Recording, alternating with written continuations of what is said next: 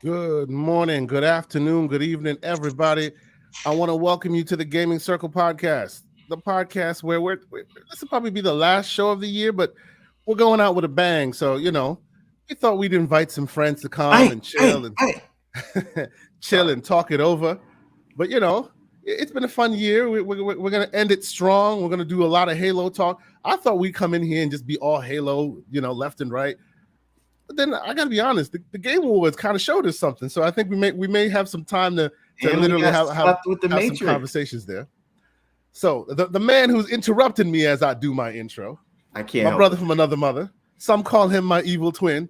The man that literally had a stroke over the internet when he saw that Sonic Open World, baby. Glorious Sonic. Hey, it's called Open Zoned. Okay. Open. Ooh, that is the new term, good sir. Open Zone.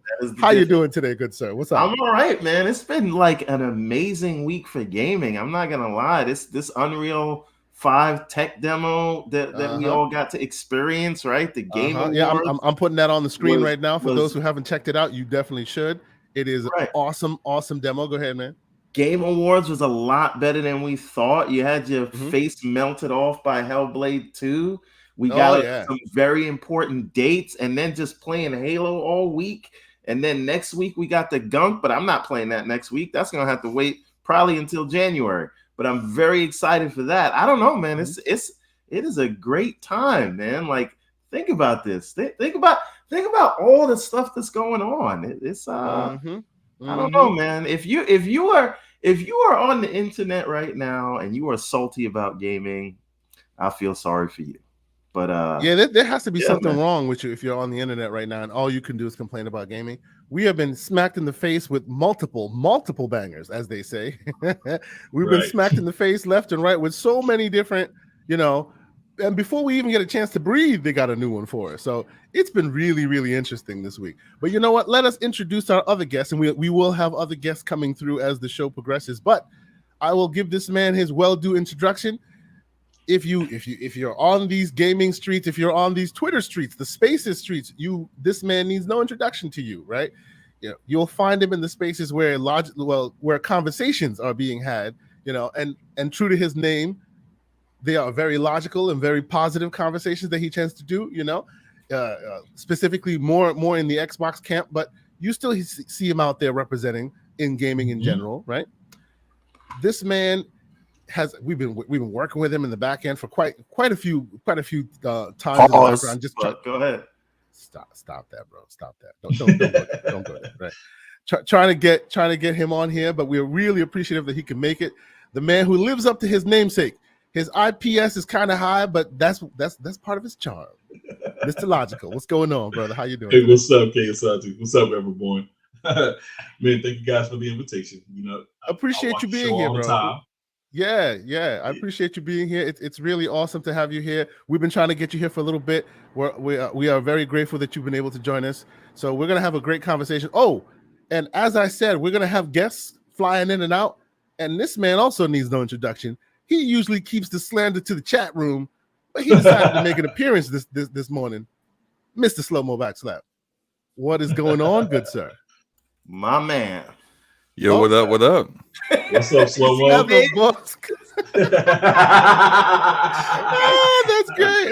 That's great. He starts it off. I thought that we should come in with something that is always absent during the show, which is just yes, sir. He's hyped because he's getting his little Dune RTS that nobody's gonna play, but it's okay. Hey, look, apparently a lot of people are going to play it since the game, since the movie just did gangbusters when Everborn said it would. Look, once again, if Everborn was listening to me when I speak to him and his inner mind, his inner voice, he wouldn't have said the ridiculous things he said about it. This is gonna be a great show, bro. I'm excited. But he rarely listens to me, so I had to bogart my way onto the show. He ain't gonna listen to me. No bogarting necessary, bro. No bogarting necessary. You just asked to jump on and you got it. It's all good. I tried to stop this from happening. Yeah, I heard Slow-Mo was coming. I was like, K Sante, don't do it. This is your last show of the year. Don't sully it. We gotta end off with a bang. We gotta go out with a for the bang, baby.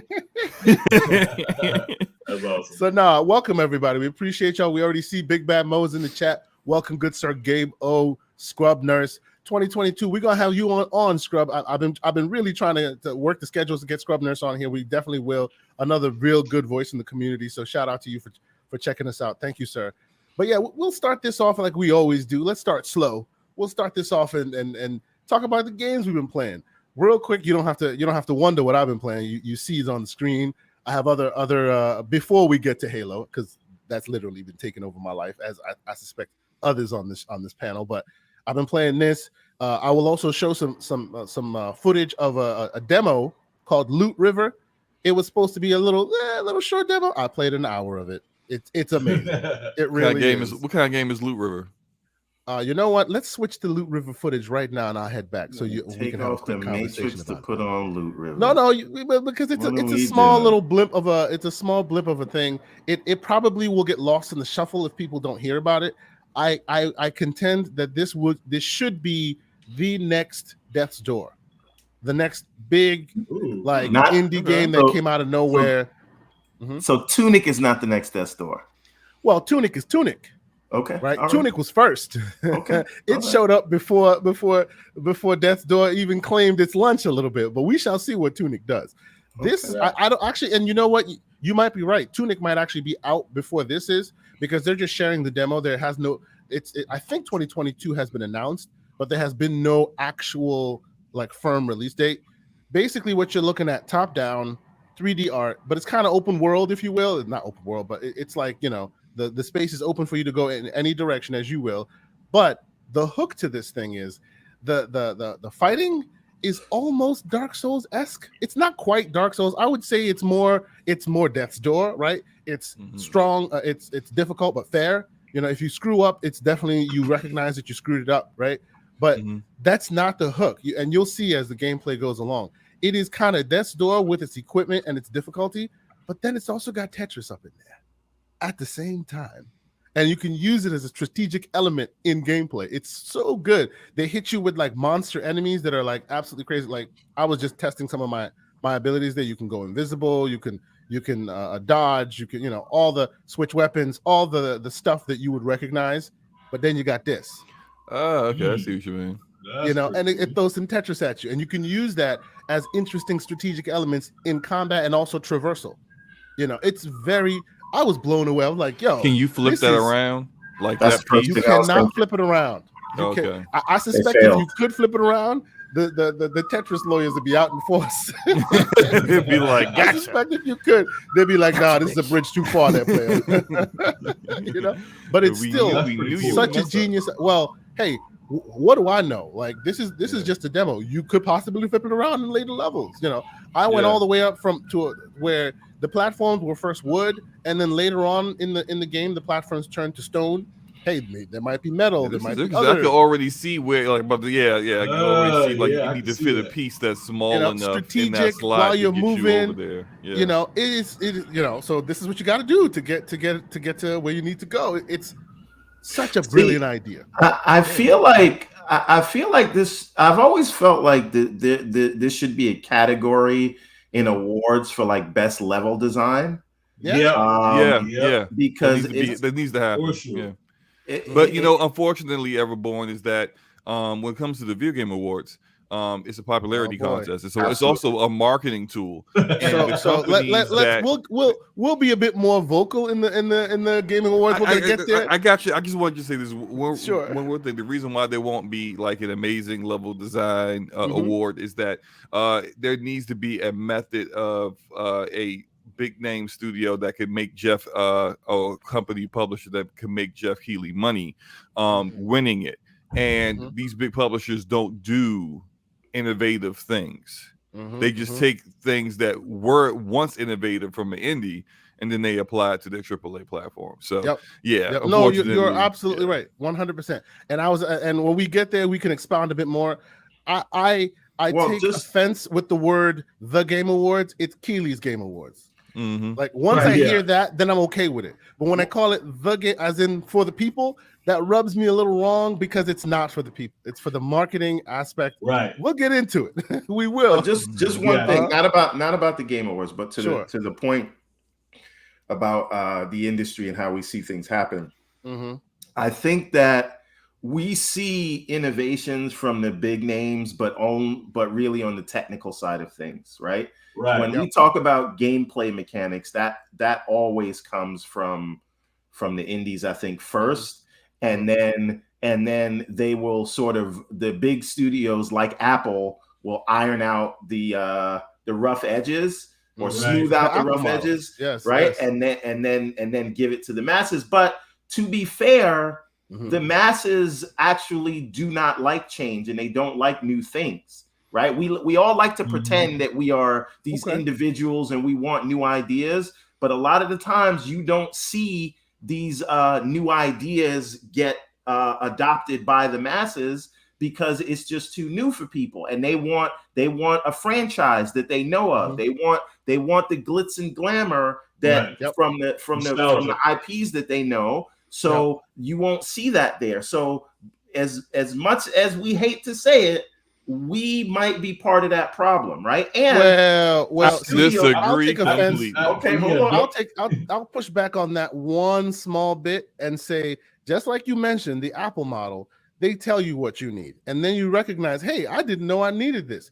If there was integrity focused on this award, because hey, we're here to celebrate the game developers, as was said at the beginning of this award show, and you insist on it and you push for it, that would shine through. They're giving you what you want, true, but it's not really necessarily because that's what you want. It's because that's what serves the purpose they're there to fulfill. It's true, but I'm not talking about the awards. I'm talking about us as in general, because we see this in the film industry also. These independent films that are really creative and they don't have the big $200 million budgets that Disney movies have or whatever. True. We will go and spend the money on the big franchise stuff. And those things are not for everybody, even though they might be more creative or have a better story or whatever. I'm just saying the masses like explosions. Are there for the explosions. I hear you. I hear you. So we have to look back. Let us introduce another gentleman to the stage. It's gonna get full in here. It's gonna be interesting. This man was gracious enough to join us on this show when we first started. He's, I think, one of our first guests, and he actually made his podcasting debut on our show. So when we are having a Halo-centric conversation, we must undoubtedly bring on the lore master, the OG himself, Pixelbit G. What's going on, sir? How you doing? Sir, what's going on? Welcome back to the show, man. Thank you so much. Now, this is interesting because Pixelbit G and Slow-Mo are always going at it in the chat. In the chat, yes. So you know, or they may decide to that they are now on the show together. So why not just gang up on Everborn Saga? I'll just be here with the popcorn. I mean that's always a good time. So I was thinking, because Pixelbit G is one of the people on here. This is not geared towards you, Logical, but he's one of the few people on here that actually has sense. So what I was thinking is that Slow-Mo will team up with Kay Asante, and me and Pixelbit G will have some logical, don't worry about it, man. takes, and logical. You can referee. Don't worry about it, Slow-Mo, man. He just does not know how to use. Here's the problem. Is that his conscience is separate from him right now, and therefore, he ain't thinking properly. It's all right though. He refuses to learn how to use his 30 series cards, and he's just angry at those of us who do. So it's fine. He just doesn't know how to use it properly. It's okay. It's okay. So yeah, we needed this 3-4-3. Oh. Okay. Man. All right. Okay. All right. So okay, let's continue down this train. So yeah, this is what I've been playing. I will show more stuff of more I've been playing as we go through. When we get to the Halo discussion, I'll show some Halo stuff. But let's set the rules now before we even get there. There will be no Halo spoilers, please. I have been going through it. I'm sipping it like a fine wine, folks. I refuse to get to the end immediately just to have something to say. Is anyone on the panel have beat the game yet? Has anybody beaten it yet? No, I have not. Okay, so I'm not trying to beat it right now. Yeah, exactly. So we're all in agreement. We're all in agreement. Okay, great. So we'll get to the Halo call. Burning through. I'm not at the end, but I feel like you're close, taken right? every high value target that I've come across, every FOB I've come across, and I'm like on maybe like I've taken down like 4 bosses so far. Okay. So kind of like I've done a lot of the FOBs. I've done a lot of the high value targets. My Spartan, I find Spartan cores everywhere. My shields are at their max. My grapple shot is at its max. You know, and I just discovered the boost as well as something else, but in the story. But I'm taking those story missions as the last recourse after everything else is done. So you will see some Halo video from me, gameplay from me, but it will not be story content. I'm sorry, Everborn, you were saying. Yeah. So, well, 2 things. I just got past the dig site, and so now I'm going down into whatever these guys are hiding in there. How about you be quiet and not give it? Okay, cool. I'm just saying, I don't know what they're hiding. There's a dig site, and they're hiding something, and I didn't even say who they were. I'm exactly where you're at right now. I finished that last night, and I feel like I played for like 20 hours, so I'm on legendary. Right. All right. So I am earning every fight. You know what I'm saying? Fraud alert on me. Let's start that real quick. Fraud alert, and we might as well just get into Halo because that's what we're here for. Wait, one second before you do. I think we can talk about at least the opening of the game because everybody has seen that. Okay. Yes. Well, hold on. Before we do that, let's talk about the difficulties. I love to see the pictures playing on Legendary. That's my second run. I'm playing on Heroic right now. So I started in Heroic, but the bosses started pissing me off, and I dropped the bottom. No. Heroic on me.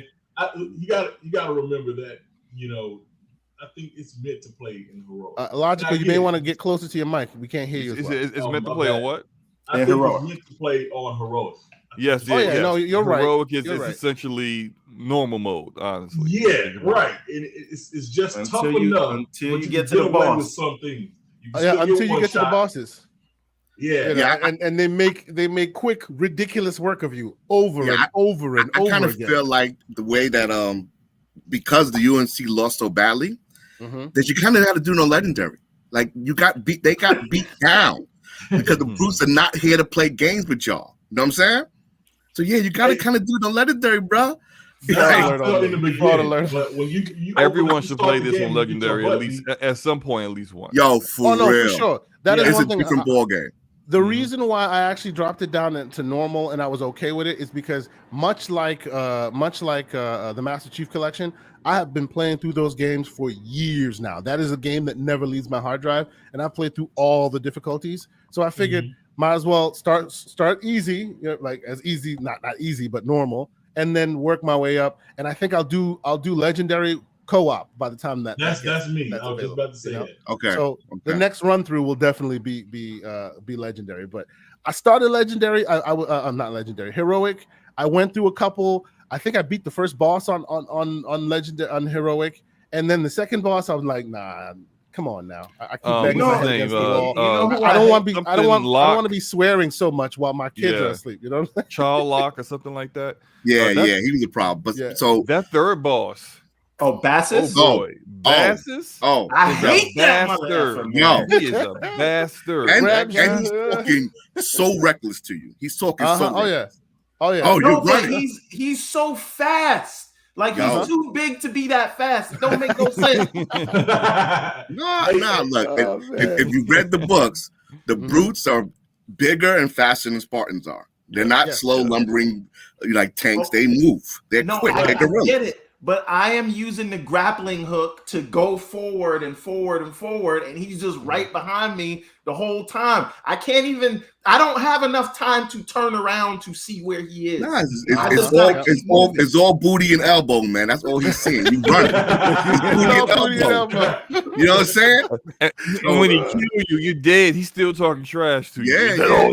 You know how I actually beat Bassus? I beat Bassus relatively easy, actually. I used the hammer.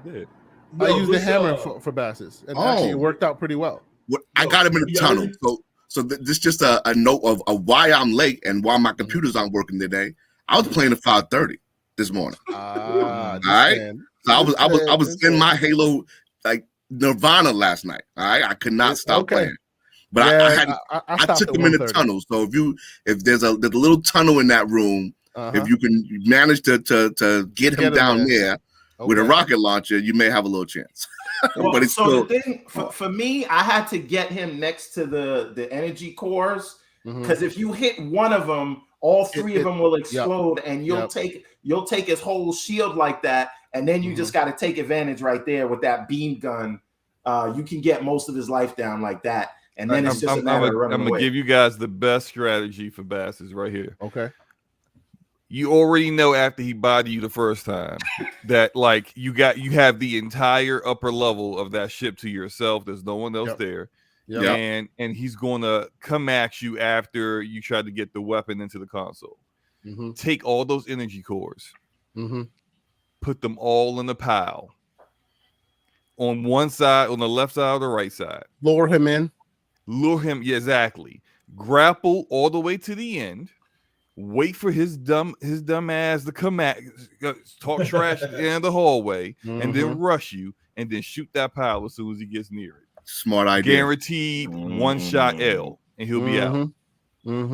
No, that is a good strategy, and it's awesome that they allow you to do that. Well, there's some parts of the game where if you come in with the wrong weapon, like a big weapon that you have to hold, and you get into third person, as soon as the cutscene ends, that weapon's gone. Have y'all noticed that? Certain instances where that is, but if you keep the weapon on the floor somewhere, after you hit the cutscene, then the weapon is still there. You can use it. So they do have some strategy available for you there. It's been interesting. I'm sorry, Logical, you were saying something. Oh no, I'm sorry. I guess he muted himself. No worries. Yeah. So that's the thing though about a systems-based game versus the more linear experience of some other games, right? We're gonna talk about the physics and using AI and all that stuff, and why that game, it does a lot more than other games are doing right now. So and I saw Jaffe kind of talk about it. Not that he didn't praise the game, but he talked about how some of the death scenes were like this is 101 stuff you don't do in a AAA game. But I feel like that kind of leaves out the idea that the whole thing is designed to be systems based to where it's more like the AI and all these things are going to interact with each other, and that is what the experience is about, as opposed to creating like these linear set pieces. Oh right? Damn! So y'all just gonna keep talking Halo? I guess I'll just put some Halo gameplay on, because we're just gonna keep talking Halo. Screw that. Go ahead. Yeah, we can hear you, Logical. A lot better. Good. Yeah. We can hear you, bro. What's crazy is this game, even though I'm playing on heroic, I'm taking it slow because I want to hear everything. Like, these grunts are talking mad trash if you doubted it. I'm gonna tell you that right now. The funniest grunts in Halo.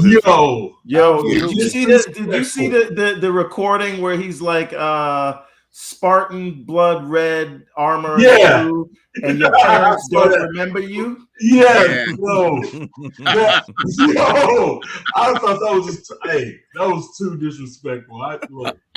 Man, there was this one interaction with a grunt in a elite in the Sangeli, and I'm like, they're the only two left at this FOB, and the elite had energy pistol, which is like worst weapon in the game. The grunt says to him, he's like, "You really think you're gonna kill him with that?" I was dying. They say the craziest things. Like, it's crazy. Like it is kind of immersion breaking how funny they are. You know what I mean? But I'm there for it. I'll allow it. It's just hilarious. The propaganda speaker is a grunt. He goes, like, for all of us who are here, and by us I mean you, not me. When you everything you're saying on the radio, and you guys sound stupid. No one's coming to save you. No, I heard it makes the game like that much funner because it's outside of the story of the game. You just have other dialogue. That's like I was telling Umbra, I believe it was, that Chief normally is by himself the whole entire time. You're talking to Cortana or just whatever AI is with him. So this adds another element to the game where you can just laugh and enjoy the game outside of, it is far funnier than it has ever been. Am I wrong? Well, no, I mean the original Halo was really funny too. They had a lot of chatter from both the grunts and the soldiers too, and the soldiers, right? Yeah. And I mean, Joseph Staten is the one who voices the grunts, right? Yes, he is. He voiced the grunts. So I'm sure he had to have some hand in all that additional comedy because they're going crazy in this game. Yeah, he also had a hand in making sure that the Marines were able to follow you wherever you go. And that's really important. The game would have been. Yeah, I would not have been impressed. Like that's an important part of Halo. See, I play the game of whenever I get a soldier, I try real hard to avoid to run away from him to see how far I can go before they stop following me. So I start Spider-Manning around the level. As you can see, I start grabbing trees, jumping through it, and then they still following you. Like, it's amazing. Yeah, they'll get there. They're tougher than you are. Yes, they are. Hell yeah, they've been dealing with what did what's the ACG? I loved his review. He called them thespian monkeys. they started. They put in work, man. They put in work. I died. While they bodying you, they're speaking like Shakespearean legends at you. That's really good. I think it's interesting that you could only take like 2 hits from the energy sword, but I've seen these Marines just get wailed on, and I'm just like, tough as nails. Listen, I have armor on. You just guys. Well, okay. Let me ask you guys a question. When you're upgrading your equipment, are you working on the shield first or the grappling hook first? Because I'm only working on the grappling hook. It depends on where you're at in the game. I mean, I did a mixture of both, and I I think I just maxed out the shield, but only because I knew. I was trying to go after some of these targets. Well, you're on legendary, so so you need them shields. For me, I'm focusing now on finishing the grappling hook just because I'm playing on normal and it's not really a challenge. Oh, you were on easy. Okay. Nah.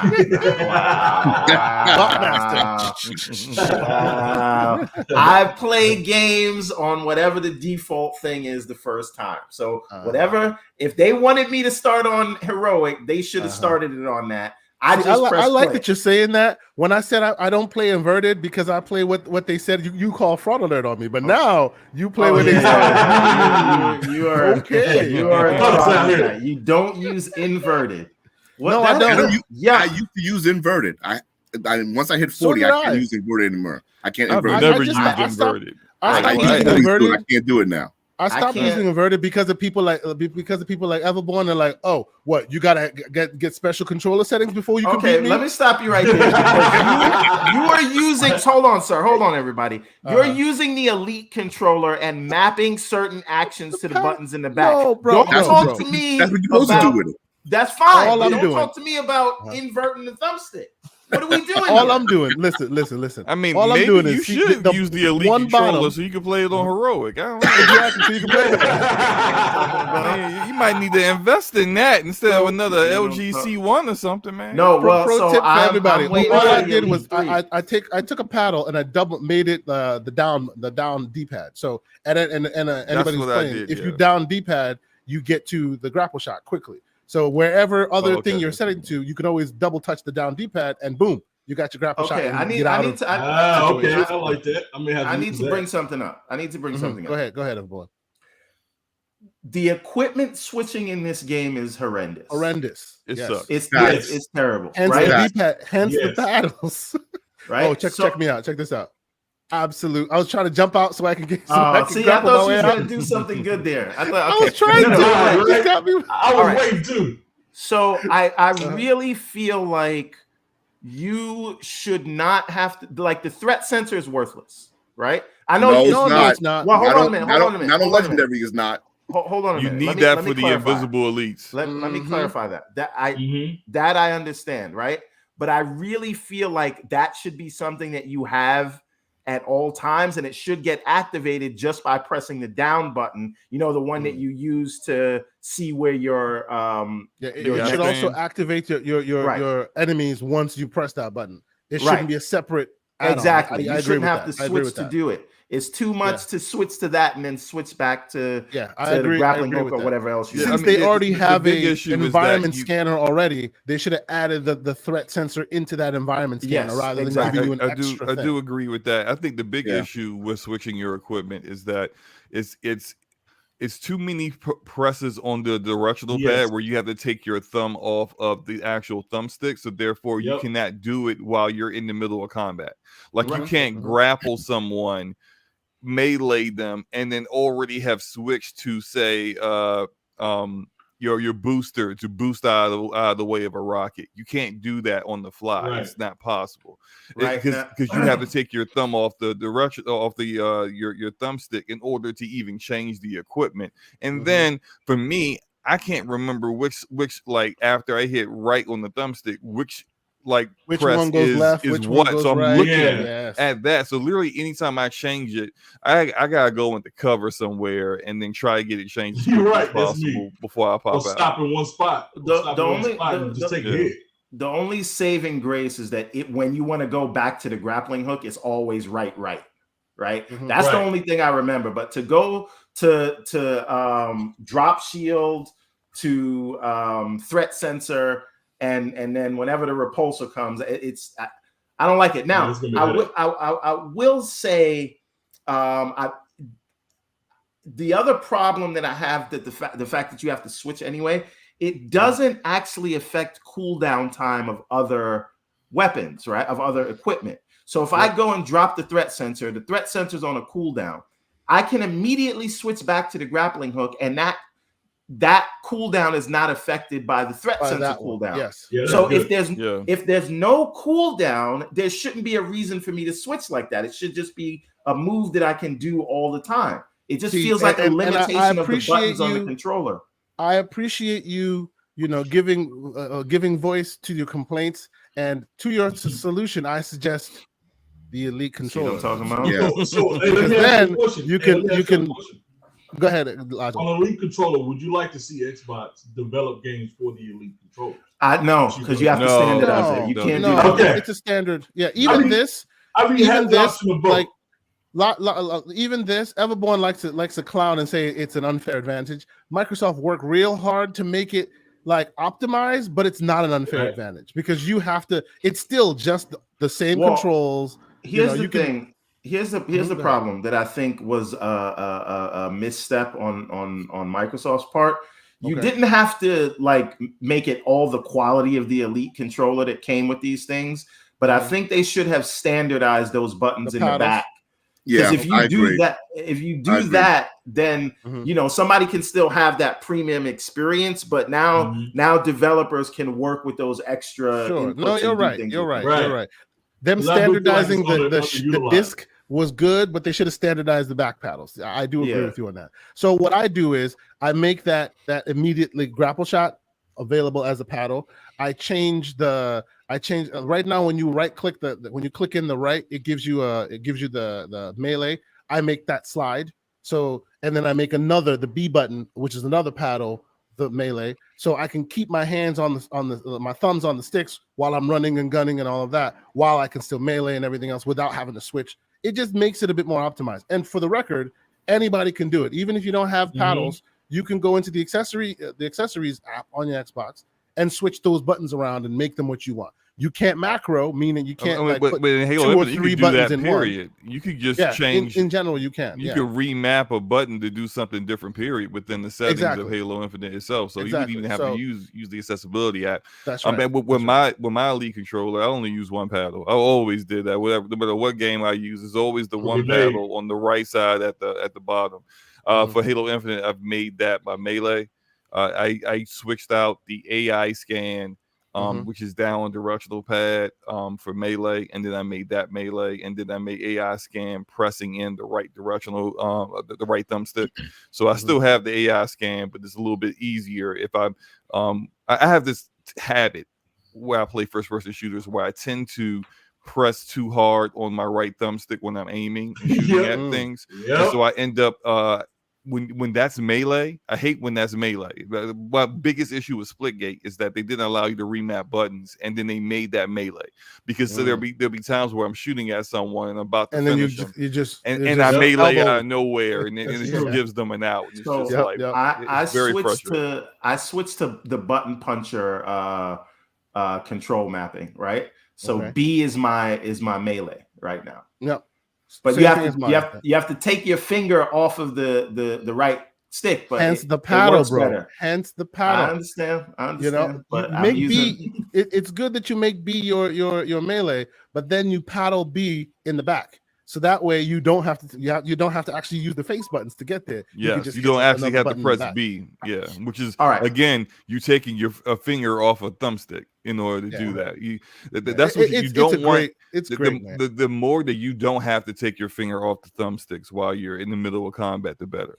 Yeah. Let's take a quick pause and thank people. Yeah. One moment, a bunch of more folks have pulled up.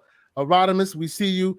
Umbra, welcome, good sir. I see you, man. A bunch of that guy Smitty, you know who that is, Slow Mo.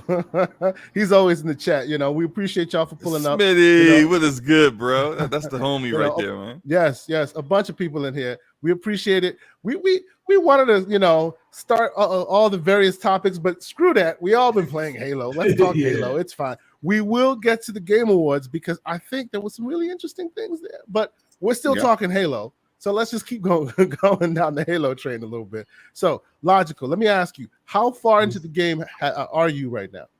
So I beat the second boss. You beat the second boss. Okay. And that's kind of why. Wait, is there an achievement for that, by the way? Because the second boss is the invisible guy, right? Yeah, I got an achievement for it. I don't have the achievement for that. Yeah, there's some weird things with achievements. I will tell you, just I like got the one Master for Chief Bassus. Collection, I didn't get the one for that guy. Just like the Master Chief Collection, at some point you'll turn on your game one of these days, and then odd achievements will just stop popping. It's happened to me already, where you've already achieved it, but it didn't remind you. They didn't pop it for you. So pause. Yeah. I don't know why.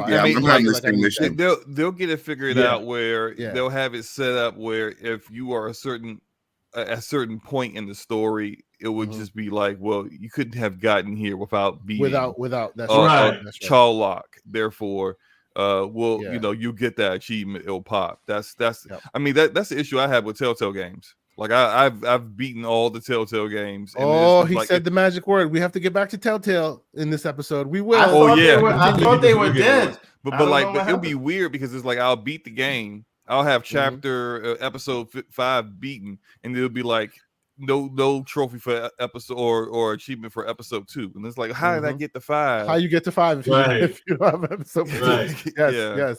Yeah, I think they still have a bit of work to do there. Also, I did hear, and it didn't happen to me, but like shout out to Boom and the PTG crew. I had Cybernox, and I think Boom also had that problem where when he first loaded up the game, it defaulted to Dolby 7.1, something like that, Dolby Digital 7.1. So, and he obviously didn't have a 7.1 setup. So when you're in cutscenes, you don't hear all the full spectrum of the audio. You hear small bits of it. So he thought it was broken when in fact, when you check the settings, it's set to, it assumes you have more channels than you do there. So if anybody is experiencing that, you may want to check those audio settings. It defaults. For some people, it defaults. You're playing channels on the superior platform. Have you noticed the issue where it's like you'll finish your game, you'll close it out. Later on, you want to play again, you start it back up. And your settings, your graphical settings have switched to preset low. I'm like, yeah, that's happened to me a few times. Why does this keep happening? Yes. Like I'll have my settings optimized, and then I'll finish the game, come back, and everything's on. And then low. it's set to default low. Yes. Yeah. And it's not consistent. No, he's talking about PC. It's not consistent. Yeah, he's trying to. I'm not on the closed inferior platform. Yes, you said superior platform, so I assumed you were talking about the Series X. But, y'all are just cold today. Cold. Hey, you see, they're having issues right now. So, although I will say to that quote unquote superior platform, like. It's a problem that even Digital Foundry has mentioned. all the and hardware unboxed. Yeah, and hardware. Yes. They had a video today. They kind of killed 343 in the video. But go ahead. All the animations are in 30 frames. Like they run at 30 frames per second, and it makes it look like your game is stuttering.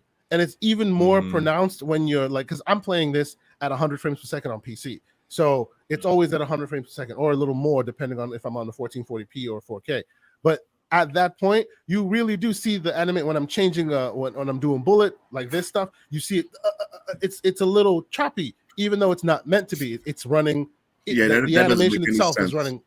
Yeah, some of their animations and stuff isn't optimized for PC. It's optimized for Xbox. Yeah, I think their priority was console first. Counter to what they said when they said that with PC, you're going to get the full experience on PC.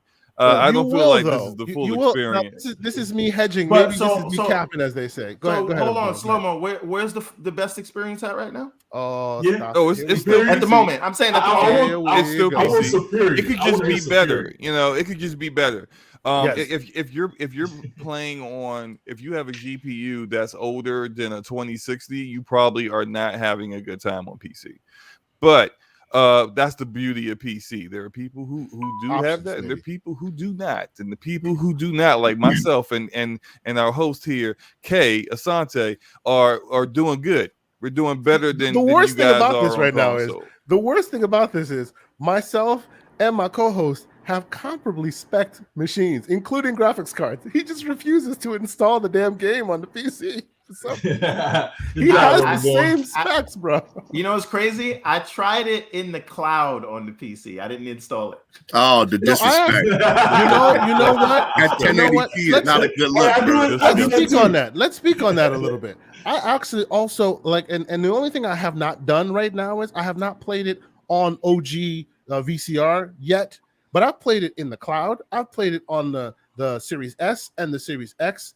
Like, even in the cloud on Series S. Like, I was playing here. I have my Series S over here in my office. I have the Series X in the living room. And I didn't want to install, because I usually have the expansion card that I just move from console to console. I didn't feel like installing it on the Series S. And I didn't want to go into my office and get the card and plug it in. So I was like, let me just try this cloud thing for a minute. Obviously, it takes a hit in the graphics. Obviously, from time to time, you'll see a little bit of stutter. But bro, I was playing that thing for a good 45 minutes. I had a damn good time. It's like everywhere you play it, it works. Like, sidebar, I did that test for the clarity boost in Edge Canary versus the Xbox app. Yeah, I have it running myself. It looks better in clarity boost on the website, but in the console, it's still better. No, I'm not talking about the console. I'm talking about the Xbox app on PC. Okay, right? So you can launch a game from there. So Clarity Boost via Edge Canary looks better than the Xbox app.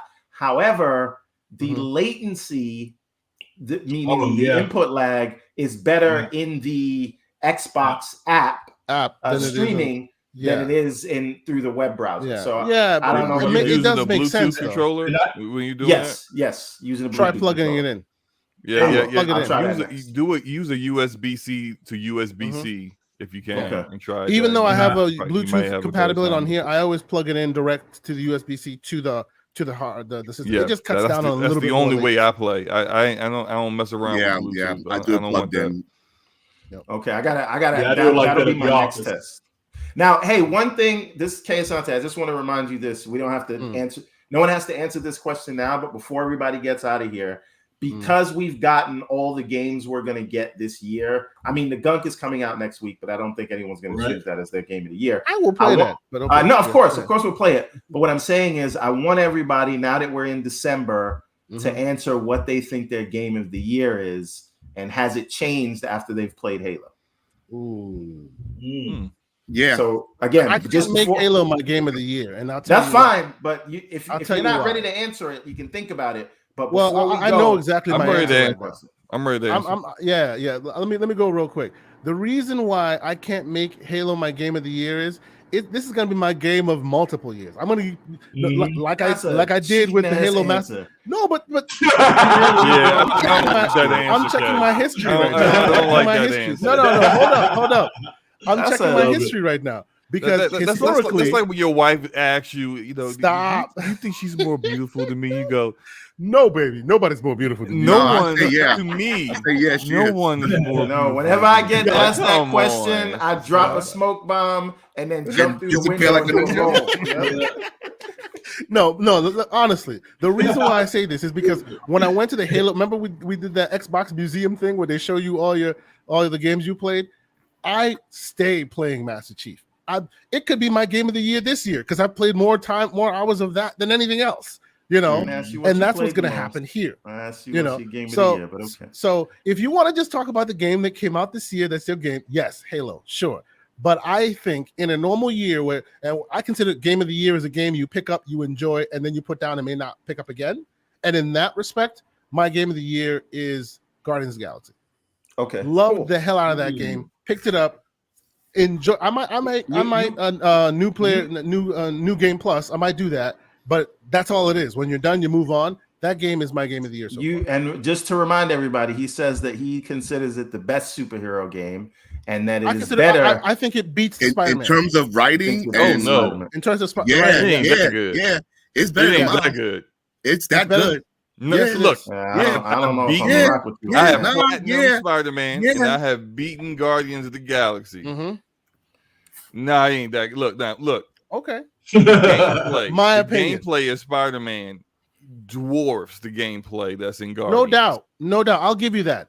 The gameplay, the actual moment-to-moment gameplay of Spider-Man is better than the moment-to-moment gameplay of Guardians of the Galaxy. Not by much, but it is. By a large margin. Yeah, well, in my opinion, it's not that much. Spider-Man's combat is not that varied. I mean, it's good. It's not the best. It's not the best action in a comic game by any measure. It's good, but it's not that. I'm like, come on. But the writing is so good. Batman will always be better. That's why that system is Marvel. Oh, Marvel. I'm sorry. Marvel. He knew better. I'm so glad. Ultimate Destruction is still a better game. It took like 30 seconds, and I would have been like fumbling and misspelling things because he made me so angry when he said Batman, and I'm like, we talking about Marvel, and I'm like, what the, and I'm like typing and I gotta go back and autocorrect and everything, and then 2 minutes later I finally come out with like all caps something. So I'm glad you're on the show. Okay, so I can just all to make my point about Guardians of the Galaxy. Okay, all to make my point about Guardians of the Galaxy.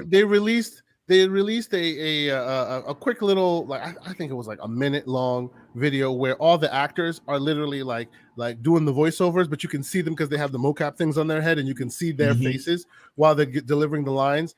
That thing, that minute of is so funny. It is so good. Oh my god, it is the funniest thing. I think makes you want to replay it. I think you are confusing your game of the year with your favorite story of the year. Honestly, no. When I say game of the year, my game of the year is a game that I had the most fun with. Man, it's like a tsunami is about to hit the East Coast or something. This is a natural disaster. That is a very you're basically taking what is an amazing story in Guardians. This is an amazing story. Like no one could take that away from the story. It's freaking awesome.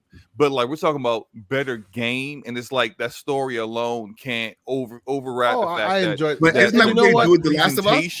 For Spider-Man, maybe recency bias. Spider-Man's story is very good itself. The gameplay recency way bias better. is a factor.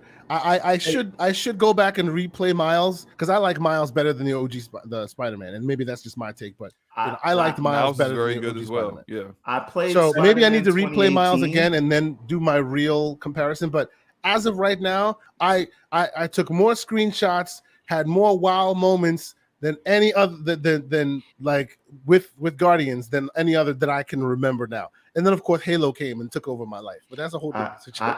I played Spider-Man 2018 for the first time this year with the PS5 upgrade, and this is why I disagree with you. So it's fresh in my mind. So there you go. Recency bias may be a factor in all these. That's why my answer is going to be better.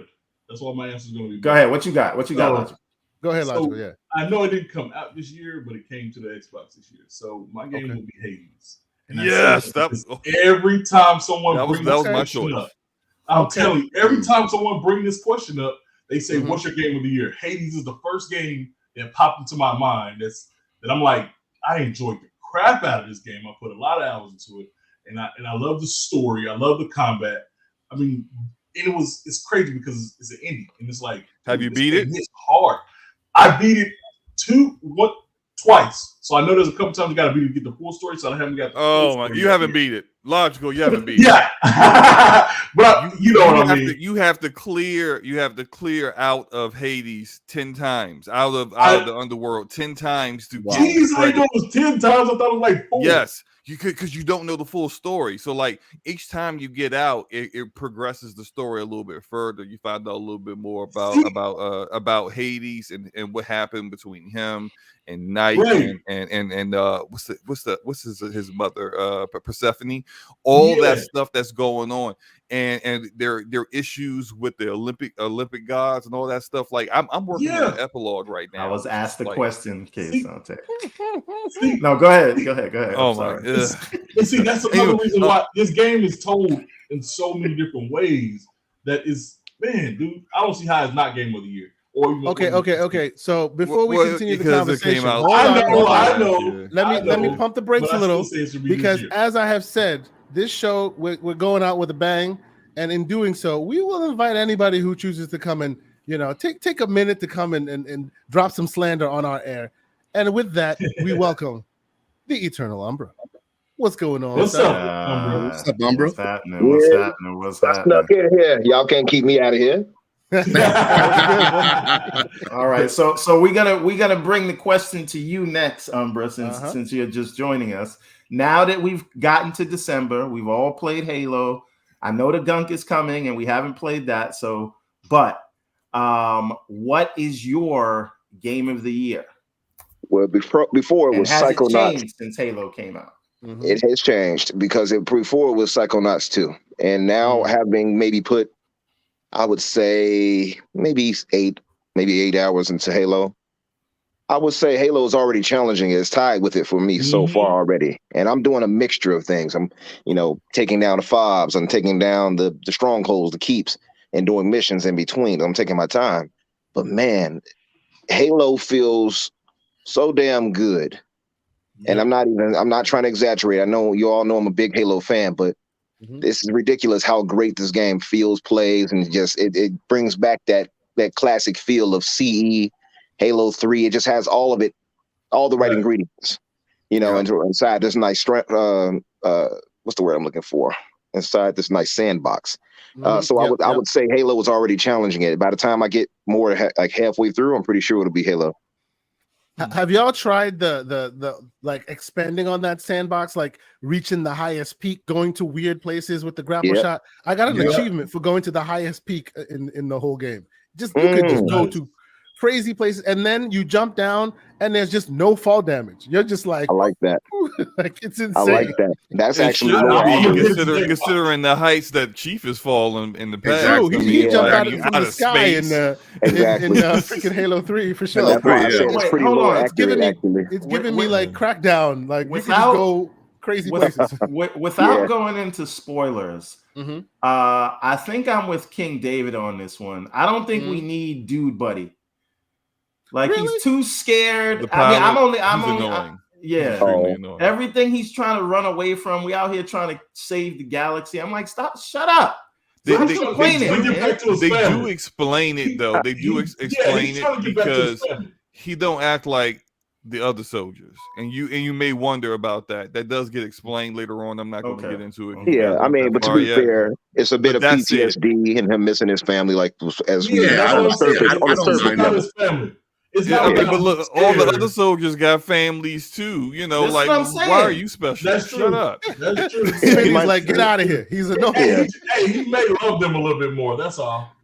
Wow. Yeah, I like seeing a little opposing view because everybody else is typically gung ho. Like I pick up these soldiers now, and they go harder at the bandage than I do. So I'm actually, it's good to see a character who's in the UNSC that actually is afraid. I think that makes sense. Yeah, considering what they've been through. Makes the story a little more. It adds some humanity to the story because everybody else is everybody else is kind of a movie character. right? I kind of echo what my podcast mate Enrique Brap said about this guy. He was like, "What's up with his eyes? This guy looks like he is coked out every time he starts talking. Like his eyes is bugged out, his pupils is dilated. This man, when Enrique said that, didn't you say, "Isn't that all Spanish people?" No. I did not say that. Wow. This is how slander begins. Jokes. Come but on, you know jokes. If you all have played the tutorial missions and such, when you see what's her name, Lieutenant, I forgot her name. You know what I'm talking about? Yeah. I love you. Organa. Yeah. Right. Organa. Yeah. She has the coked out eyes too. I'm like, why does her eyes look like this? So it's a slip space engine issue, or it's a design choice at 343 issue. Yeah, they need to get maturity in the engine for sure, man. Especially after you see what the Matrix experience gives you. Then you see this, you're like, yo, get those eyes out of here. So Kay, you were watching my stream as I was doing it, and I'm sitting here trying to figure out like exactly where the imperfections are, like that uncanny valley thing. Well, real quick, we will put that on the screen real quick. How it's just really the only way you can really determine when it's not real is that the lip sync isn't perfect. The lip sync, a little bit of the movement, a real person's mouth would move. So here's a quick question for you, Slow-Mo, and I'll let you go, Everborn. Quick question. When they start this thing, right, I was convinced that this was all literally taken from the movie, cutscene from the movie. I thought that initially too, and then I was like, wait a minute. If you freeze frame and you compare it to the original movie, this is all Unreal 5. Yeah, this is all animation. Yep. Insane. So, just on this clip right here, where it paused, you can tell on the neck. This is Unreal. Yeah, but like I did not believe it because when you look at it, like right here, impossible. This is real. This is Unreal 5. I was just stunned at the comparison because I was convinced it was the movie, and I have seen this movie more times than I can count. Like days of I've seen this movie. Yeah, so this is real. This is real. But then when he switches to the Unreal Engine 5 version of him, it's hard to even determine what the difference is. Yeah, for sure. You can tell on a little bit by the way he walks or whatever, but that's about it. But the character models look really good. So so Keanu Reeves here, and when you see him in the mirror, those are the only thing that is not completely computer generated, like for the most part in real time by the Unreal 5 engine. And the point of this, and there's a really good video that I think it's like, it might be like 10 or 20 minutes for the Verge where Keanu Reeves sat down. Right. I definitely sent it to you first, but it's okay. You see, you're not looking at the group chat. You're not in the iMessage. I sent it to you first, but it's okay. So the point, I got timestamps, baby. Sure. But anyway, the thing is, what they try to demonstrate here is that with today's technology, they can recreate sort of in real time what they did in the movies back in. So real quick, do you see that they changed this? In this scene, he actually gets shot, but in this actual new version, he does not. Yeah, I know. He gets grazed in the leg. I know that he gets grazed. Yeah. No, you're absolutely right, Everborn. Like they're literally trying to say the thing that took so much money and effort and time to build in 1999's original movie can be almost seamlessly emulated in this engine without you seeing the difference. And this is still early version. Unreal Engine 5 is going to continue to improve over the years to the point where we're going to look back at this and be like, oh, that's nothing, man. But by the way, Scrub Nurse, I please highlight Scrub Nurses. Do y'all think 343 shaved their head so that they wouldn't have to attempt a black woman's hair? You're damn right they did. That's exactly why they shaved their hair. These developers and black people's hair is like oil and water. They don't want nothing to do with one another.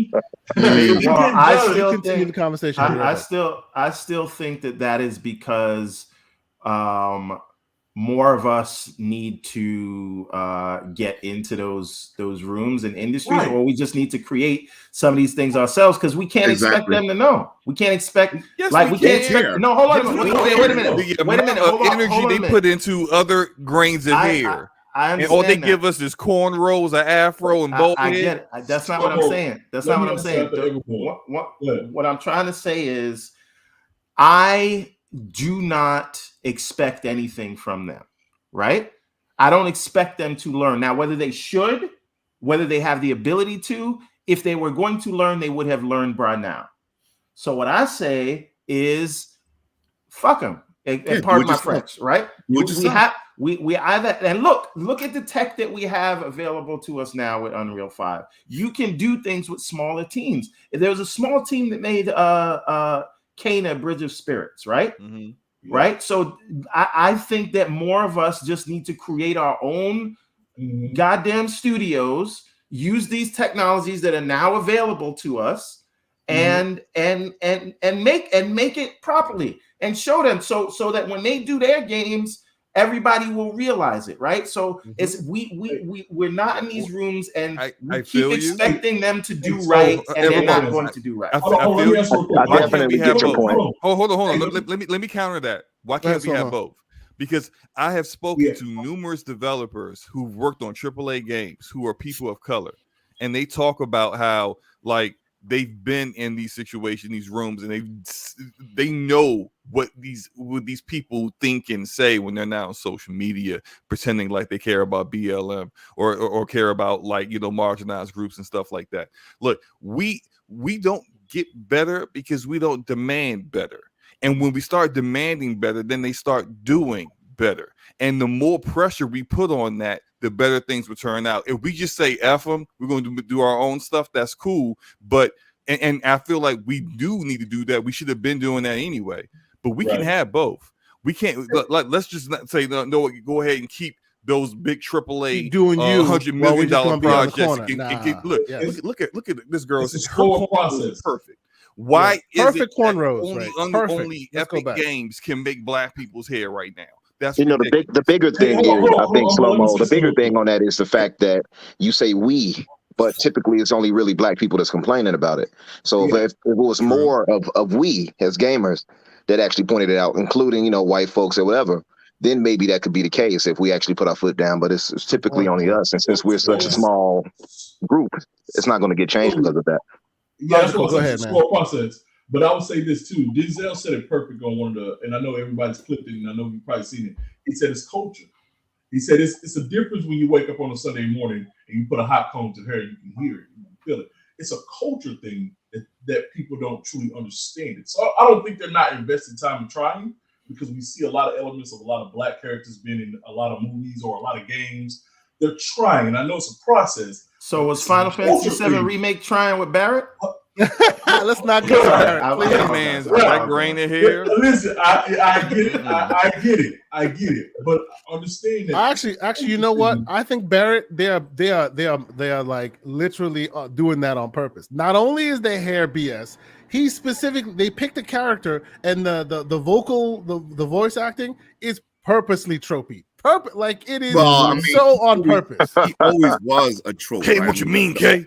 Yeah, old Catholic. It's screaming out, calling your name. Come say maybe Barrett. Maybe yes, that's what I was gonna say. Maybe he's a play on Mr. T. But they're doing it on purpose, and we will get to the Game Awards. They had a spot about the Game Awards about Final Fantasy Remake on the Game Awards, where they of course once again snubbed Xbox, but that's neither here nor there. They prominently featured his voice. Oh, go ahead. About the games, about the game of the year. We only got through two of us. Oh no, I'm sorry. We'll get there. We're just pointing out that both can be true.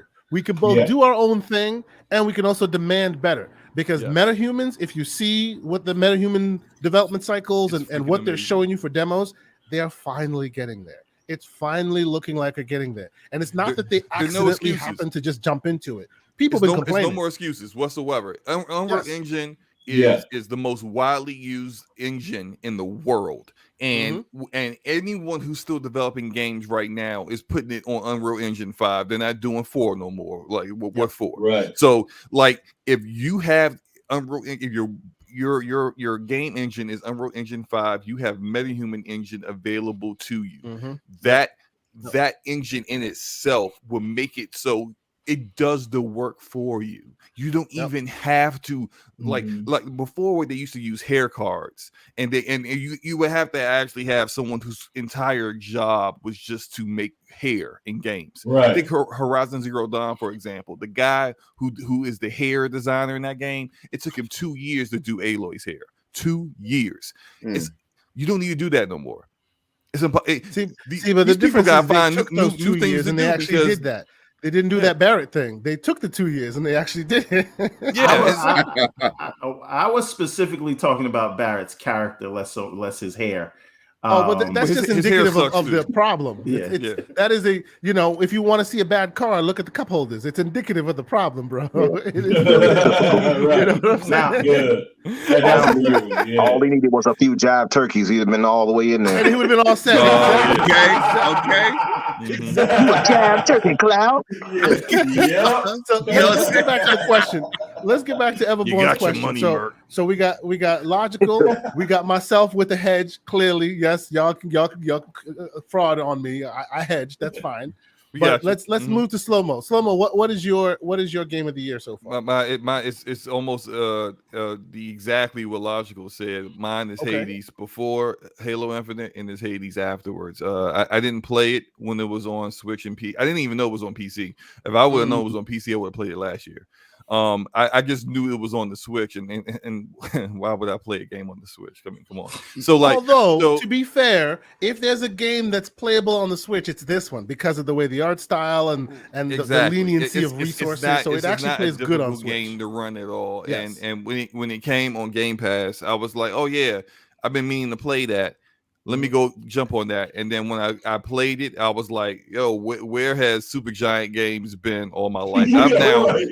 I've now bought Hades on Steam as well as Transistor, Bastion, and Pride. Transistor's great. I am anything they make, I am supporting it because they're freaking awesome. And Hades is such a storytelling, gameplay. You want a roguelite that actually and this is not slanted towards Returnal whatsoever. Not at all. Returnal is a fine game, but Hades does roguelite better. It just does. It reward, even if you have a failed run, you're still somewhat rewarded for your run. Despite the failure, you can get better, you can get stronger. And this, I think, I just like the story and setting of Hades better than any of these other games. But just like the fact that you could have a run, it'll be you have completely different weapons, boons, skills, abilities than your previous run.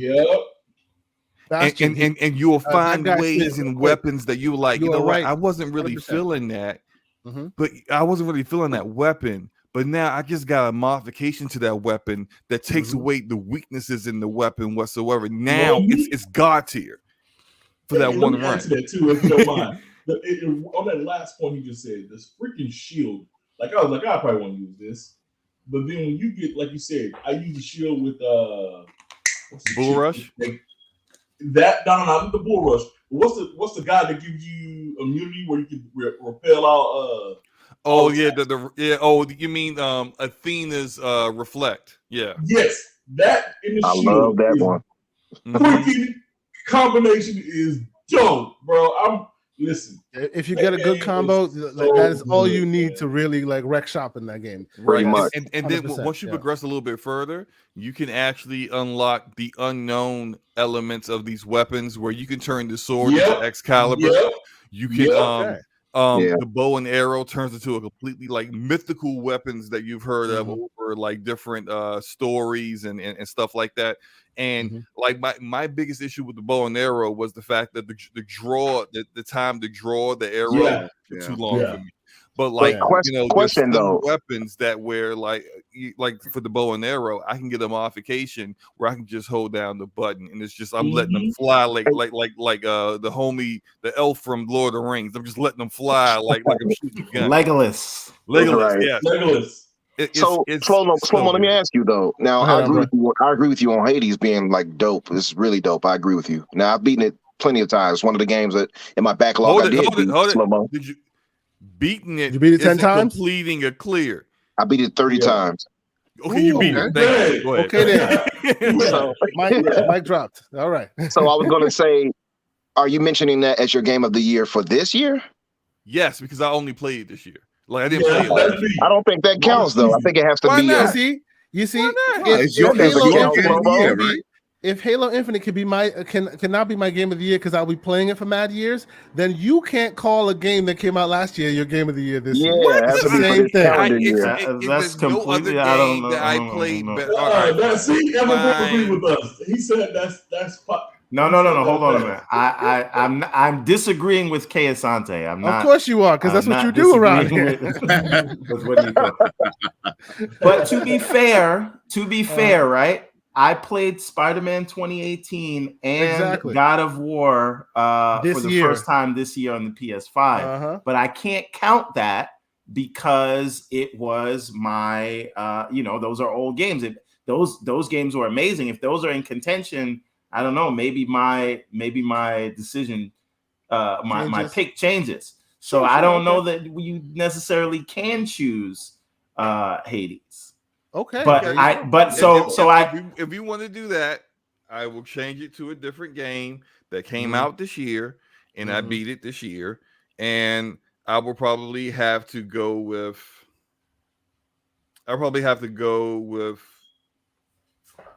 Scarlet Nexus. Oh, really? Good choice, bro. Good choice. Really? I love that game. Yes. Scarlet Nexus. I beat it with Yuito's story, and I beat it with Kasani's story. I need to get back to Yuito. I beat Kasani's story just yet. Yeah, they both have different perspectives. They see things completely differently than one another. They're at one point at parts of the game they are opposed to one another. The story goes in a completely different direction than you goes off the rails, initially bro. It expected. goes off the rails. Yeah, it's for some people it may be hard to follow, but that's because they don't like to read. But but the combat is freaking amazing. I love the combat so much, especially as you develop it. Go further, and then you're actually, because the way it works is that Kasani or Yuito have a special ability where they use telekinesis, but then they can also take the ability of their teammates and then use it in conjunction with their own weapons and abilities. As you progress further, you can then now combine people's abilities, so you can combine fire and potentially electricity. You can combine multiple abilities, and you'll need to do that as you get further along and fight enemies that are much harder. It's an amazing game. I really enjoyed it. Hey, I need to go back to Arise, but I haven't finished Tales of Arise yet. But that one's freaking awesome.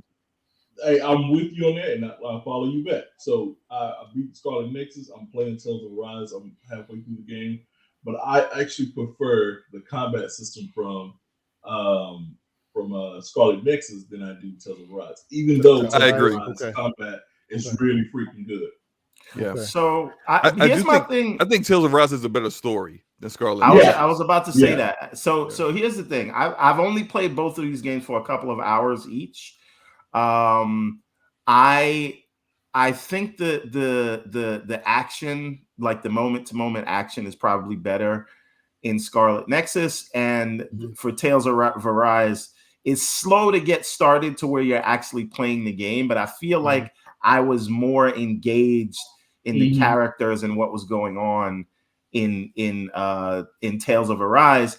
And the other thing about Tales of Arise, it's weird that you have to go into a combat mode, right? It's almost like it's a turn-based thing. It's a part and parcel of that kind of game, right? But I just feel like if you're doing that, then just like do it, right? Like they're both RPGs, right? So let's not pretend we're turn-based. You're not turn-based. Yeah, go straight to I agree with that. No such thing as halfway crooks, is what you're saying. Go all the way in. That's right. Nice Mob Deep reference, brother. Yeah. So Slow-Mo, you switched to Scarlet Nexus, which is interesting. But Pixel. if hold on a minute. Now, if Slow-Mo can't use Hades, then neither can Logical. Oh yeah. No, I switched to a Slow-Mo. I'm with him on Scarlet Nexus. Oh, so you just gonna be slow. That's like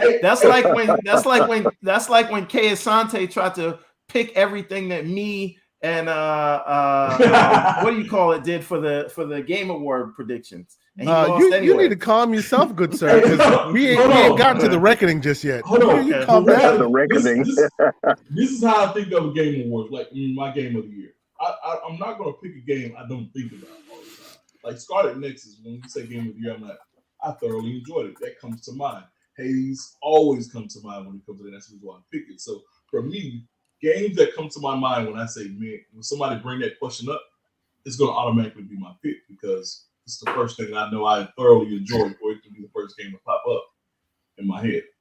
Hey, don't let that man make you backpedal, bro. Oh no, I know. I ain't backpedaling. Scarlet Nexus is what it is. Don't even let him. Listen, real quick though. I played Tales and it didn't come up. Sidebar, and I know Insomniac doesn't use Unreal, but I'm just thinking about a Spider-Man game in this world. Yes. I thought the exact same thing. I saw it. Literally got the same exact thought. I probably will have to get a PS5. You know, I keep telling you I ain't gonna play no PlayStation. But this, I don't know, man. This is not on PlayStation. This is Series X footage. No.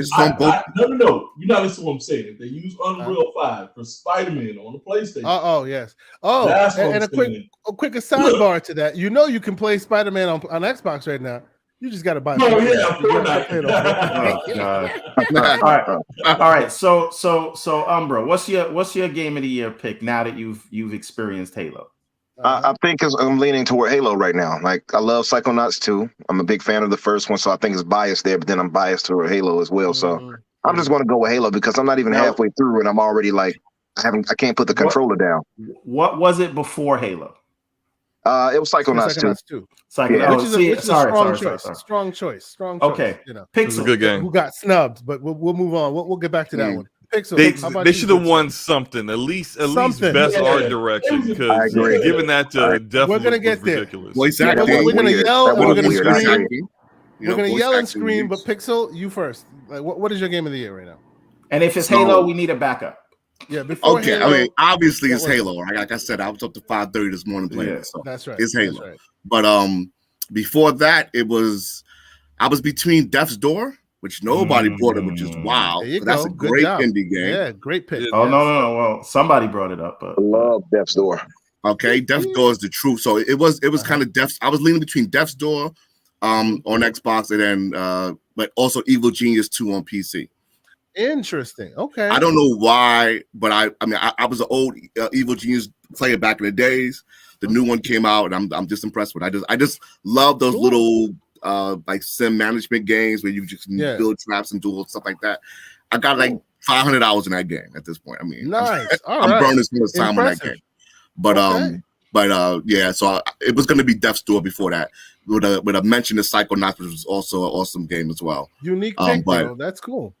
But yeah, once Halo showed up, that sort of killed everything.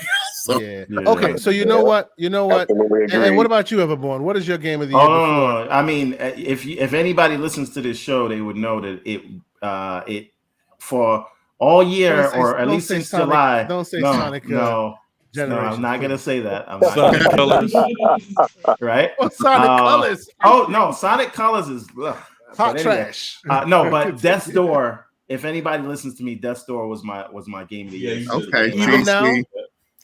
Yeah, Everborn. Yeah, we be there, though. We be there. Exactly. I told you, you're the only one with sense. Now, so you beat Death's Door?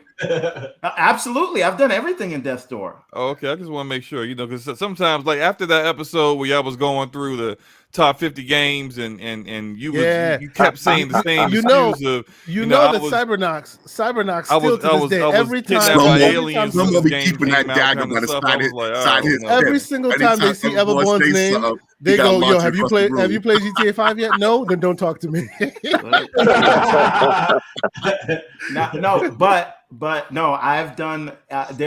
There's only 2 achievements that I don't have in Death's Door. One is the one where you throw the bomb in the witch's mouth when she's whatever when she's trying. And then the other, and then the other one is beating the game with only the umbrella. I have every other achievement. I've gotten the secret ending. I've done everything in Death's Door, and I'm not going back to do that umbrella nonsense.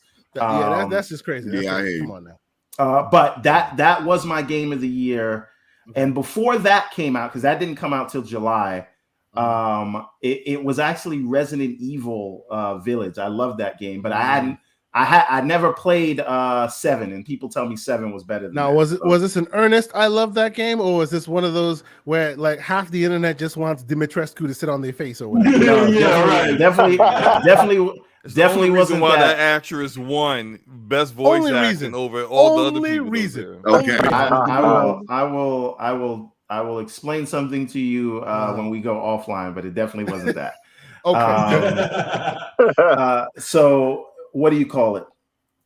But I really feel like playing Halo and playing this campaign, and I didn't do much, and all I did was play against bots, and I've maybe done like two matches against actual people for the what you call it. But playing this campaign, and I'm not that far into it, it really feels like they have surpassed the campaign experience of Halo 3, which was my favorite campaign.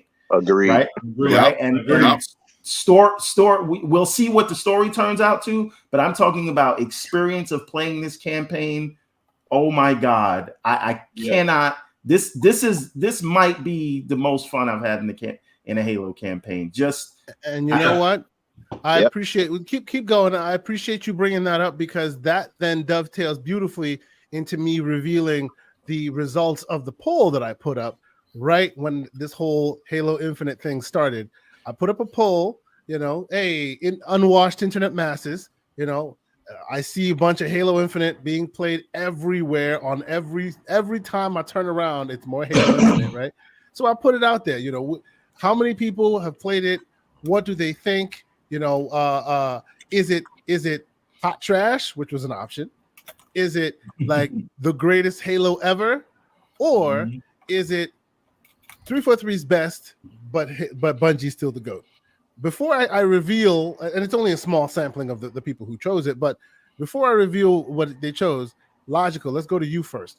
What is your opinion? I assume no one here will say hot trash, and 3.8% of the voters called it hot trash, and I need to have if they were earnest about it, I need to have they weren't honest earnest conversation. Let's just write those people off. They have no conversation. Let's write those people off. Moving on. We got 33% that said 343's best, but Halo's the GOAT, but Bungie's the GOAT, and 62.8% that said it's the best Halo ever. Logical, what is your opinion? Best Halo ever or best 343 Halo? Best Halo ever. But hold on a minute. It's hard because there's pieces to the game. Let me make sure I say that. There's pieces to the game that's not here yet, because it's a 10-year story. So again, that is an element that plays. That's kind of hard to just give that answer, because you got the complete story of 1, 2, and 3.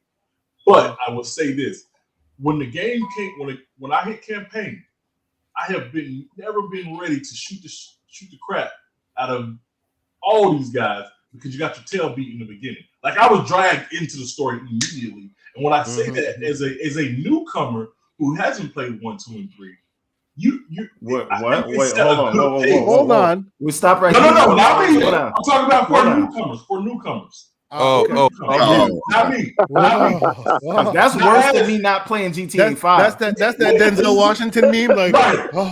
Right. No, that's not what I meant. I'm talking about for newcomers. So I should have said for newcomers who are not you. Who are not you. Who are not me. Okay. Sorry about that, guys. Yeah, don't beat me up. Twitter's gonna kill me. You almost got me, boy. I'm telling you. Yeah, you real quick. About to be a problem here. You look in the private chat. I was like, kick him. It was about to turn from a podcast to an intervention. Like, what? What happened? Right. Or execution. One of them. Or execution. I know. Twitter was go to Twitter was about to go off. We all turn to Steve Harvey. What you want to say? But for newcomers, the way it started, I think you're immediately drawn into the Halo universe. That come into the game, and I think that this does it better than probably the other Halos. So let me go next here. You go ahead. So the problem why I can't call it the best Halo ever yet is because one, I haven't finished the campaign. You haven't gotten to the end, and we don't know if they're gonna finish it strong. Like opening is great, and there's something in there, and I DM'd you about this, Slow-Mo. Something that you were saying. Brap was saying this, but I listened to Brap a little bit less when we talk about Halo because because the slander just oozes out of him. Doesn't Brap is a Halo hater, right? He can't help himself. Enrique is. I don't know what it is. I don't like it. Like, what do you mean you don't like it? Well, so I don't know what it is. This is the thing. All right, Enrique. I think, and I've said this to him because I don't like to say things. Speak about people that aren't here, but I've said this to him personally, which is I just think he may have outgrown the franchise. So at this point, I don't think there's anything they could do that would make him kind of get back into it the way he was into it when he was younger, right? I agree. And it's more like I think he's just kind of geared towards the style of storytelling that maybe Naughty Dog or Sony Santa Monica does these days. And as a lot of people are, yeah. Right. But I think because of that, the way you need to tell a Halo story and design a Halo game is just not going to appeal to him no matter what. So this is why I kind of asked, like, you have to really give us metrics when we talk about when you say this thing isn't going well, right? Is it critical acclaim? Check box. We got that. Is it player engagement? Everybody's playing about it and talking about it. Is it right? So is it money generated? Right? Because this probably just with the whole ongoing service model will probably make more money than most of the Halos. And so it is back in the public zeitgeist. It is going to have more players than ever. And people are going to enjoy the story. So you can't really say that they've ruined the franchise. It's just that you have grown past it, right? Yep. But anyway, I agree. So that 100%. Being said, and I keep trying to send Enrique good Halo news, and he's like, I don't want to hear it. but the thing is, Planet of the Apes. My bad. We don't. I don't know how the story ends, so I can't call it the best in the franchise yet. However, gameplay wise, I think it is the best. I think gameplay wise, they have nailed it, and they have, I think, finally surpassed what 343 has done. Yeah, and we need to be clear. Bungie, they have surpassed what Bungie have done. Yeah. They have surpassed what Bungie has done, and we also need to be be Bungie has never surpassed themselves yet. Well, yes, what they did. They are chasing their old shadow. Destiny is trash. If you stop it, good sir. What? No, what? Did I tell a lie? No, it sucks. You are a division player, sir. So you have no room to speak. Cut it out. It's a doo-doo. Cut it out. It's disgusting. Hey, you play Division, okay, and many call that trash. We're not talking about Division. No, but see, that's my point. I will not allow any slander of any kind on whether it be Division or Destiny. I could be, and most Destiny players are crackheads. They can't be honest about anything. Wow. Okay. I think Lord Cognito's gonna have a word with you on that one. The homie Clark has heard me say all this before.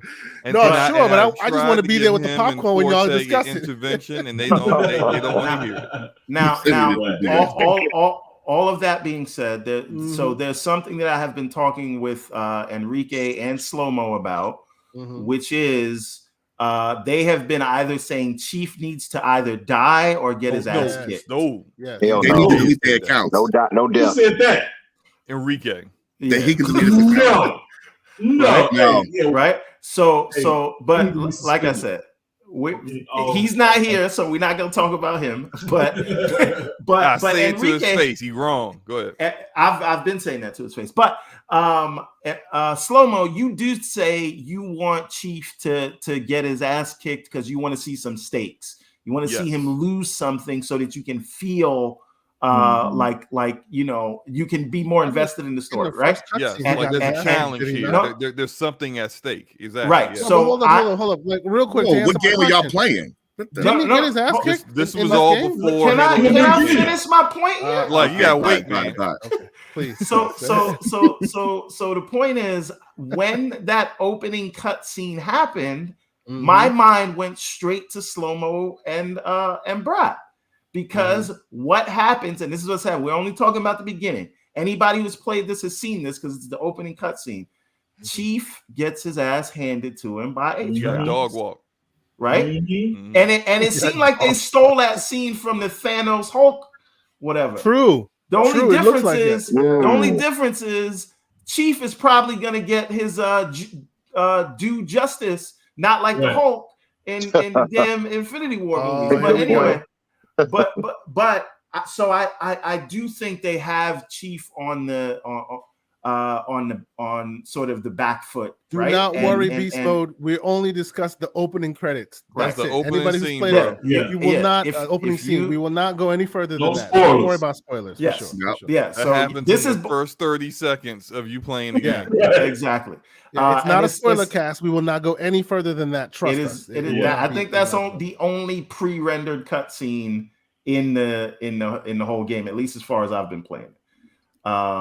So again, so to me, I think they've set the right foundation.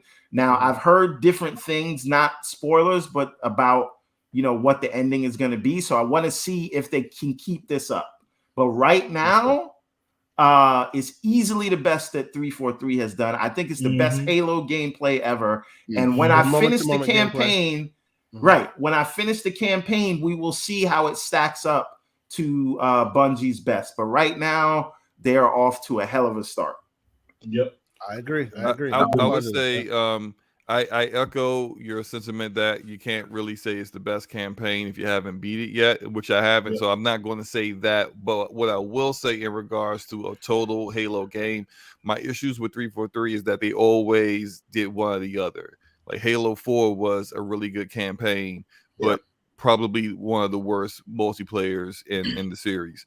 And then Guardians was, a redemption for the multiplayer, but literally the worst campaign in the series. And it's like I need them to put it together. And so far, I can say I am enjoying and probably maybe like 8 hours of gameplay so far with this game.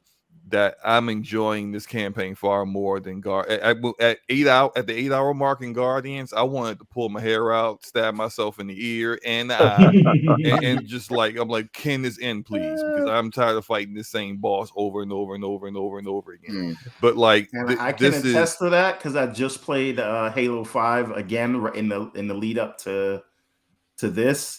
They reuse a lot of shit in that game. The one eternal boss fights over and over were the problem majorly. Yeah, and so it's like this is an improvement on that, even though I haven't finished it. So I can say that I will say this is the best game 343 has made. Also, in addition to the fact that it's at least playable at launch, whereas some of their other endeavors have not been. But as far as best Halo or where I will put it there, I need to finish the campaign first. And I kind of, based upon some of the sentiments I've heard from people who have beat it and things they've told me, they haven't given me spoilers, but just their overall feeling of disappointment with the ending. I do have to reserve my judgment until then before I could officially say what's what. Yeah, to piggyback off of what Slomo said, I agree 100% with you and Everborn. I think only because I'm still exploring and playing, like, you know, the story mode and everything, I'm not finished to make that judgment, but it's without question that the gameplay loop and, you know, the triangle of Halo, how they traditionally have had it, it's the best it's ever been in this game. It's not even in question. Anybody that says otherwise is either lying or stuck in delusion from, you know, from nostalgia. And I love Halo 3, 1, 2, and 3. I love them to death. But I would say, if we were going off narrative and story, I would say Halo 2 and 3 are still the best so far. But that's because they have really, really strong narratives. Halo 2 particularly. But as far as gameplay and like the whole overall package, nothing is touching Infinite right now. That's not recency bias when I say that either. It just feels right. Everything you do feels right. It feels purposeful. You have some multi-use on equipment, on what different ways you can use it. As we've seen in clips, I'm sure you all have seen. I even pulled off a few things that surprised me. So it's just well done, and it's definitely the best 343 game they've made. So for a Halo game, 343 has made, I would say, period, without question. I agree. How about you, Pixel? Outlier. Yeah, I'm gonna be the outlier. So it's the best Halo. I don't need to wait for the ending. I don't need to wait for the ending, specifically because I play games for gameplay. I do not care about your story. I don't care about your handhold. It's good to have. I like a good story, but it's not the most important thing to me. If the story goes out in a dud, to this point, the story is fire, right? But it's the gameplay to me that's like, yo. And I played every Halo, and I pretty much beat everyone in Legendary, right? So, like, the actual gameplay, the moment-to-moment action in this game is just crazy. To me, they did is they took, to me, my favorite two boards in Halo is Halo 1, Stage 2 Halo, when you're going to get the Marines, right? That little section when you get the Marines. Silent Cartographer? Yeah. No, not Silent Cartographer. Halo. You're talking about when you first touch down on the Halo ring, which is essentially what this entire game is blown up it's off of what the second mission is. And so there's Halo Combat Evolved. If you play Combat Evolved, that second mission, and put it on Legendary, right? There's a section when you're trying to get the Marines that you're constantly running out of ammunition. Bullets, enemies are constantly coming back in, like they keep sending forces. It's got to be like an hour-long fight. It's not a story mission. It's like on Legendary, it's like an hour-long fight. It is the best. Taking you to task. He's saying, "Don't say story doesn't matter, man. Come on now." I'm not saying it doesn't matter. I'm saying that I play games for gameplay. Yes. Well, okay. I think I'll thread the needle for both of y'all and say let me finish. More than any other, I'll let you finish. More than any other, playing games is more about the journey than necessarily just the destination. So both can be true. You know, the story can be important, but the moment-to-moment gameplay also very much matters. I have a question for Pixel. I got a question for you real quick, man. Okay, let's say, because, you know, like, story doesn't matter. Let's say you get back into the game later today, and you go to fight Iskarum, and it turns out it's a slap fight. It's a pillow fight. They literally pulled out pillows. No. They literally pulled out pillows and they just slapping each other with pillows and everything, and giggling like little girls and tickling each other. Like, at this point, are you still like, yeah, this is the best Halo game ever? Yeah, the game plays that tight. I don't care. The game plays that tight. It's about the when you see journey, that pillow physics. Here's the thing. Here's the thing, right? Pillow physics. But here's the thing, right? The way I look at it is, if this is the kind of game that I'm going to keep replaying, right? Because I just want to experience the game, right? There are games that have great stories that I will play that game and I will never touch it again. Oh, I've had the story. The story was the best part of the game. A good Halo game, the story is not the best part of the game. So to that point, Halo 1, right? Halo CE. The story was great in that game, really? because it didn't. The ending was bugged. Like it didn't make a lot of sense. They didn't explain nothing about the Forerunners in that game. In fact, we didn't get any explanation about who the Forerunners were until like Halo 4, like really who they were. So the entire reign of Bungie, they had this Halo universe where you had this Enigma character that you don't know nothing about. We knew about Flood, but we never knew about like where they came from. Like true. What are the Flood? 343 that really leaned there into so the many more. holes in Halo story. I'm like, does everybody forget about this story? There was no real story in Halo 1 other than your ship is under attack. You land on this ring, all this stuff pops off, the game ends. It's a great game, but what was the story? Like, really, what was the story? There was no bigger story. Although I have a lot of nostalgia and love for Halo Combat Evolved because I played it with my friends over and over again, like all night sessions and stuff like that. My favorite Halo is Halo Reach. Okay, good point. Good point. Best story. Halo Reach actually has a story. Yeah, but Halo has the told best story with stakes, with characters that meet their end, whether you liked how they met their end or not. They could go out thinking they were going to save the world like George, or they could go out with a bullet in the back of their head, not even know what happened. Yeah. It was amazing. And then the ending with you basically just fighting to survive, knowing question. You're in. But was it the best? But was it the best? Good question. Was it the best gameplay? Reach had a great story, but was it the best gameplay? I don't think so. I don't think it was the best gameplay. All the when other it comes Halos to a full, like with the full package, like I'm not one that will dismiss the story. So it's just like when it comes to the full package, I think it having the best story needs to put it into consideration. But we all have preferences, right? Your preference then said Halo 2 you don't care about the best story, and Halo 2 ended with a cliffhanger. See, my favorite story in Halo of all of them has to be ODST, but that's just me. I loved ODST actually because ODST changed the way you play Halo. Like the story was great the same way because you were not built for that action, right? You're gonna die the minute you try to a normal dude again a hunter. Right. Yeah. Right, if you don't have the right weapons, you just don't do the fight. So it changes how you approach the game. So ODST is different, and the way it tells its story is different. Right, it's a very concise story. So my point is, if this story ends in say abruptly the way Halo 2 ended, how can you? If somebody says I loved Halo 2, this story is worse. When Halo 2 really didn't end, they cut the story off halfway. It depends on how the story ends. We don't know exactly. I don't know. I don't know the ending, right? Because I haven't beaten the game. But some have said that the Halo 2 ending actually is better, like as far as more consistency than this one.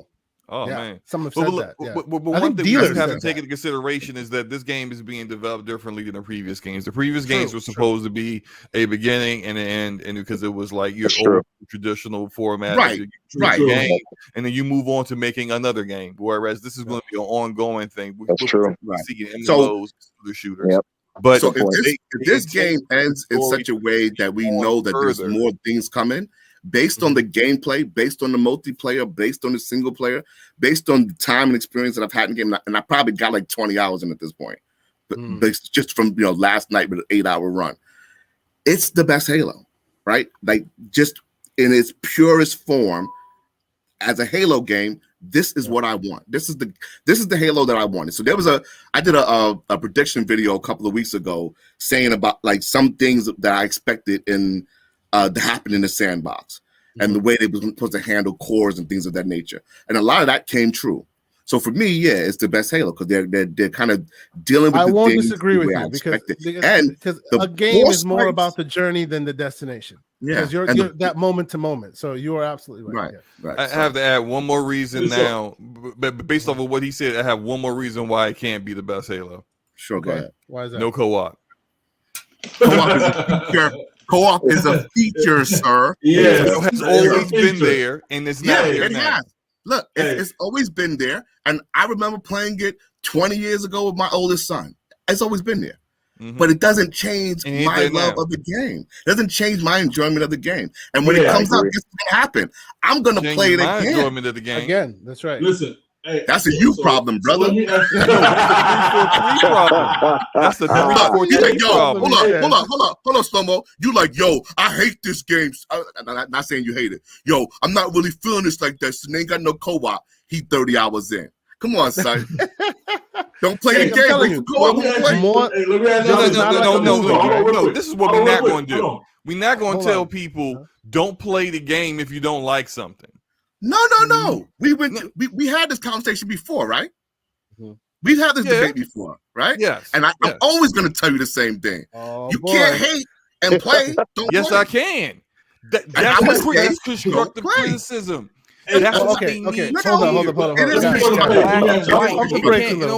It can't be, oh, I don't like this, so I'm just not going to play it, period. And I'm not going to play it until it shows up. But what about the other feedback I can give you?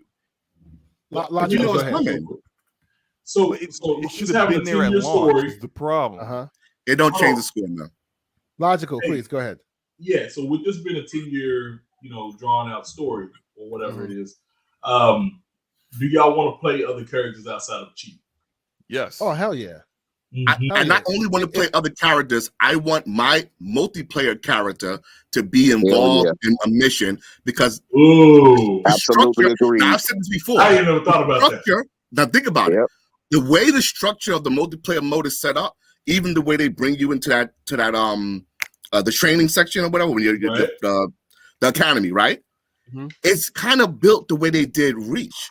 Remember when you played Reach, your character was Noble 6 was your multiplayer character. Anything you put on him in multiplayer showed up in the game, in the campaign. That's true.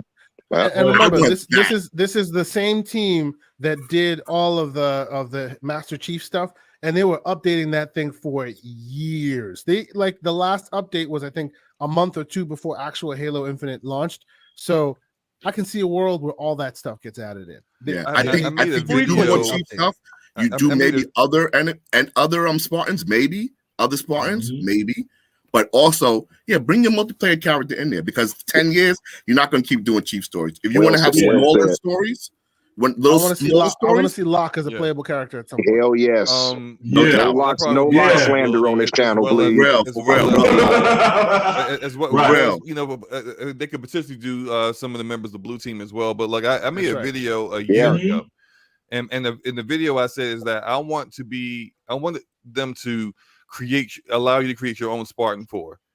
And then be able to, again, all the kind of stuff they have with the free-to-play model with unlocking cosmetic stuff and whatnot. You have that Spartan 4 actually look however you want to look. You use that Spartan 4 multiplayer, but then be able to take that Spartan and then have him interact with the Chief and other characters in the game. Right. You would be a newer Spartan, and this would kind of help them along with introducing the Halo universe to newer players because this is franchise is 20 years old, and a lot of the gamers that are out here today were not gaming or barely were out of diapers when the first game came out. So although we have all this knowledge about what Halo is about, there are other gamers that don't know what the Flood means, don't know who Cortana is, really don't care. But you can introduce them to these things by creating a character that also isn't fully versed into everything, doesn't know Chief intimately,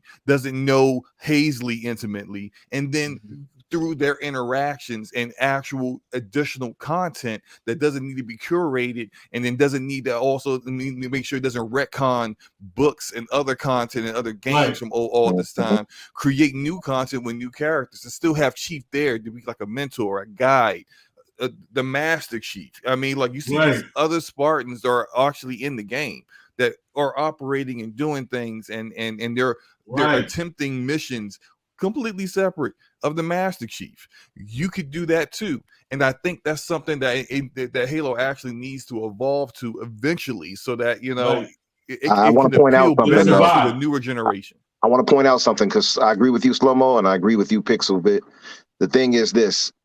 343 actually kind of did that. I don't know if you guys remember, but they had the Spartan Ops. That was very much in line with what you're talking about. Yep. If they would have continued with that and evolved it to what you're talking about, absolutely, that would have been dope. And I think they should go back to that. I agree, because having us with our own Spartans, and for those who don't know the history, like you said, that would absolutely be a way to lure in these newer gamers. So the thing is, they can even have us a part of Fire Team with Chief, as a computer character, as an AI rather, playing, and we play along with our own Spartan character. They could do that too. So they can go so many routes with this if they really want it. They can give spin-off like side story content if they want it for DLC with Locke and Fire Team Osiris. They can go so many ways with it. And the thing is I don't know if you guys watched Xbox Unlocked with Ryan McCaffrey and such, but with the Joe Staten interview. Well, not just that one, but also one where he had they spoke on recently where him and Miranda, they spoke with Chris Lee, and I forgot the other gentleman's name. Yes. Yeah. And they talked about Halo Infinite being basically more or less the Master Chief collection in a sense, because it's a 10-year project. So this is going to be the hub, Halo Infinite. Right. And they're going to keep adding to it with these things. And I think you gentlemen hit it on the head as far as those things that they can add into it. Content wise, and they absolutely should do that. I think they might. I think I've heard my fear from deals on that, and I'm with you on that, Umbro. My fear is that since multiplayer is and by the way, I found a secret. There's an arcade. Y'all should go check this out. Oh, hey, look at that. They play the music. It's really cool. It's nice. Real. I had to stay here for a while and listen to the music. I won't turn the sound on, but that's you sweet, hear this 8-bit music. It's freaking cool. Anyway, that's awesome. My fear is that since multiplayer is what brings all the boys to the yard, so to speak, they spend more energy on that, and we don't get I want Destiny-like story expansions. Yeah, some small, large. Sometimes 6 months, sometimes a year, but I don't want to wait 3-4 years before the next. I don't mind waiting 3 years. That's really big. I want that. Yeah. But just do better than Bungie does with Destiny. Yes. Just continue this same story the way they're doing. But I want more story content. I guess I want single player content to receive the same amount of attention that multiplayer will undoubtedly receive. That's all I want. Yeah. Because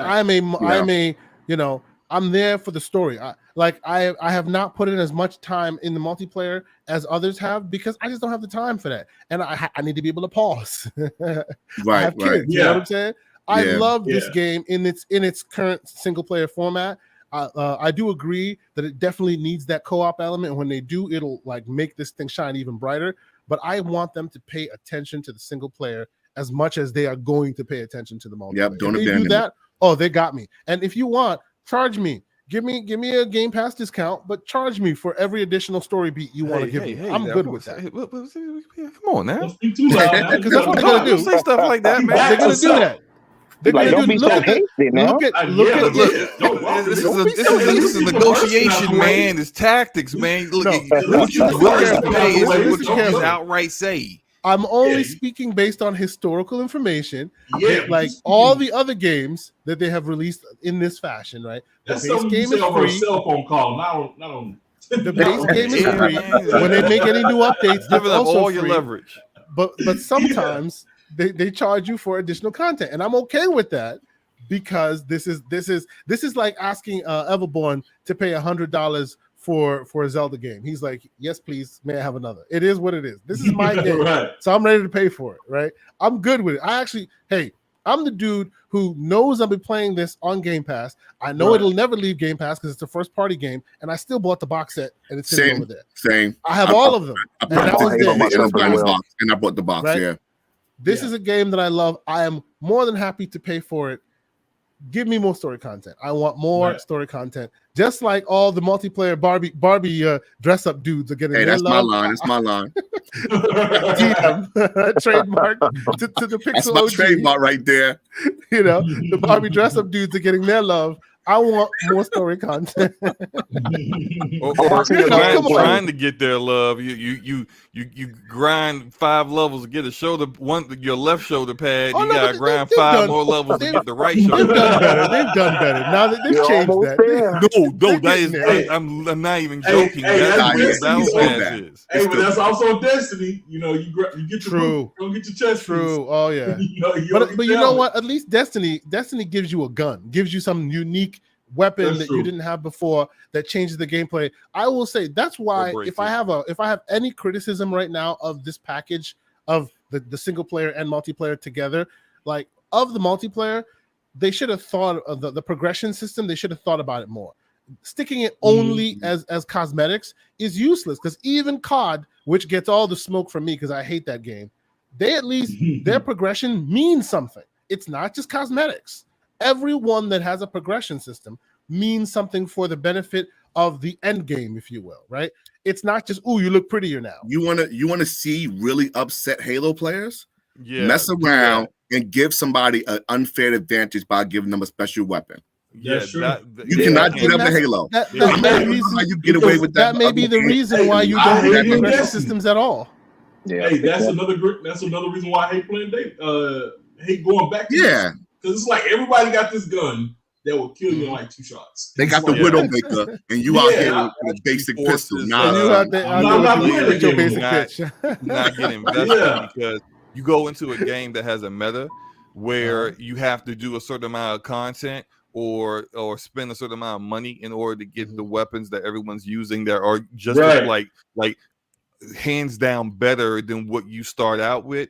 Then it causes a disadvantage, and then new players that come in don't want to play the game. It's cool. They quit because they don't see the fairness in that, and that's the one thing that Halo will always have over the other. Try to keep it about your experience and not necessarily is that it's balance. Because what you start out with, whether you're playing ranked or quick play or big T battle or whatever the heck ever, is exactly what I start out with. Whether I hear you on that Onyx ranked player, so I hear you, and you're absolutely right, Slow-Mo. But the problem is, because they're using the words of the modern shooter, aka progression systems, right?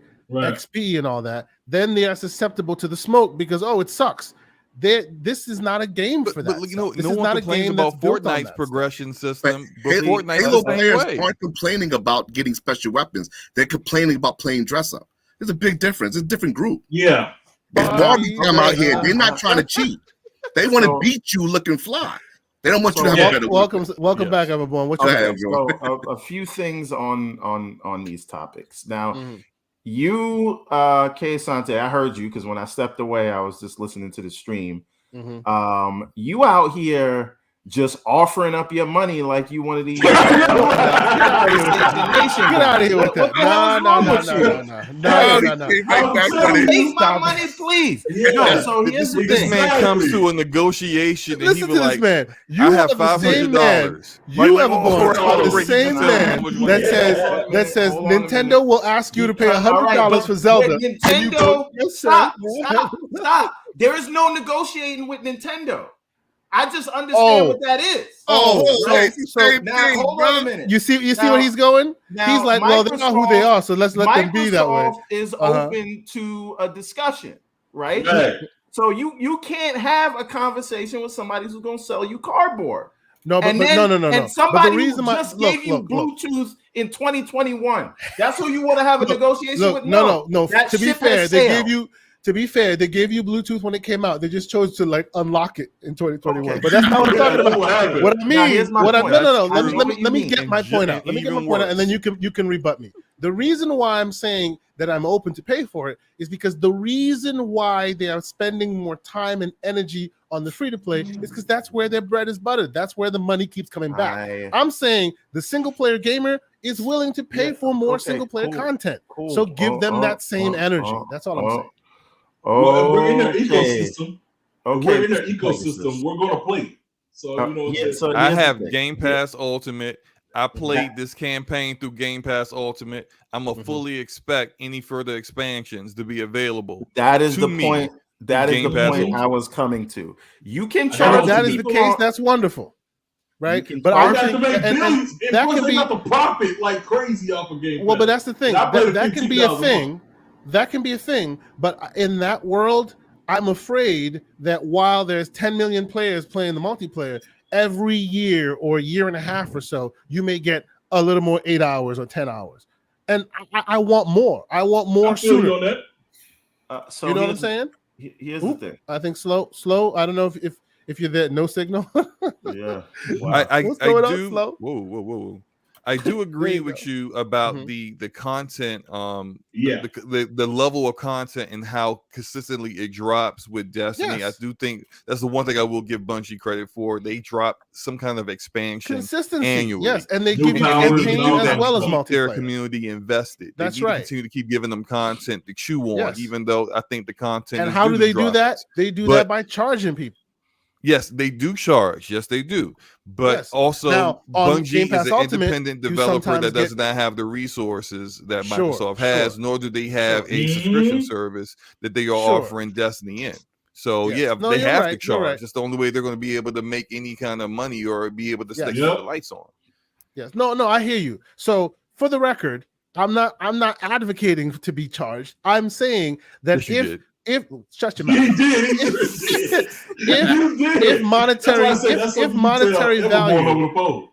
If monetary value is what's going to prioritize single player content as multiplayer content is being prioritized now, then I'm willing to pay that price so that single player content is at the same level as multiplayer content. If I may, go ahead.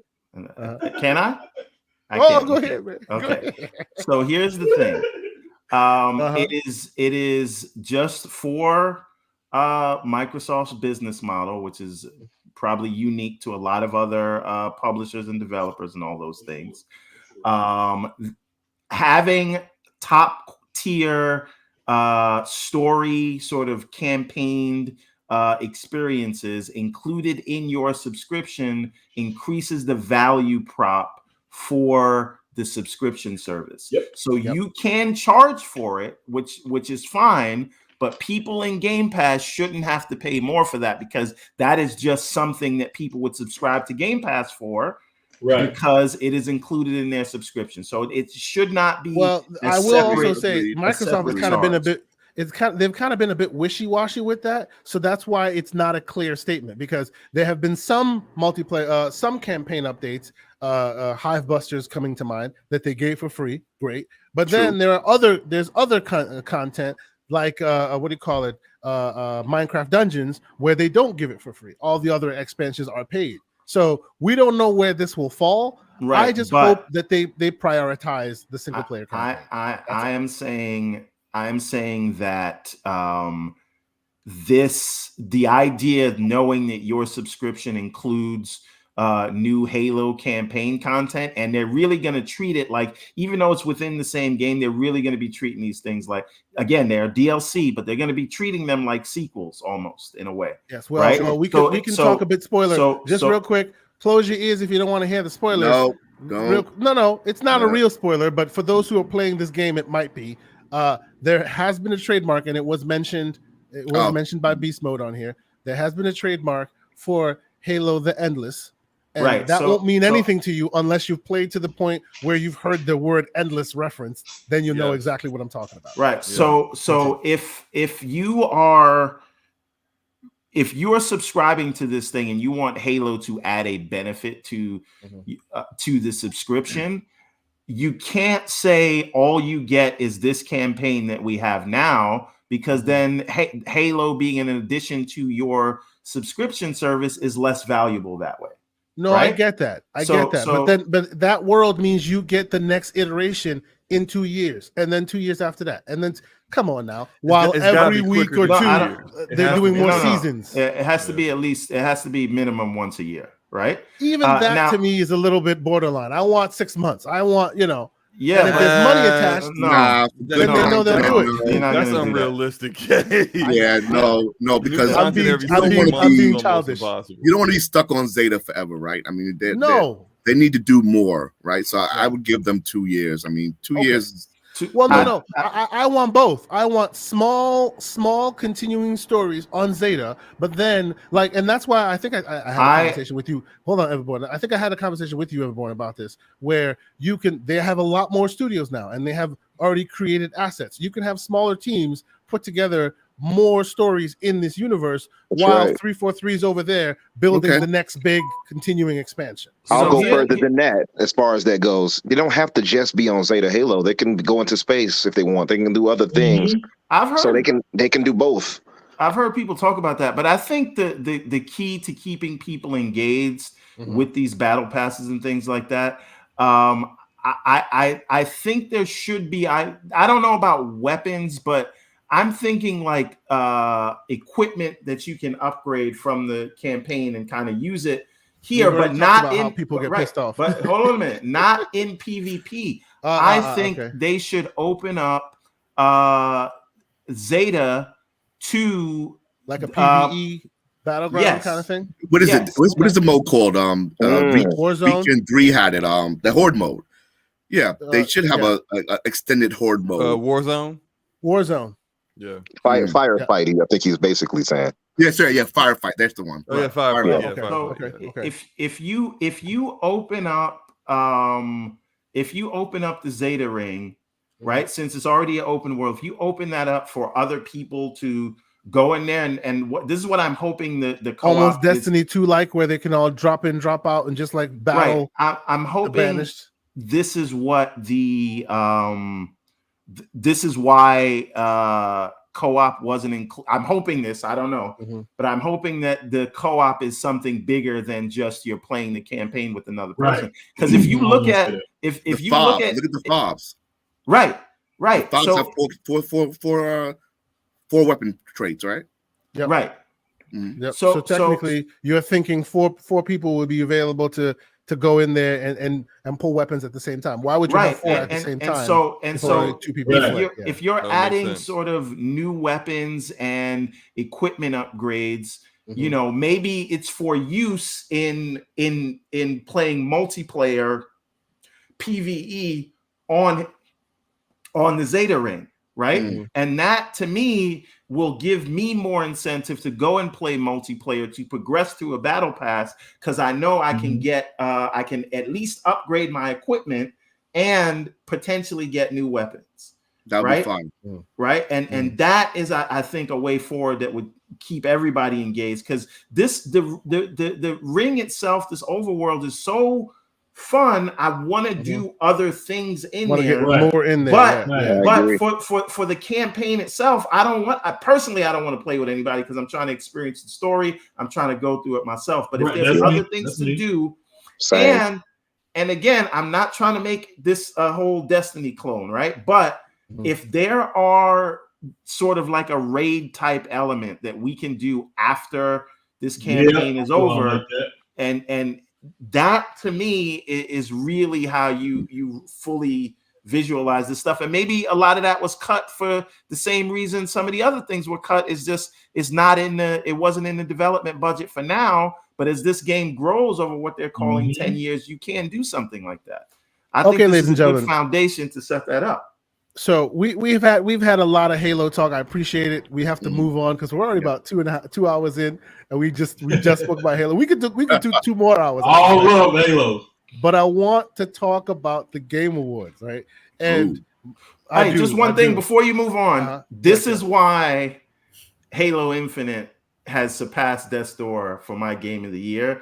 Look how we could just talk about this thing for 2 hours and keep going. I can't say this about many other games, and definitely nothing that came out this year. That sandbox, you're absolutely right. That dynamic sandbox, something special.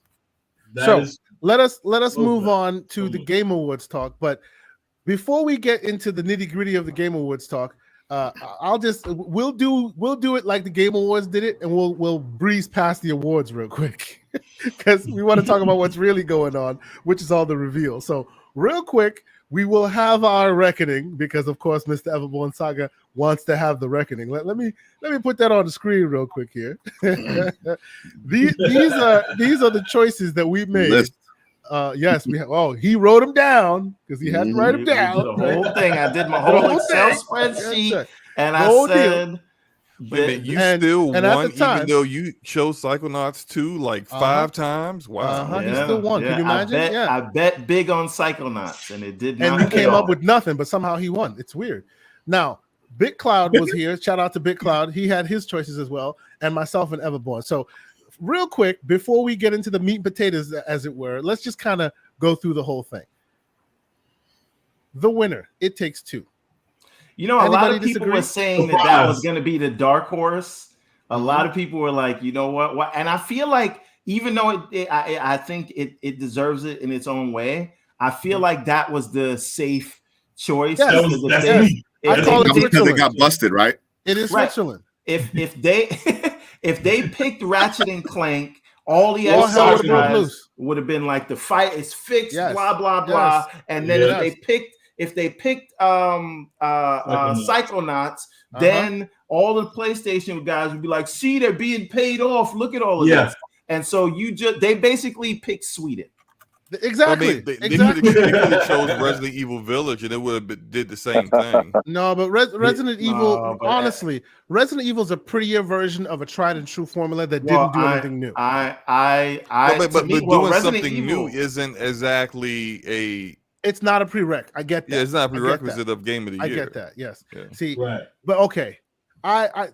So do you think this was the right choice of the choices? No, I have no problem with the choice whatsoever. I'm just saying that like they have multiple choices for Switzerland. You know, okay. Like, so, I think Resident Evil should have been we will say, and Game of the Year, we all got that wrong.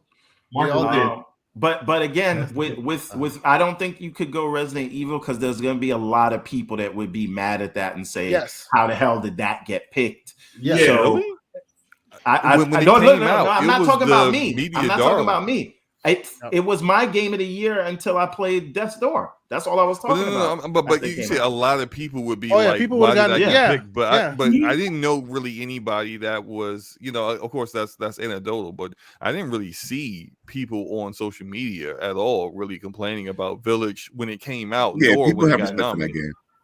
Well, I just feel like I didn't hear. Hold on, everyone. That's what I was thinking about. It Takes Two. There was no slander of any kind for It Takes Two. You have never heard anything bad or controversial where you probably had a little bit of that skew because of the chick for Resident Evil, and everybody say that's why you won. So that's controversial right there that people can lead to versus. Well, It Takes Two had honestly, to what you're saying there, you are right. But I wouldn't even say that. The voice actor is not deserving.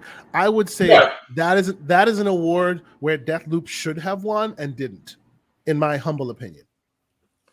Yeah, that is one where I think either of them should have won that award. Because if you've played Deathloop, they literally lead you through the whole game. Without them, it is not the same game. I actually consider the voice actor for he can slow-mo backslap in your ear, talking smack while you're playing that game. It is amazing. It is hilarious. So and the fact that he did not get recognized, to me, was a Travis Shamocracy. I couldn't pick Deathloop for I couldn't choose Deathloop because you haven't played any of my picks. It's the only game that was you'll play when it comes out on Xbox. That I haven't exactly. My backlog is long enough. If I buy it now, it's going to end up like so many other games, like Far Cry and all of that I never end up touching. So best direction, we also didn't get that. None of us got that. Yeah, we also went the other way.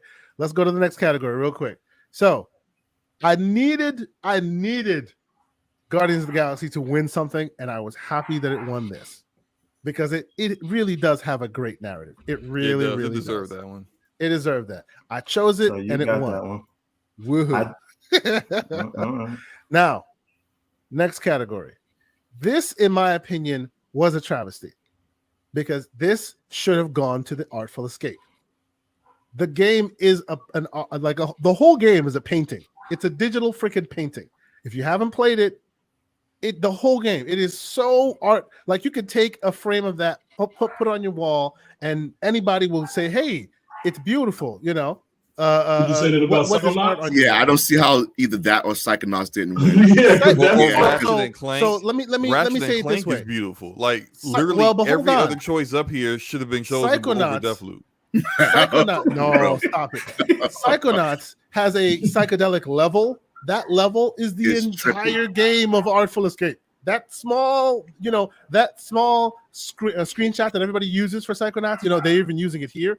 The whole Artful Escape is that level. The entire game is psychedelic, crazy art, weird monsters with like vegetables and broccoli growing out of their ears and stuff. Like it's a crazy, crazy psychedelic game. Like, and I think if there was, and it was done indie style, it should have gotten that. you know. I'm gonna have to agree with. I'm gonna have to agree with Professor K here. Definitely. Let me add on to. That's nice. Sneak it in here. Get out of here, you. That's the kids. She's giving the kids the Twitter, the YouTube. No, but to add on to Slow-Mo's point, like my pick was Psychonauts here, but if it went to Ratchet or even Kana, they created beautiful worlds. You're right. So when you put it all together and see it, it might not be as far out there as some of the other games, but like when you want to talk about that Pixar level quality in Ratchet and just this I can't even explain how Kana was, but it just felt like I was transported to another place that I just want to hang out there and be in that world. It really was something special that they did. So any of those that won, I would have been okay with. Honestly, I don't disagree. I don't know how Deathloop, but I didn't play Deathloop, so I don't want to give it too much smoke. It's very blaxploitation 60s. Nominated, it's cool, bro. I don't even know why it was nominated for this. Hold up, real quick. Let us address let us address Victor Alistein's comment here, because I think it's a very interesting comment. We don't have to derail, but real quick, I completely agree with you. What do you call it? Jeff Keighley was doing a Spaces, and for some reason my Twitter kept dying. I wanted to ask him a question. Being that the Game Awards has grown so big beyond what the original scope was, is there no appetite for splitting them apart and putting the awards show separate from the world premiere reveals? Because what's happening here is these decisions are being made not on their merit, but on their benefit, their monetary benefit. Hold on a minute. Can I answer that? Because he did answer that in this. Someone did ask. They did. Question. Okay, please answer, because I didn't catch that. So he explained in a really good way that 80%, they did a poll and did all the statistics. Yeah, I think he said 80% of the people wanted to be the premieres. It was not about the votes. They're not there for who won this and who won that. So splitting it would hurt them. And then you talk about having, but see, that's the thing. Splitting it won't hurt them. Yeah, it will, splitting it won't hurt them, because the advertisers want the world premieres. That's why they're there, because that's where humans' eyeballs are there, for the world premieres. So you don't have to create a narrative that we're here to celebrate the devs, when in fact we're here to celebrate the world premieres. And putting these things in place like this makes people always side-eye and go, well, if you didn't do that, you wouldn't get this platform to come in next time. It would, because you have to then pay for 2 shows and 80% of your audience is gone. You have to think about it. You have 2 shows. A lot of people are going to watch just the awards. Sure. See, but that's my point. The show doesn't need to be flashing. The show does not need to be flashing and pomp and circumstance all the time. Let the integrity live there. But that's what sells. But that's what sells. No. What sells is the world premieres. But that's why he exists. Without the premieres, he doesn't exist. That's not the truth. That's not the case. It may not be as flashy, right? Because we have the DICE Awards, we have the BAFTAs, and those are all prestigious awards. But again, if that's the case, hold on 1 second, Logical. So here's the thing: how many people watch the BAFTAs or the DICE Awards? I do. You do. Those that want to will watch that. Yes. Fantastic. So I don't even know how to watch it. Exactly. Now here's the thing. Let's you have the BAFTAs and you have this thing. Why are you so worried about what the Game Awards is doing? No, it's not that I'm worried about it. No, hold on a minute. It's dropping the integrity of the awards themselves. But why are you worrying about the integrity? The only reason you care about it is because of those things that you say they should separate it from. Right? Why do you even think it should have integrity in the first place? Oh, come on. Because you care about it. But the reason you care about this more than the others is because this is the one that is the most interesting. I don't care about this more than the one that has the most eyeballs. And the reason it does is because of those world premieres. But that's my point. So let the world premieres breathe. Let them be, because we have a combined show like that. Now you have a 3-hour thing that becomes long in the tooth after a while. But that was a good 3 hours though. It wasn't long. It wasn't long in the tooth because of the awards, because they brushed past most of the awards. So it's not. It's not. They were asking for time. So the point is, like, this is just going to be whatever it is. What it is. Yeah, if you're looking for integrity or whatever, look then elsewhere. Go look at the BAFTAs. Yes. Right? No, you're right. Where certain genres are automatically disqualified. Yeah, or automatically game of the year disqualified. just because of the kind of genre it is. All I will say is I just wish there was more merit based on these awards. But go ahead. Why? But back to me explaining why literally every other game that's nominated, it was better than Deathloop. Kena, stop, bro. Kena was done by a team smaller than Deathloop and still is absolutely jaw-dropping beautiful. We already talked about how Ratchet and Clank is like a Pixar movie, but it's a game. Psychonauts 2. We talk about, look at that, for outstanding creative and or technical achievement in artistic design and animation. Literally every single level or every single you don't like that? You don't like that in Psychonauts 2. That Shaft blaxploitation 60s thing that it's cool and all, but is that really like was it really like that is that very great? much Jab It Turkey wasn't. talk. Yes, it wasn't. Yes. And also they had the mask and the paint and everything over the enemies' faces because they didn't want to animate different faces. One thing, Slow-Mo, to your point about Psychonauts, and this is why I chose it. We can say that. Well, actually, I think I chose Artful Escape, but for this one, what do you call it?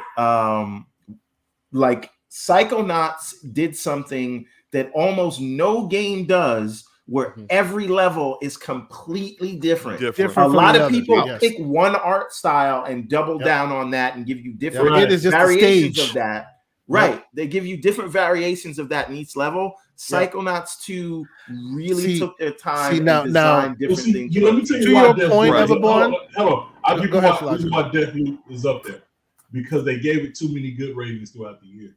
That's the reason why they put themselves in a position where you had to put them out there because you had a bunch of 10 out of 10s. You had perfect all across the board, and so when you put yourself, I hear you there, Logical, but I say Forza Horizon got perfect. I was just about to say that. But see, hold on, that's true. But you got to remember, Forza came at the end of the year. Where this came out. No, I hear you, bro. I hear you. I'm just giving you a hard time. I hear you. You're right. Much of it. So just to give you all some thoughts, though. Go ahead.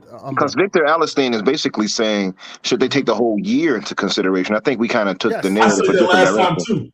Yeah, because I think he's saying we're waiting until like the end of December. The reason why they can't take the whole year into consideration is because during the pre-Christmas season is when they got the eyeballs, is when the marketing they can charge so much more for it. It's all about the money.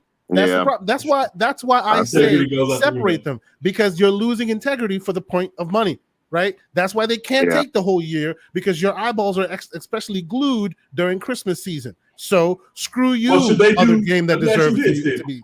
I see what you're saying. They do. You see what I'm saying? So should they actually do nominations during the show rather than it should just be a bombastic winter E3. Let me ask you a question. That's what it should be, right? Because there are people. You know, the Oscars themselves are bleeding ratings, right? And a lot of people are suggesting that for the Oscars to sort of increase viewership is to add world premiere movie trailers there, because that is what people would come for. No, they're not doing that, but people are suggesting that they should, right? Interesting and idea. NATO, which is the National Association of Theater Owners, they have an event that is basically like that for each upcoming year. Here are the biggest movies we're releasing.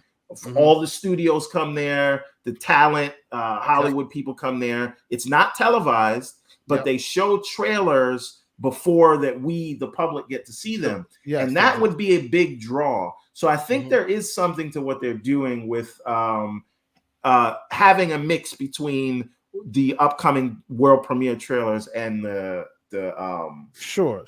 See, my only problem in this is like because you saw some of those devs, they came out there emotional. Saw the Deathloop devs thanking Sony and not Microsoft. They did. They on the first one. No, they did. It's already been clipped. They thanked them both. These people take this stuff seriously. Yes, they take this stuff seriously, as they should, because this is years of their life and work, right? But in the background, as we see, the decisions are being made based on advertising dollars instead of the integrity of the award show itself. So that's why somebody can release like the Gunk can come out and be a 10 out of 10 and no one will see it or give a crap. Here's a question. Let me say this real quick, Everborn, real quick before you ask that question. If I agree with Deathloop thanking Sony twice, if not 3 times, because their game was released on their platform and it was bought on their platform. So they made their money from them. So they come out and thank them twice. No, I agree with them doing it. I mean, Sony either helped to fund the game or made sure that it was released. Right. But by the same token, deal, as Xbox should be like, better not say nothing slick. Yeah. I'm telling you, it's going back into her pocket. Let's move on. So I think something to solve this issue of the November to November, or like December previous year to November current year, is they should keep the voting open all year, because people, when they're voting on things, they tend to have short memories. So whatever came out in December, they're not really thinking about that. And there's a lot of like Oscar movies, Oscar nominated movies, they know that even though they're technically considered all year, you don't release an Oscar movie at earliest until a certain September. Like you got to do it from September to December, because the Oscars are in January, right? So because they're not going to remember the February release. We'll move along because we have a lot more to get through on here. But I also think that they should also, instead of giving one award to the viewer's choice, they should allow viewers to vote, like gamers to vote on all of these categories, and they should weight them both in addition to the insiders. It shouldn't just be, well, y'all get one. It should be y'all get a piece of all of the puzzle. You're not taking into account. No, you don't want to do that, because if you do that, you really take the integrity away from the reviewers, because then you're saying the opinions may be different or skewed by a lot. Well, but right now you have 100 ominous figures who you don't know if they even play the game or not, and they are weighed heavily. Like, get out of here. I give you that, but if you have both votes and then you say, well, he won this and then the players chose this, you're going to have a lot of argument. Hold on a minute. You are worried about 100 anonymous or whatever industry people that didn't. Now he's play going to talk about the Warriors coming in. Right, exactly. How many of these people that review bomb games all the time that never the Warriors will come in and start like. So you can't be saying you're worried about people. There is no right answer. You're absolutely right. That's so let's move on. Deal with the millions. Let's move on to music and score. You can't have mob rule, is what I'm saying. Hey, so guys, can I just say real quick? Victor added one more thing. He said, he gets everyone a point, but what I'm suggesting is the E3 organization do their own game awards rather than leave it all to Keighley. What do you all think about that? That's what I was going to address. It would be the exact same thing that we see right now, because look, you look at the board for the Video Game Awards, it's the same organization, the same people that's on the board for the ESA that runs the E3. It will be maybe DICE needs to be propped up more, or maybe BAFTAs need to be, because they have still been able to keep their noses clean, so to speak, in the public eye, rather than all these others who are definitely in the bag with the content creators. I appreciate I forget who said that, but Keighley came out in the beginning. He was misquoted or whatever as saying that that he didn't take a position about the abuse or whatever, and he came out and he said that, and I gave him respect on Twitter. And then right after the Sting performed, Sting performed a soundtrack to Arcane, one of the greatest game movies, TV shows ever made, which of course if not the best, 100%, which is connected to Riot, who has been accused left and right? And then, right after he said it's inappropriate, we will not tolerate it, it was offender after offender after offender. They all just kept coming, right? So you can't call one of them out, because the minute you do, it's like, well, what about your homie that was performing right after? What about the rest? That's the problem. So it doesn't matter whether it's the ESA or it's Keighley. It needs to be a reputable organization who has kept their noses clean throughout this whole process. So maybe DICE, maybe BAFTAs, maybe one of the .orgs, if you will, of the gaming industry, who's just there for for the benefit of it, and they're not for profit, and maybe they can continue to. I say on that before we move on, I would say for me, we don't know what everybody's. The mesh shading feature was first introduced. Hold on, Big G. Pixel, you may want to mute. No worries. Yep, sorry. You're talking mesh shaders, man. Good job, bro. Hey, I would say this on that subject about him saying it out. I'm glad the way he said it, because it needs to be addressed to everyone, because we don't know who's doing anything in the dark. So of course. Oh no, and he's absolutely right. He's absolutely right, because you can't just call out one of them, because all of them are. Everybody's doing it. Every day there's something new. 100%. But what muddies the message, and I'll even give him even more credit, because Yves Guillemot didn't even say it on his. He waited and put it in a press release that nobody read. Right? He at least came and addressed it at the top. But then what lessens it is as soon as you finish saying that, we give all the claps, then offender company A shows up, then offender company B shows right after that. So it's just like, and I want to tell you, and Everborn, K. Asante, and Everborn, this is directly for you guys. As much as I love the League of Legends TV show, it's not better than Castlevania. So that's another podcast. I'll catch y'all later. Yes, it is.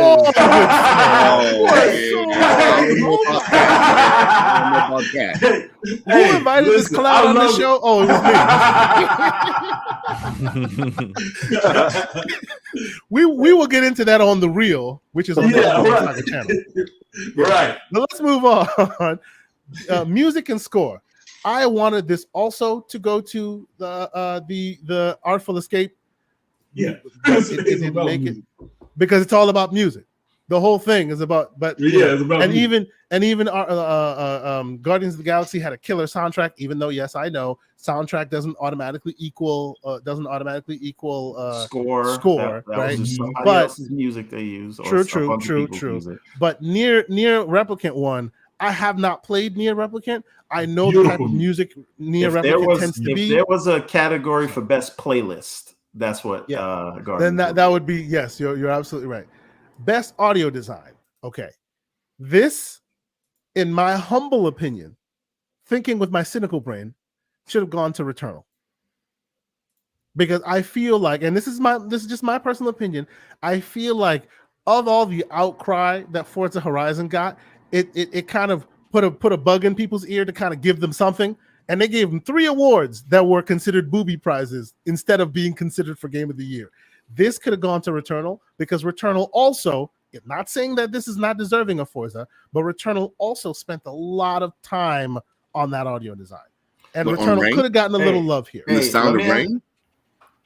It's not just rain. Let me ask you a question, though. Let me ask you guys a question. Yeah. And this is not like, had Halo made the cutoff date in terms of sound design and score and Game of the Year and best action, I think Halo takes all those categories easily. You see, but now you're speaking about merit, and we've already established that has little to do with merit. I'm just saying, of what was nominated, does anyone disagree? From a merit perspective, I agree. But Halo takes. I would say on this one, I didn't vote. Y'all got the little vote up. I never voted on this because I don't play PlayStation game, and 3 out of 5 is PlayStation. So for me, I don't have any opinion. I'm asking our opinions. The sound, at the very least, the sound design on Halo is crazy. Like the way you hear shots and voices and just the ambient surround sound, it's just crazy. And Dolby has come out to be like, hey, we got that. We got Dolby Vision up in here. Come check it out. Dolby's using it to promote. Right. I can see Halo Infinite taking this. Like when it's eligible next year. It depends. I don't know what else is going to be out next year, but yeah, it definitely should be nominated for best audio design in 2022. But Slow-Mo, I wasn't. When is the cutoff? Is it December or November?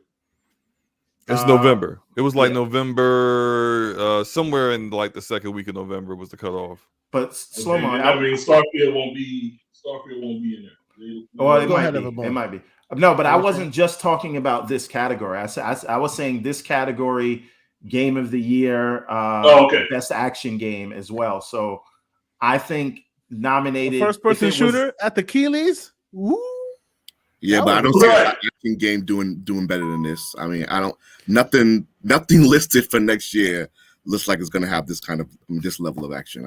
I don't see it. We shall There'll see. be good games, but nah. Best action game is definitely going to have a very good chance of that. But game of the year, I don't think Halo Infinite is going to get nominated next year for game. No. I'm saying if it was nominated this year based on the competition, does it win?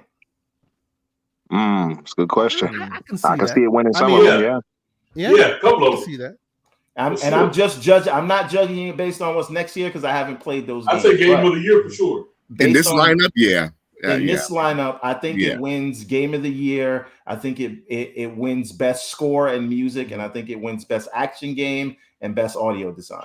So let me also add this, guys. Let me add this because when you talk about all this stuff, indie has more of a play next year than ever before because, like we talk about new innovations on gaming, just trying something new. These indie games are stepping their game up. Oh yeah, 100%. These AAA games on notice, saying, "Hey, we out there." Yep. Hey, and like to your point, Logical. Ninja Theory is a small team for what they're trying to do with what you call it. I want to get to that part. Let's get through this real quick. Unreal 5 engine is gonna allow us to see it's hitting major. It really is crazy new players in terms of the AAA space. So I'm saying AAA quality space, not real quick. Audio design went to Forza. Best actor went to Maggie Roberts, both of which we did not choose. I think Maggie Roberts, we see you. We see what you did there. We see you. But okay, we'll move quickly along. I think you should have gone to Jason Kelly, but that's just me. Let's just keep it moving. I think Jason Kelly should have won. Jason Kelly should have won. And you can't say that, Slow-Mo, because I think he's secretly your half brother, but let's just move on. When I hear Slow-Mo speak, I think he looks like that dude. Well, hold on a minute. No one has ever seen Slow-Mo's face. What if Slow-Mo's real name is Jason Kelly? What do I keep saying every time I play that game? I'm like, I'm listening to Slow-Mo talk. I think he's Jason Kelly. Let's move on. I plead the fifth. Let's move quickly along. So here we go. Games for Impact, right?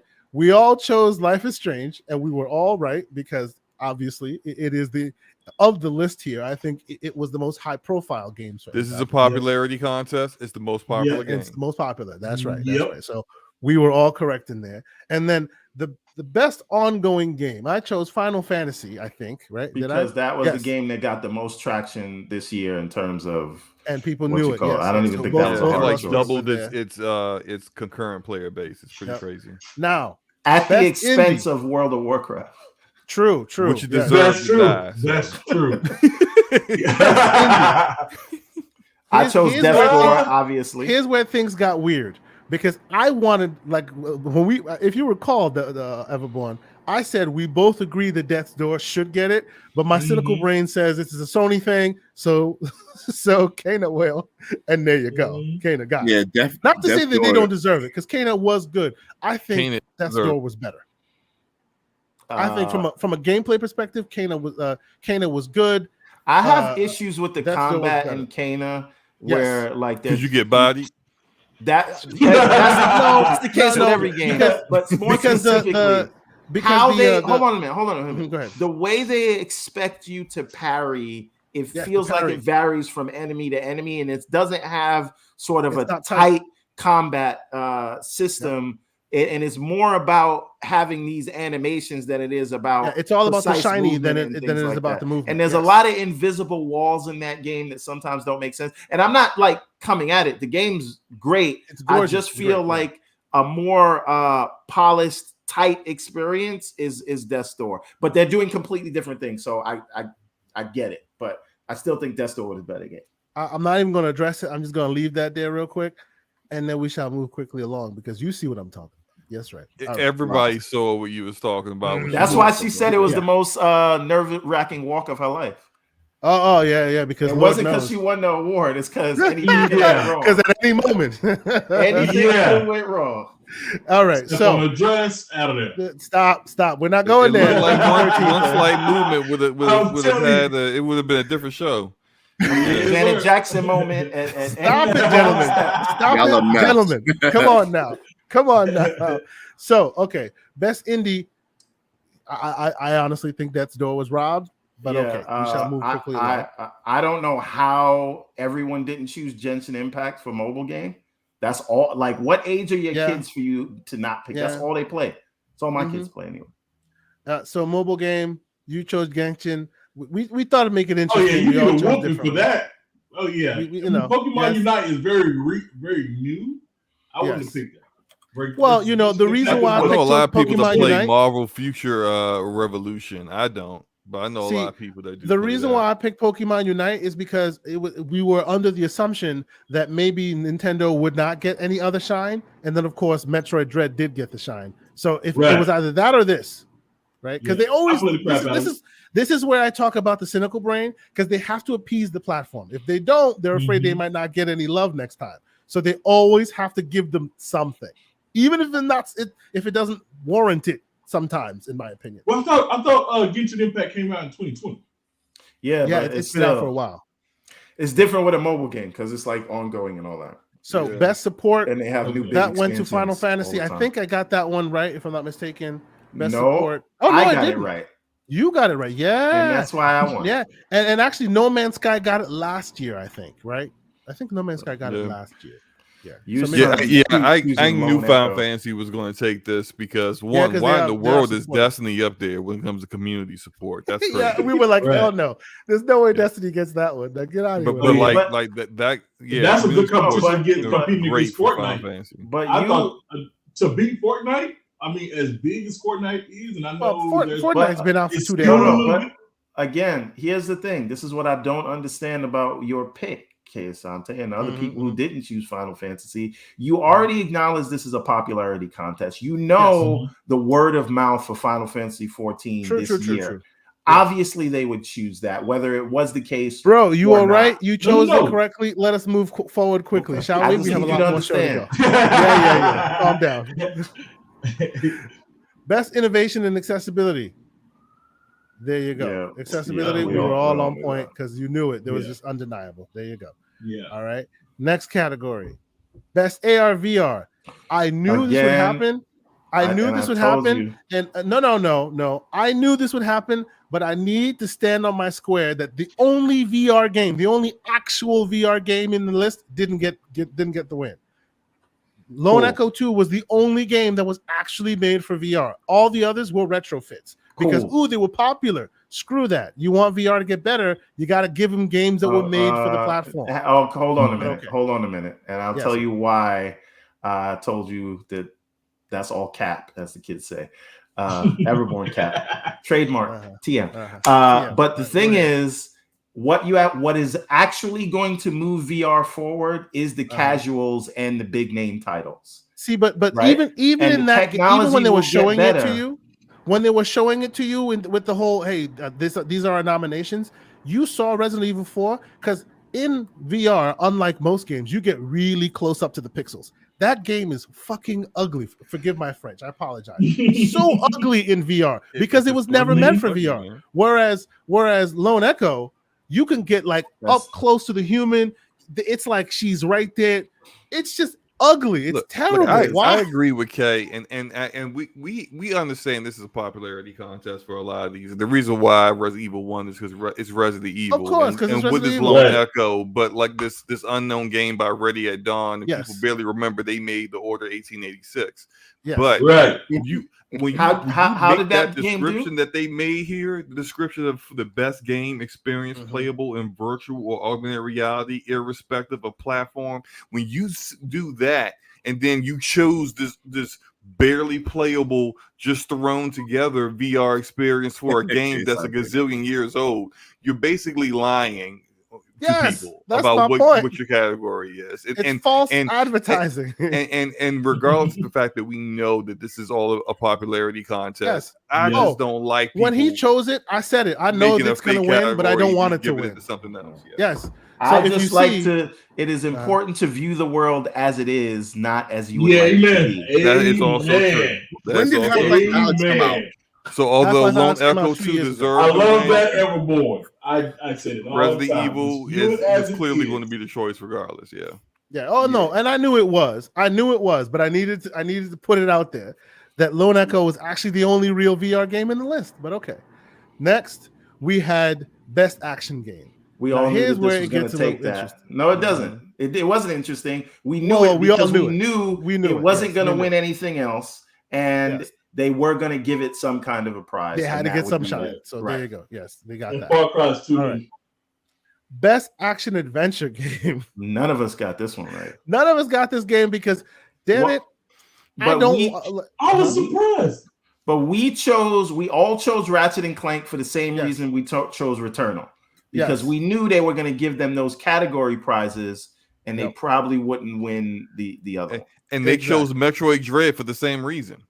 Yeah, because the same reason y'all chose Returnal and wherever else y'all chose for this category. I was not because it deserved it, but because we need to give them something. Yes. Right. All right, let's move on.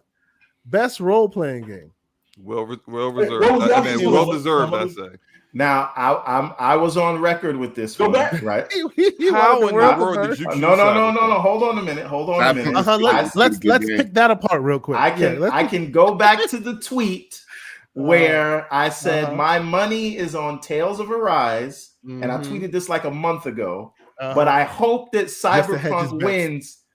No, not to hedge my bets. World burn. Because I want to see the world burn, and I wanted to see all the Scarlet Nexus and Tales of Arise fans gnash teeth, rip out hair, clutch pearls, tear their purses apart, set themselves on fire in the middle of the street. Right. And this is why Sonic sucks. I didn't say really that it sucks. It does suck, but I just want, because of that attitude, I need to throw that out there just so you can feel what you were trying to make other people feel. So I also think a close second would have been Scarlet Nexus. Cyberpunk should have never even been nominated for best role-playing game. Yeah, it shouldn't even been nominated. It is what it is. It ain't like game. Hold on a minute, slow-mo. Mm-hmm. But can you imagine what would happen if it won? It would have been fun. Oh yeah, it would have been hilarious. Hey, Jeff Kinney would have been over. It would have been like, see, we knew it. He's in the bag. Screw that. We done. We out of here. This show would have been done for sure. For sure. All right. So next door, we have the best fighting game. Now, what do we choose? They did that strictly for PlayStation. What was Big Cloud thinking? Demon Slayer. He had to pick one because I don't think it was his genre necessarily, but he wanted to keep it interesting because I hate fighting games, but I knew Guilty Gear Strive was going. You hate fighting games? I hate them. So I haven't played a fighting game since high school. You hate Mortal Kombat? Yes. Even the new one, like the campaigns and everything? Wow, you really changed that. Hey, I don't like fighting games, but anytime where I'm supposed to really believe that. Look, back when I was a kid, it was fine, right? I used to play Darkstalkers, Dead or Alive, Street Fighter, Tekken. I'll play all of them. Play, with my buddies all the time, right? Anytime where like you're supposed to be the greatest fighters in the world, they can only fight in one direction. Yeah, I can't get it out of my mind, man. You're overanalyzing it, dog. Logical leaps. But hold on a minute. Like, doesn't that bring in Virtual Fighter because you can move in other directions? You can move all around. Yeah, that's true. That's true. Hey, the best fighting game ever. But I just don't like fighting games no more, man. I just can't. But the best fighting game ever will always be is Budokai Tenkaichi 3, Dragon Ball. There is get out of here. No, stop that. Never been touched. Please, let's have a space on that next time. Who's that? And also, if Capcom ever, by some weird miracle, brings back Rival Schools, I'll play that. Even though that is a great game. I will play. I still retro that game like from time to time. I'll play it on the Retroid Pocket. It's a great fighting game. Fighting School. Yes, it was a great game.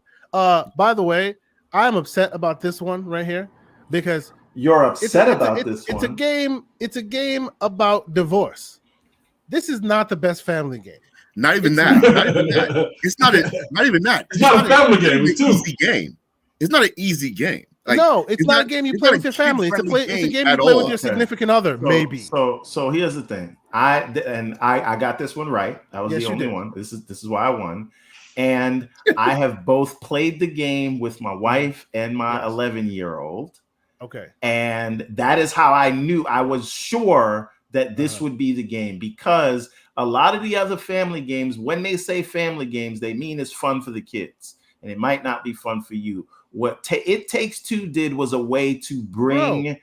Hold on a minute. You have Super Mario 3D World plus Bowser Fury. That is fun for you and everybody else. Yeah, cool, but not in the same way It Takes Two was, because again, the idea when you talk to your 11-year-old and eat through the hard parts, and you have to try to explain that to them, and then you play with your significant other and you try to use that teamwork and do those things together. That feeling, Daddy, you get. Why is it that the girl is crying tears and turning their parents into dolls? Are you going to explain divorce? Okay. Seriously? Oh well. So here's the thing. Like, ridiculous. I have 2 stepdaughters, so that's the thing. So they don't need explanation. Yes. Yeah. Okay. It is in your wheelhouse. I understand that, but I honestly think by the nature of this game is appropriate for family play. This is not appropriate for family play. I can put a Wii controller. I can put a Wii U controller in my 4-year-old's hands, and she is all about. I played this with my non-gamer wife. Did not go well. Mario Party Superstars or something like that probably would have been a better selection. Okay, let me ask you a question. What is the divorce rate in the United States or not in my household, player? Okay. Not in my household. So it's very high. There you go. Not in my household. He said it's raising higher because of this game. Hey, I don't believe in that either. I'm telling you, I've been married my wife 15 years. I'm going nowhere. So here you go. We chose this. Logical said till death do us part, and I mean it. Yeah, that's right. Yeah, I'm sure. But drag you through it, forgot to. One of us ain't getting out of this alive. Indeed, yes. Yeah, in Florida, the man gets nothing. So either we're staying together. She took everything. Stop. And then of course, the best booby prize. There you go. Of course, it is what it is. I mean, we knew. And they combined it too. Best sports and racing. Like what? Sports and race. That's crazy. Just ridiculous. But that category was always there. Best multiplayer. I don't know. I think we better had all chosen this. I hope we all chose this. Yeah, we It Takes Two. Nah, it's not the best multiplayer. Yes, it is. I will agree. Remember. Remember, Halo wasn't on the list. Yes. Yeah, and the reason why I say this is the best multiplayer. I can't see that because Knockout City is great, man. Knockout City. No, but see, this is I don't know. Have you actually played? Have you played? No, a lot of people play Knockout City. Have you actually played It Takes Two? It's probably every level is a different Knockout City than people have played It Takes Two. It Takes Two. More, yeah. It Takes Two. Yeah. More people have played Knockout City. More people have played New World, Valheim, and Monster Hunter Rise. 100%. Yes. It Takes Two. Then It Takes Two. Yes. It Takes Two is probably the least played game on. That's what I'm saying. You know what?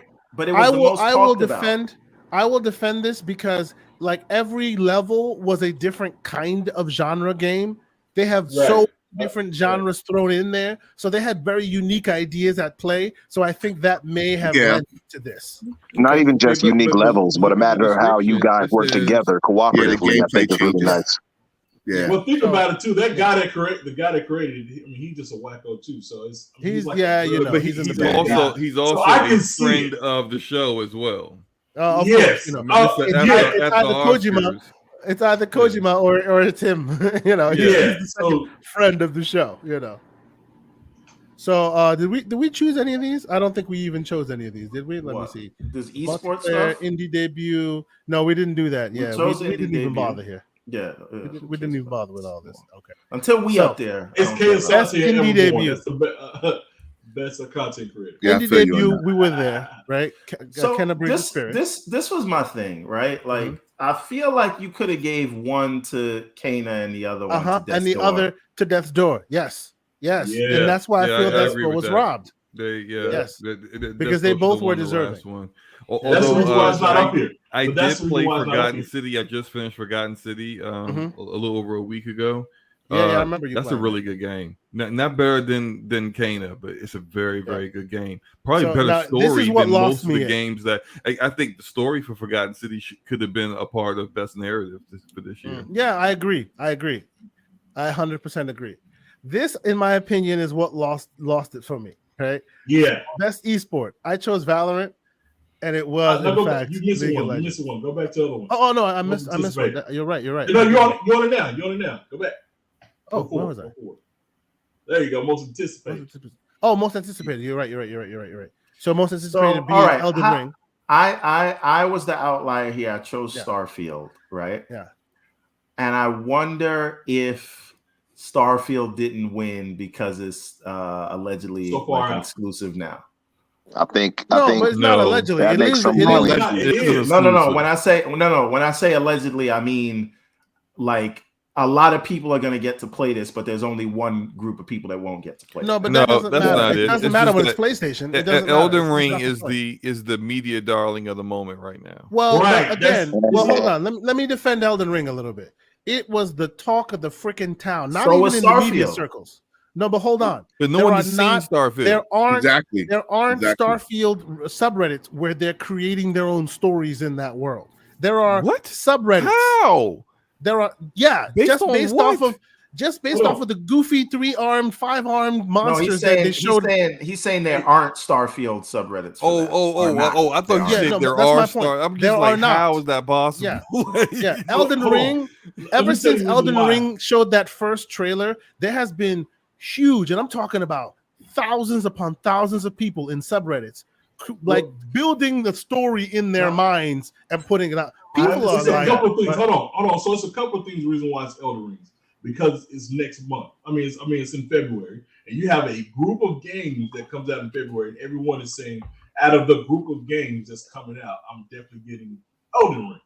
And so you have timing that's a part of it. You don't have to wait for. You don't have to wait for it versus you have to wait for Starfield. But in my opinion, Starfield should have won. But I can get the timeline in which both come out. One comes out at the end of the year, and to be fair, the other one comes out at the beginning. To dash my own argument here, Elden Ring won last year, so they could have just said, okay, it won last year. Let's move on and get. By the way, about that, it's the stupid category because the majority of you might as well say what best marketing. Basically, that because it's the same games that were like majority of the games that were in that category for this year were in the category last year. That's right. It's a silly. It's like I said, it's popular. I have to give Everborn some of that though. I do believe that since it's now exclusive, I think that took away a lot of the win from its it does. From those other guys. So they try to, now we're just going to focus on Elden Ring. They did the same thing with Halo. Well, we're going to play Battlefield now. You can see that. Really care about console war stuff, and they really don't. It's about money. Yes. But here's the thing. I just feel like if you look at the idea that this is a popularity contest and we're talking about most anticipated, I think there's been more articles and more just views on YouTube of people talking about Starfield, right? Like there's been so much media attention towards Starfield. Go ahead, look at it. Look at Starfield trailer. Look at that. Starfield trailer. Look at the 17 million. Let's 16 million views. Okay. 16 million. Now look at Elden Ring trailer. Any one of them. Ring trailer. It's going to be 4 or 5 million if you're lucky. Yikes. This is 7.7 million. Okay. Is the highest. So 16 versus 7.17 or 16 million versus 7 million. For this one. Right. Everborn made perfect sense with what he said, I think. So how can we say in terms of media coverage and views and whatever that Elden Ring wins this, and they won it the year before? It don't make sense to me. And I feel like if it was gonna be available to everybody, I'm not talking about console wars. I'm just saying people are thinking about it like where they're gonna play it. I do think it would have been. I think. Well, okay, so Everborn, how about this? Let me give you. Hold on one second. Let me give you my cynical view real quick. Remember, when Elden Ring was rumored to be showing at their next E3 presser, it was widely reported that Microsoft literally backed the Brinks truck up. And they said, no, thank you, sir, because we know where our bread's buttered and PlayStation might get upset. So where did it end up being shown first? Keeley's. Which the one that gets the nod here? Keeley's. Maybe some quid pro quo happens right there. Whose award show gave their previous game of the year? Hold on. Yeah. Let's ask y'all. Sekiro has already won Game of the Year. Look, yes, true. We know how Jeff rolls. He right. has his favorites. It doesn't make sense, but as Pixel has aptly pointed, it makes dollars. Hey, look. Well done, if they hold on, without him, if Starfield and Elden Ring came out the same day or even the same week, where are you spending your money? Where most people are going to spend their money? Starfield. Most people will probably spend their money on Starfield. Yeah. Well, you know what? But in the world of popularity contests, Microsoft pays for it, and they will continue to pay for it. They're still waiting. They didn't pay for that vote, obviously. Well, no, not the vote, but they pay to get in the room. They could be overrated all they want, but Starfield is being sold like Street Fighter gets sold over and over and over again. Yeah, so that's the made RPGs, not their Fallout, not Fallout 76, not things that deviate from how they make an RPG. It's a bigger deal than people make out. I mean, I know Elden Ring is going to do well, but that Starfield, if it looks remotely like that a little trailer they got, and it's basically Fallout or Skyrim in space, it's going to do numbers. So we have 40 people in here. We appreciate you being here. You know, we have a very lively community in the chat right now.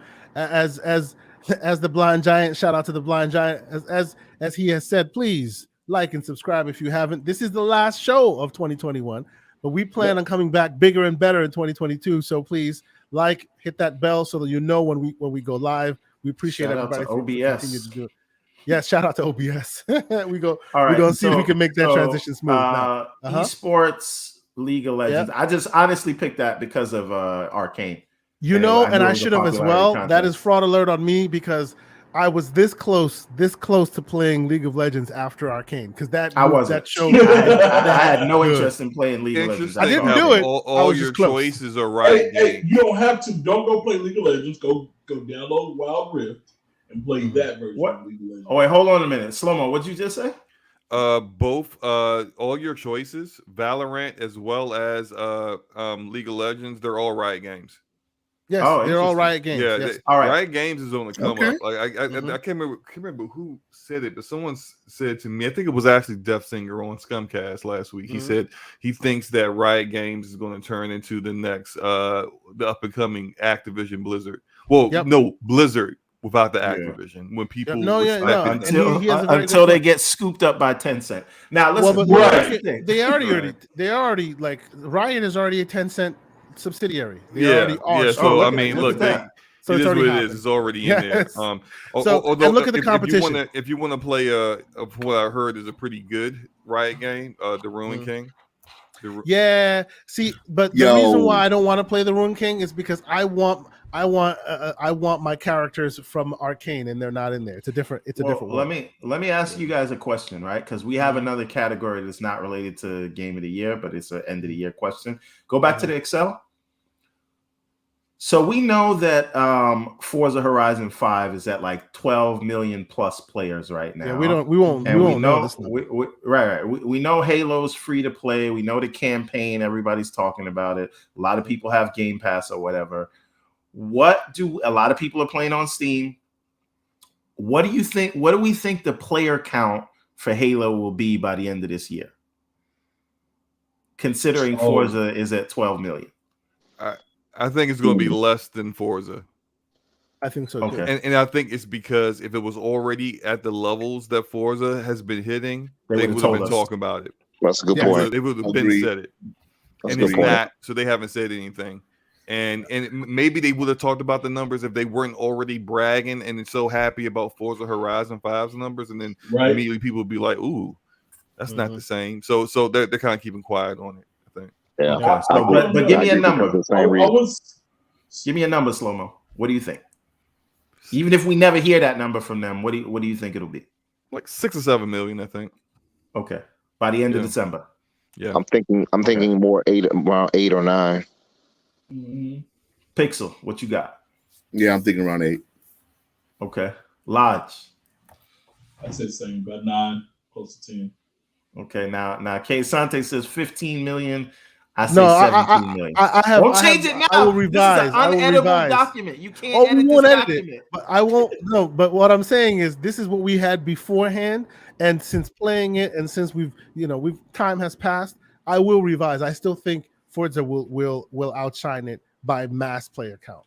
I do think so. Because of what do you call it? First person shooters tends to even be a niche genre against racers. It seems like Forza has broken through, whereas Halo might not have. Right. Forza is more easily approachable by sort of everyone.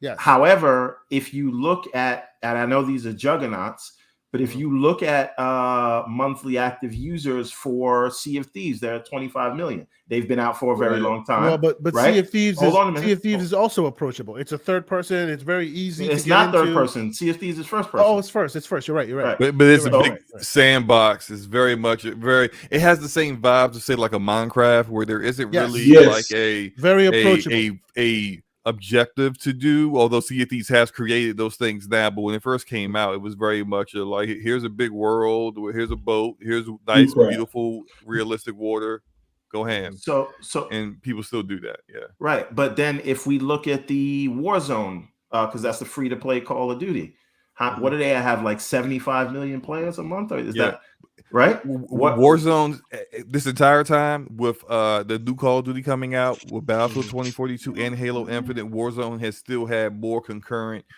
players as well as more people watching the streams of it than those other games. That has not wavered. Right. And the same goes for Fortnite. They have huge numbers like that, right? And Fortnite is a competitive shooter, right? I guess. So I say that to say I think my number or your initial number, Asante, 15 million, 17 million, whether it hits it by December, I absolutely think Halo could have. It'll eventually get there. Yeah, I don't think it'll get there anytime soon. 20, 30 million monthly active users. As the Master Chief Collection team like moves to Halo Infinite and starts adding those things in, and eventually I've said this before, eventually they started throwing the kitchen sink at the whole thing. Like more gets added all the time. Over time it'll definitely hit that number. You're talking about concurrent, correct? You're talking about concurrent. No, for the month. Right. So I still stand by my 17 million.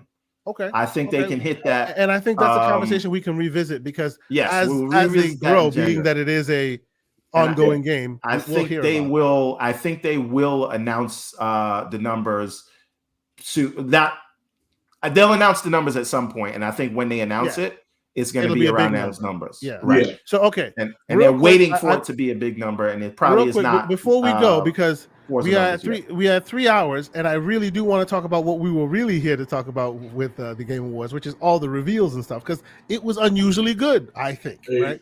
So world premiere. Yes.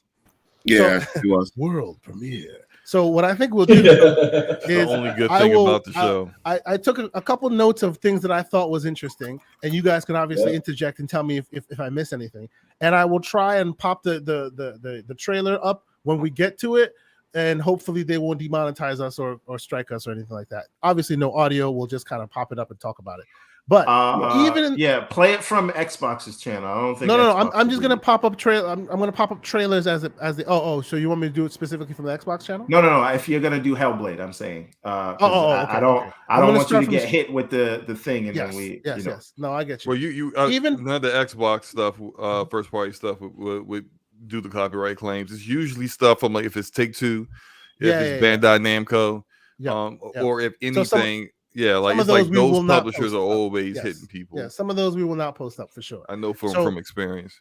Even before the show, the show had some interesting things. All right, so Tunic dates. Yes, Tunic, March 16th, baby. I gotta download that demo. I can't wait for that. I need to as well. Speaking of being excited, right? I know a lot of people say the Xbox lineup is like non-existent in the first. They say 10 months, but that's not true, right? Because we've had steady releases since June. We have a bunch of them coming out. We have February is Crossfire X campaign. March we have Tunic, and I don't give a crap what nobody say. That's going to be the thing I'm looking forward to most in the March. But that's my type of game. So, maybe I'm different. And then April, we got Stalker 2. Right? Yep. And summertime is going to be Redfall. Forgive me, guys. Like, I want to go through these quickly because I don't want to miss any of them. But this looked like garbage graphically. I'm sorry. I've never played a Monster Hunter game. But look at that. It's on the Switch. That's what I was just about to say. That's advertised for the Switch. Those are great. Those are great Switch graphics. Yeah, there you go. I love that. There's qualifiers up there, This is some of the best. The bias, though, when you think about it, because I remember when Xbox had the whole 720 thing going, they didn't get any of these mercies. Yeah, and I'm not even talking about like it's the hardware looking was more or whatever, capable than what the Switch hardware is too. Yeah, but look, even though the characters' faces, it's like you see like almost like dots, blurriness. It's very weird. Like maybe it's because the game isn't done yet, and maybe that this is why or something. But it was like it wasn't a good showing. It almost showed bad for some reason. I don't know why you would put that on here. You can tell by the texture. Hold on. You can tell by the texture right here. That's Nintendo Switch. Hey, listen. These are the best bad graphics I've ever seen. Now let's take a quick moment, and I don't know if anybody else is with me on this, but I love the TV show The Expanse. Yes, it's awesome. It has been my my respite for sci-fi shows. I haven't watched it yet. I haven't seen it yet. It is a great show. It really is. And would you say, Kay, that it's like a Game of Thrones in space? That's what somebody told me it was. Kind of. It's like Star Trek, but good. Yeah, there you go. Yeah, that works. Lose some viewership with that one, boy. The views focus on a crew. Excuse me. The views of Everborn Saga do not reflect the entire Gaming Circle podcast. Exactly. but he's pretty accurate with that. It does focus on one crew for one ship, and it's a very diverse crew. They come from different planets. They have different backgrounds. It's very well done. It's great storytelling. What is it on? What is it on? Prime Video. Yeah, it's on Prime. Prime saved it. This looks great. It is a great show. If they ever made a Mass Effect series, you would want it to feel like this, I think. Yes. Like they have a hierarchy. Those that are the workers, you can feel the workers, the belters. They're the ones getting ished on, and they're the ones doing all the labor while the others are benefiting. It's a very meaty, like political story. I'm gonna have to watch this. They also really get into like a little bit of the science of things in the first season about how like the Belters they grew up and live on a asteroid that's revolving around Neptune. I can't remember which planet it is, but Neptune, but because of the lack of gravity, their bodies have developed in a way where if they went to Earth, they would have serious. They would not be able to actually, I think I started this series.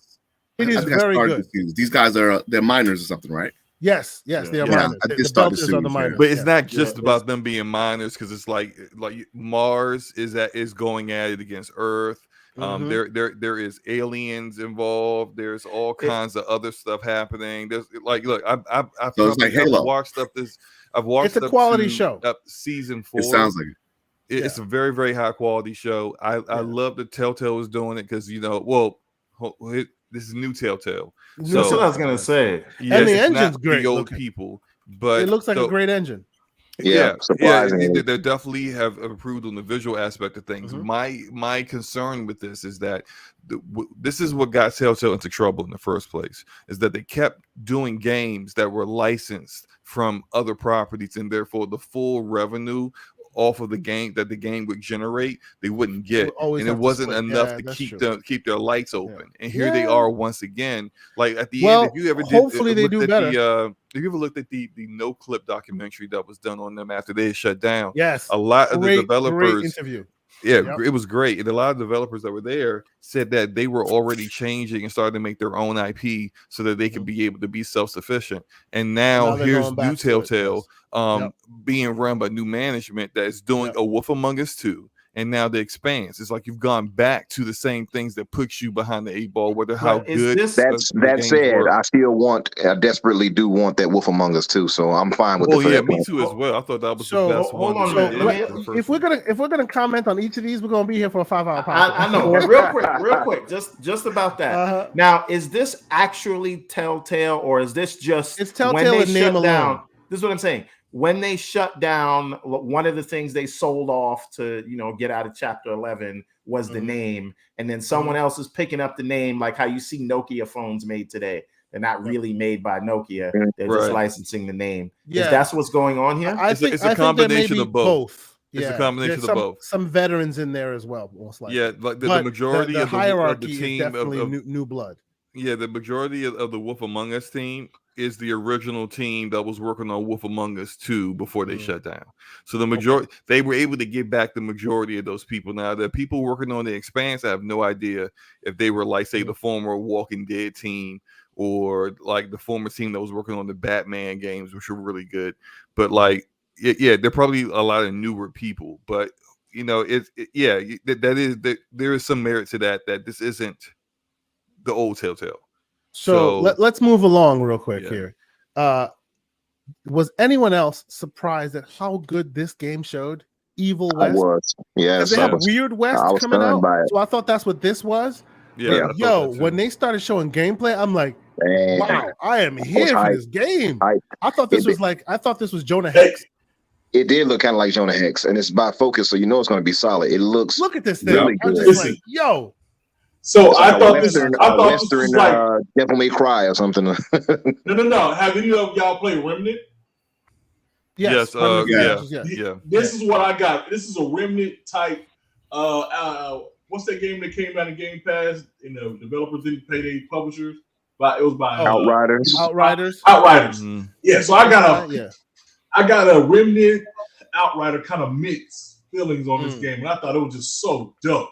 Graphically, it looks like wow, like it blew me away. I was like, yo, this was not on my radar. It is definitely now. Like I'm ready to play this. Graphically, it looks way better than Remnant 2. Way better. Oh yeah, this is really good. And they did the they did the locks pretty good. So there you go. Oh, and by the way, if you notice, it's Xbox, not PlayStation. Xbox. Oh, wow. I did not see that. It's like Focus coming on. Hold on. Let me hedge my bet. Probably timed exclusive. We don't know for certain. Hold on. This is also on the Xbox's channel. So if I go to the middle channels, will they have it on the? You got to go. Just check the PlayStation channel. You'll see, because a lot of the times they will be. They're not going to show the other logos on their other logos. Yeah. So maybe maybe that's why I hedge. I know that some of them are, but even that wouldn't guarantee it, because it's like some deals where we know how PlayStation does it. If they got timed exclusive, you can't even mention the existence of an Xbox. This one I'm about to do next. This one is definitely Xbox exclusive, at least at launch. I'm not sure for how long, but the Planet of Lana. Have y'all seen this? That's the one that had the music. The guy said that he had produced the track for it, right? It is beautiful. I was not interested in this game at first until the Game Awards. This game is beautiful. Like I was interested in the past. What is this? And then I find out it's an Xbox exclusive, which means Game Pass. Hey. Also, Thunderful, who made the Gunk, made it apparently. Well, they published it. They published. Okay. Yeah, the maker of the Gunk is the same makers that make SteamWorld Dig. I forget the name of the okay. Yeah. But yeah, this game is absolutely phenomenal looking. It starts off artsy-fartsy cute, as you would imagine from an indie, but then they start throwing robots at you, and you're running away, and I was thoroughly impressed. I was like, yo, this is amazing looking, and it's very much a painterly style. Look, they chose that painterly artwork style for it. So It's got a charming look to it. What's that game that's on the Xbox that nobody? I mean, that people gave nobody played. Xbox hell for the robots. Oh, you talking about Generation Zero? Generation Zero. Recore. This one I thought of was Recore when I saw this, and I was like, it's got some kind of elements to that game. No, it reminds me of Beyond This World. Remember that from yes, way older Genesis days. Yes, yes. The same guys that made Prince of Persia back in the day, or something like that. That kind of that yeah, motion. Yeah, kind of reminds me of this a little bit. You can really see it's got its Ori and the Blind Forest like vibes in there. It's got its inside vibes in there. You know, it's really cool looking, and I'm like, hey, you know, and if I don't got to pay for it, that's even better. They got the Kina aspect in there. Yeah, the little things. Very painterly, beautiful art style. I was quite impressed with this. Right, so we'll move quickly along. For those who don't know, it's coming out in 2022. There you go.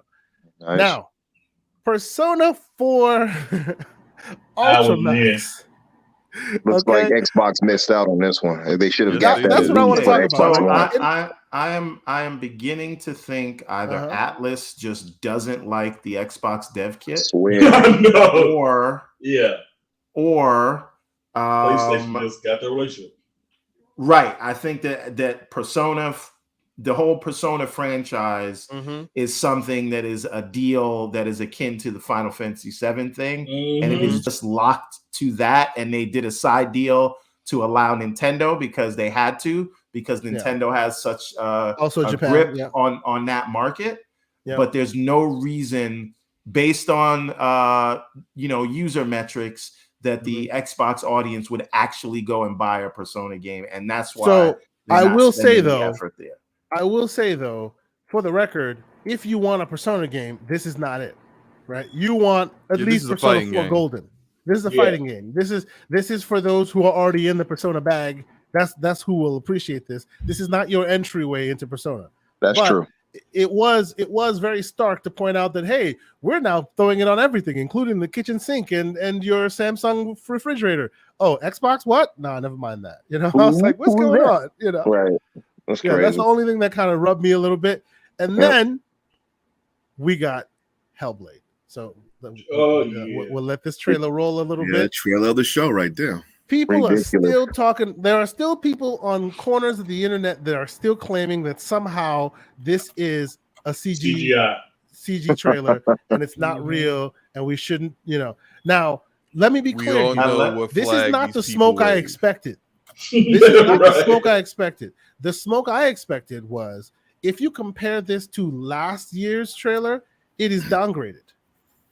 Oh, I've seen that. Last year's trailer I've seen that narrative. CG trailer. Yeah, I've seen that narrative. I've seen the downgrade narrative. Yeah, so I would expect it to be downgraded. I knew that's the smoke I expected. This is now the smoke they're getting is, oh yeah, it looks good, but this is Xbox good. PlayStation's been doing this for a long time. No.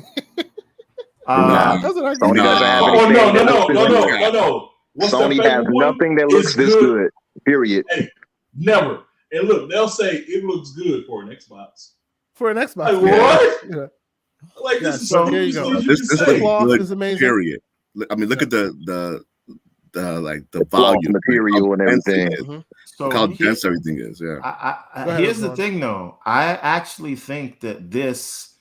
Remember, this is a port from UE4 to UE5. Yes. Right. And they haven't had a lot of time with UE5. And is UE5 actually officially out yet? Oh yeah, yes. it is available to be used by devs. Yes, you can tell they're still working on it though. No, it's still, but the code is still in beta. It's technically still beta. What they're using though, I'm sure they're using additional features, but we just have the beta. Hey, so let me talk to this. Well, but the bigger teams have access to what Epic is offering. To the normal end user, that's still not available. That is in beta still. Right. But the point I'm coming to is this engine is still new. UE5 does not utilize all the features of the Series X yet. So I actually think as good as this looks, this will, by the time we actually get this is probably going to look even better. Even better, yes, you're right. I said the same on my podcast the other day. Yep, this is definitely the floor, not the ceiling. Yes. Did we get this? Did we get a date for this? No, he did not. Not even a year. So it's not coming out next year. Yeah. Okay. I mean, I didn't expect it to. I think this is like a holiday 2023 game. And look at the splash. Maybe. I would say more of a summer. I was considering this as summer 2023. So, guys, as the giant walks in, look at the splash right there. You see how that's running at like 20 frames per second? Yeah. It's like, there's still growth there.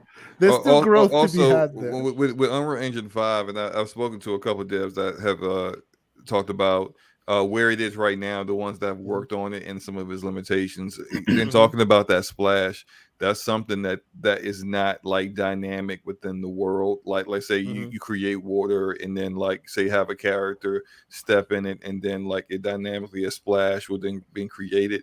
Like you have to actually like animate those things right now, because you can create very beautiful things, but like say like when they did the Lumen demo, when the first time they showed it, when the woman was climbing the rock wall, like every single rock that fell had to be specifically animated to do that, because they don't quite have the engine there yet where the way they want it to be. So like it's still incomplete, and therefore there are going to be a lot of things that are going to be improved with it. But I think think that's the reason why we didn't see combat, because that's what I wanted to see. Yeah, me too. I'm glad for what they showed because we're looking at what can be done and will be done in a sense for when it releases. And I think it's important that they had to, and they were very clear about letting you know that this is gameplay. They just kind of removed all of the HUD elements. Well, right? but remember, Senua never has HUD elements in the first place. Her but here's you never see maps. The killing, the energy, her life is usually on her arm. Like they make the game immersive by not putting any HUD. I understand that, but you're aiming at something. She's aiming at something, and this is gameplay. Reticle. Right. You're looking for the reticle. Right. So they removed that, and that's fine. But I really hope, like this is super promising to me. But I was not a huge fan of the first game because I felt like it was too much slow walking. Yep. Right. People call it a walking simulator. Yeah. Right. But this would be different. Yeah, this is what I'm saying. This gives me hope that this is going to have, so some of the more suspenseful slowness, but also when things happen, they'll be big like this. And if you have a good, like a good combat kind of war scene, I could just picture this being like the Battle of the Bastards, right? When you're in the middle of a war like that, people are running around, you don't know what's going on, cameras moving around, you're trying to attack, right? That's really the kind of vibe that this gave me. And again, another thing to think about is that the lighting here is different than what we saw when they unveiled it in 2019. She's not directly lit by a fire under her, and she doesn't have the red paint.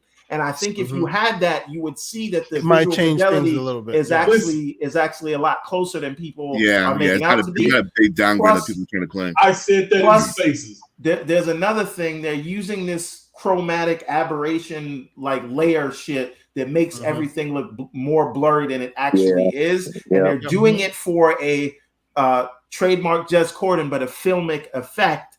But actually, that it is not actually as blurry as they're making it look. I get you. So there's different things happening. Enough with hedging for this game. We know it's going to be beautiful. Calm down.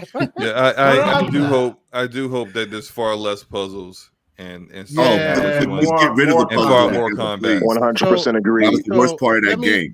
Yeah. Let's move on quickly, but let me give you my conspiracy theory real quick. Of most of the games here, you can find all of them on the PlayStation platform channels and on the Xbox platform channels, except this one. This has no platform listed attached to it. This is, of course, Star Wars Eclipse.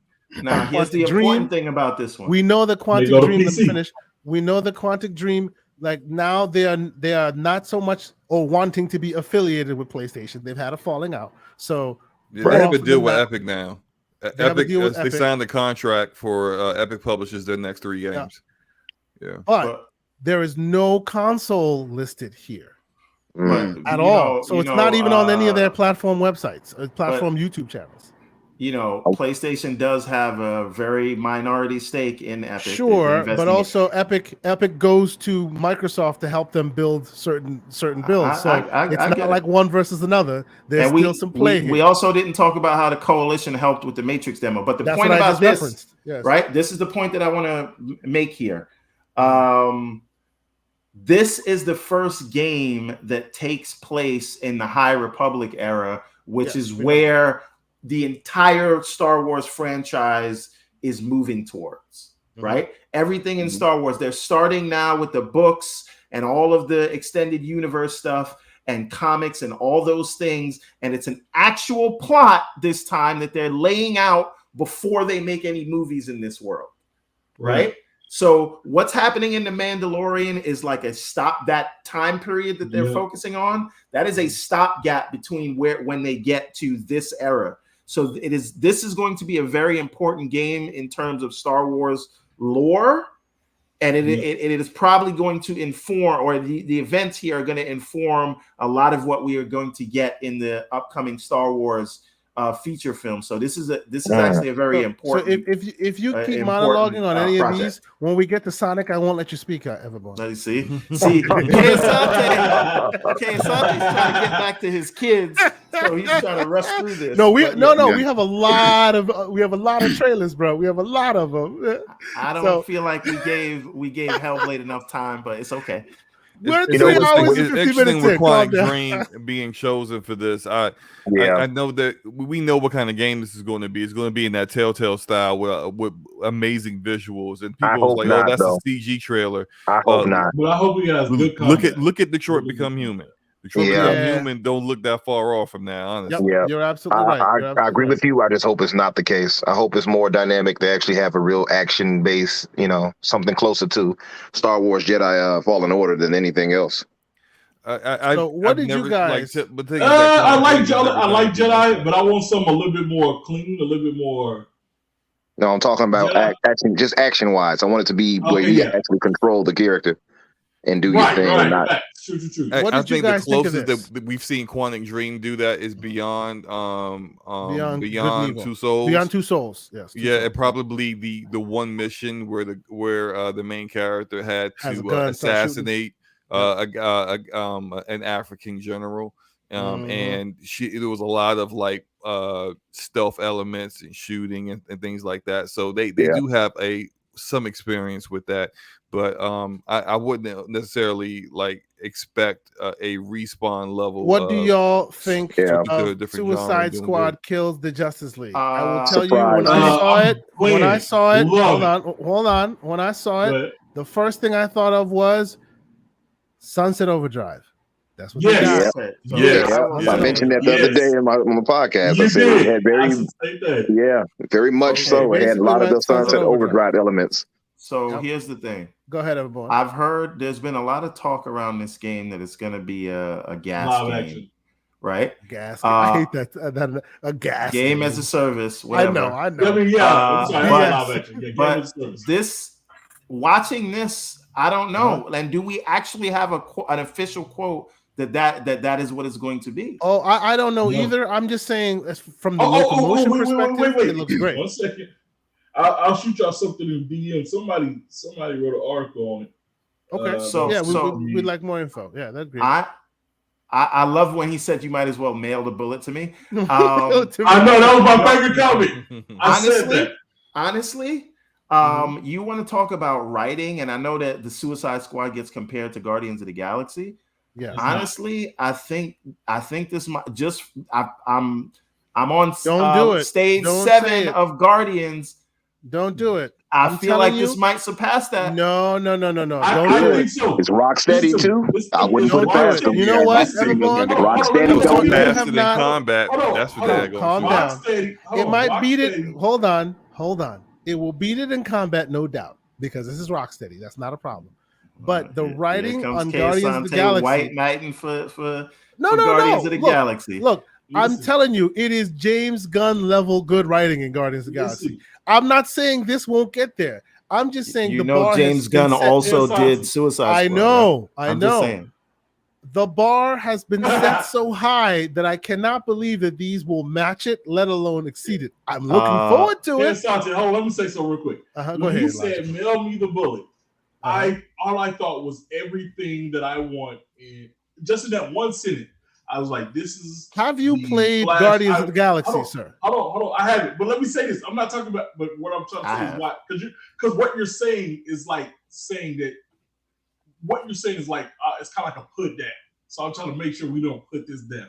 What I say is when they said mail me the bullet, I instantly said, this is the comic. This is the Flash from the comics. This is the Flash that has been. You need to play Guardians of the Galaxy. And hold on. This is what I'm saying. This is the Barry that we love, and I feel like with the jokes, for me, like I said, what won the character right now is. Are you a DC or more Marvel fan? By the way, that's irrelevant. That's irrelevant. That's irrelevant. I'm not asking you. Everborn. I'm asking logical.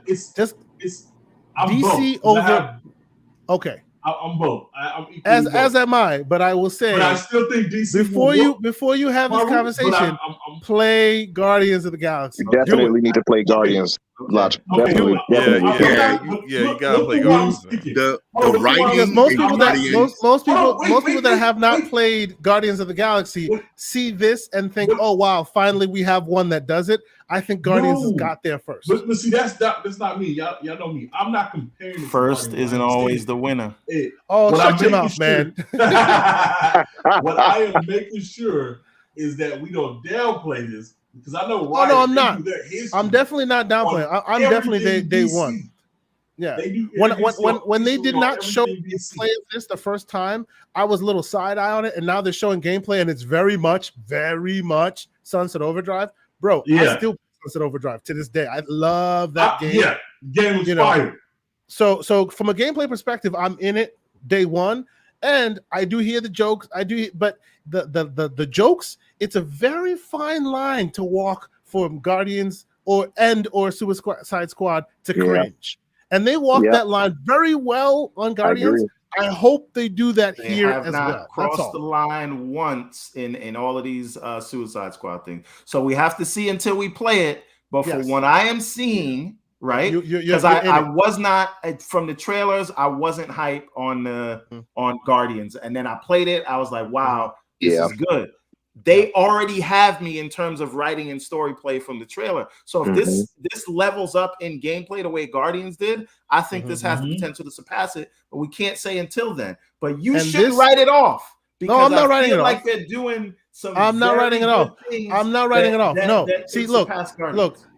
I'm not writing it off. All I'm saying is, until I played Guardians, this game had a lot less. The bar was not set so high. But since I played Guardians, now the bar is set high as far as the jokes and the comedy and the bantering during combat and all of that. It has been set high. Guardians high. So hopefully this exceeds that. That's all I'm saying. One thing I want to point out, by the way, though, just as being a longtime comic fan, Logical mentioned about Flash. Barry Allen was never really a jokester type. It was Wally that was more the jokester type. But that bullet line was hilarious, though. I love that line. That's his line. That's stuff. But isn't he being mind controlled or something? So yes, he is. Yeah, that's true. You saw him in purple eyes. That's true. That's true. Fair point. He is being mind controlled. So let's move on real quick. This one is interesting because Monolith is doing it, and I heard they're using the Nemesis engine for it. And this also the weirdest pairing for the Nemesis. No platform tie-in. This also has no platform tie. You will not find this on the PlayStation. Well, you will not find it on the Xbox. About platform tie-in. Hold on a minute, just 1 second. Sorry, I apologize. Whoever I cut off. Go ahead.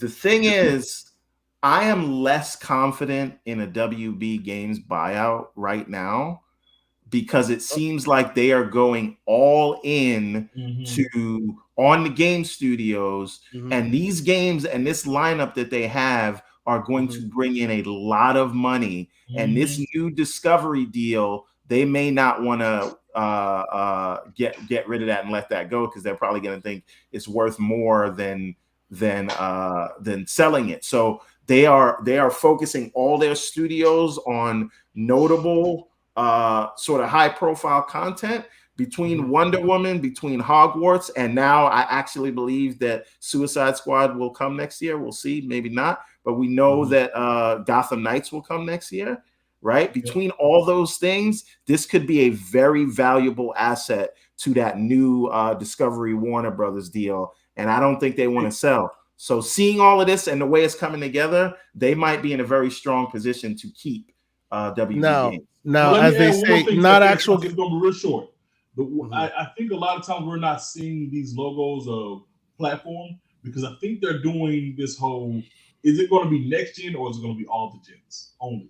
I mean, is it next gen only or all the gens? And I think because until they figure out how it's going to perform on each platform, they're probably not going to announce, is it next gen only or is it right? So it's not about cross platform. It's about when you show those logos, you got to show if you show an Xbox One. Exactly. I don't think that's the case because typically in game development they have to determine what the bargain baseline is from the start. That is the first decision they make. Yeah, and that's very important to the design of the game because if you're creating a scale or something of a game that is only possible on current gen but not possible on the Xbox One or PS4, you got to know that very, very early in well, because remember the CPUs matter there.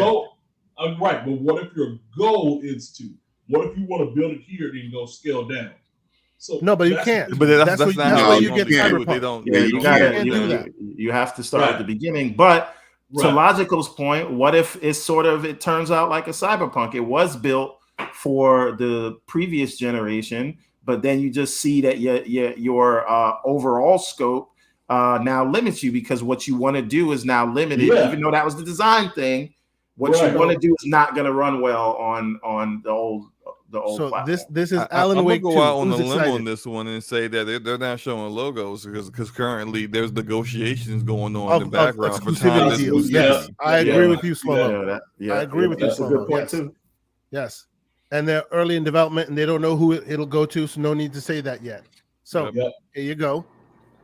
And probably they're also hoping that depending on the trailer hype, maybe that'll help push it in one direction or another and get extra money. Alan Wake 2, baby. Yeah, so the hard thing about getting excited about that is so long. It's been so long. And so see, look, this one's already got it on lock, right? Yeah, they know where they're next gen only. Now, that one's being published by Epic. And Epic can't be bought like that. Right. So, right. Well, but remember, Quantic Dreams one is also being published by Epic, but they have no logos on there yet. Well, that is true. You're right. Here's now, the thing. Because every day seems to monologue, we have skipped past a certain game, which we'll get back to, and we'll go to Nightingale.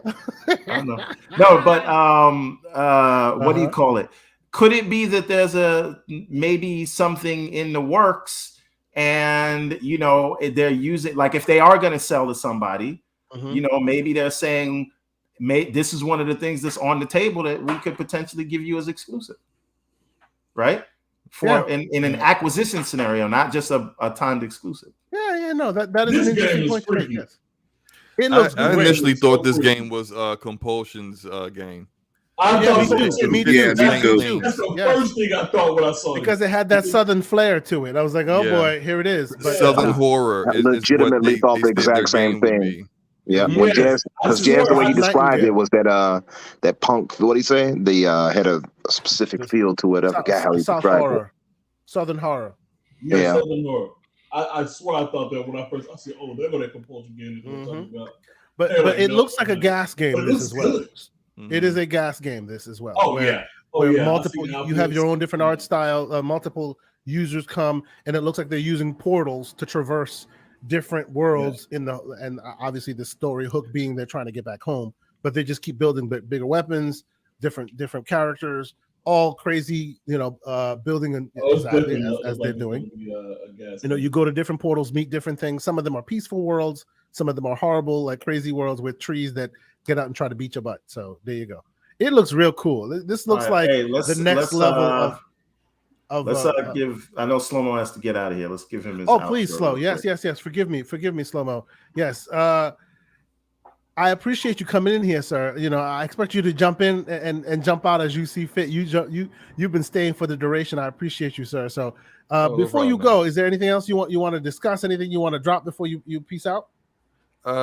Check out my Twitch and YouTube channel, Slow-Mo Backslap. I go live pretty often on both, as well as uploading videos, which I'll have probably a video out in regards to this very topic, the video game awards, as well as the games that I was interested in, probably either tonight or tomorrow. But I really appreciate the invite. Had a great conversation with all you. Thank you for being here, brother.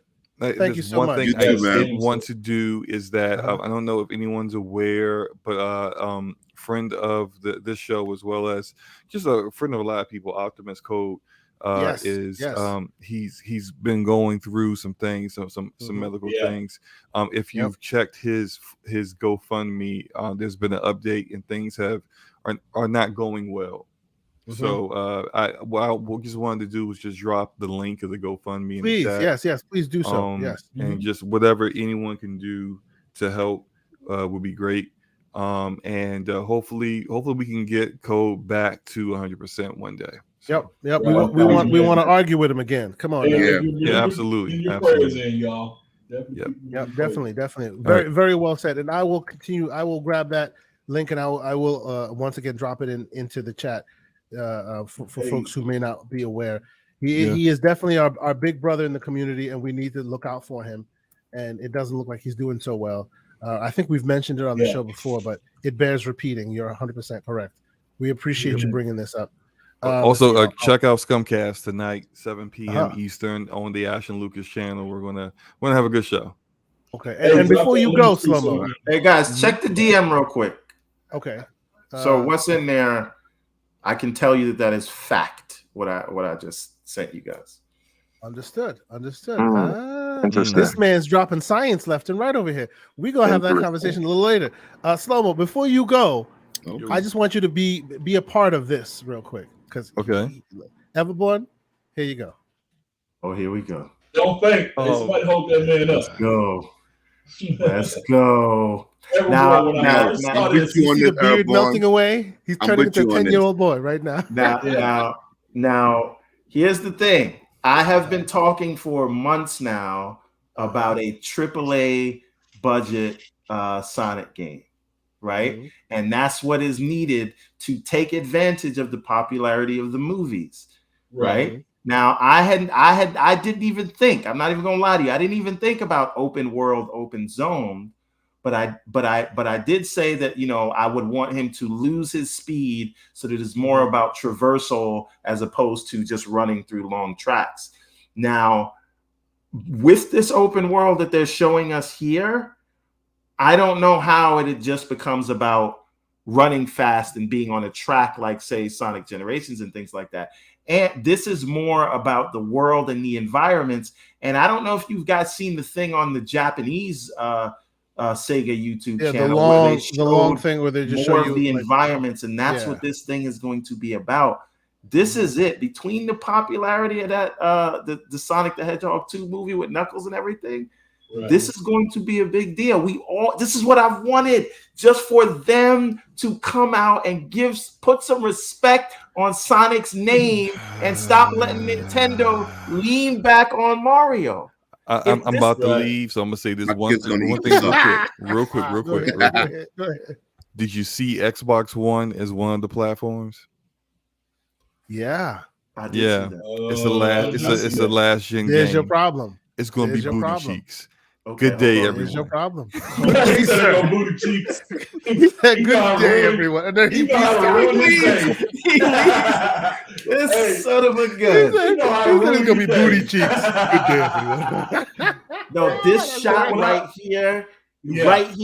This is. But he's not everything. Wrong. He is not wrong. Okay, guess what? We got a lot of. You know what that tells you? That shot is beautiful right there. It is beautiful, but that tells you they are targeting Jaguar core processors rather than the new ones. So did God of War 2018. How'd that come out? Sure. How'd Spider-Man come out? Yeah, but these are not Spider-Man developers. These are not God of War developers, and they've released a lot of booty cheeks already. Guess what? I have it on very good authority that there are a ton of support studios working on this thing right now. Okay. Hey, right. Okay. Look, I want that is from someone that I cannot say who said it. Understood. But this is a big deal, and Sega is actually very excited about this thing. I mean, I think it'll be good. Well, I think it'll be good regardless. But when I first saw this Everborn, I could not stop thinking of you, brother. I was like, and there are some other folks that told me they're huge Sonic fans, so I understand that. But I've heard it more so from you, and all I can say is, this brother done got his wish. This got to be the luckiest. Sante has said the same thing. He is one lucky guy that just walked to the room and things just start happening for him. This guy spoke on Sonic and being a AAA, and either way, whatever platform, still can be considered AAA, no matter what platform to go to. But when I saw it, and then Ken Sante mentioned that earlier, I was like, this got to be one of the luckiest SOBs. When it comes to whatever he asks for, it's like it pops up. I've been called Negro Damas, but I have willed this into existence. Just like I am willing into existence the acquisition by Microsoft and Sega in a few years from now. And tangentially, no. But you've already rightfully brought up this point.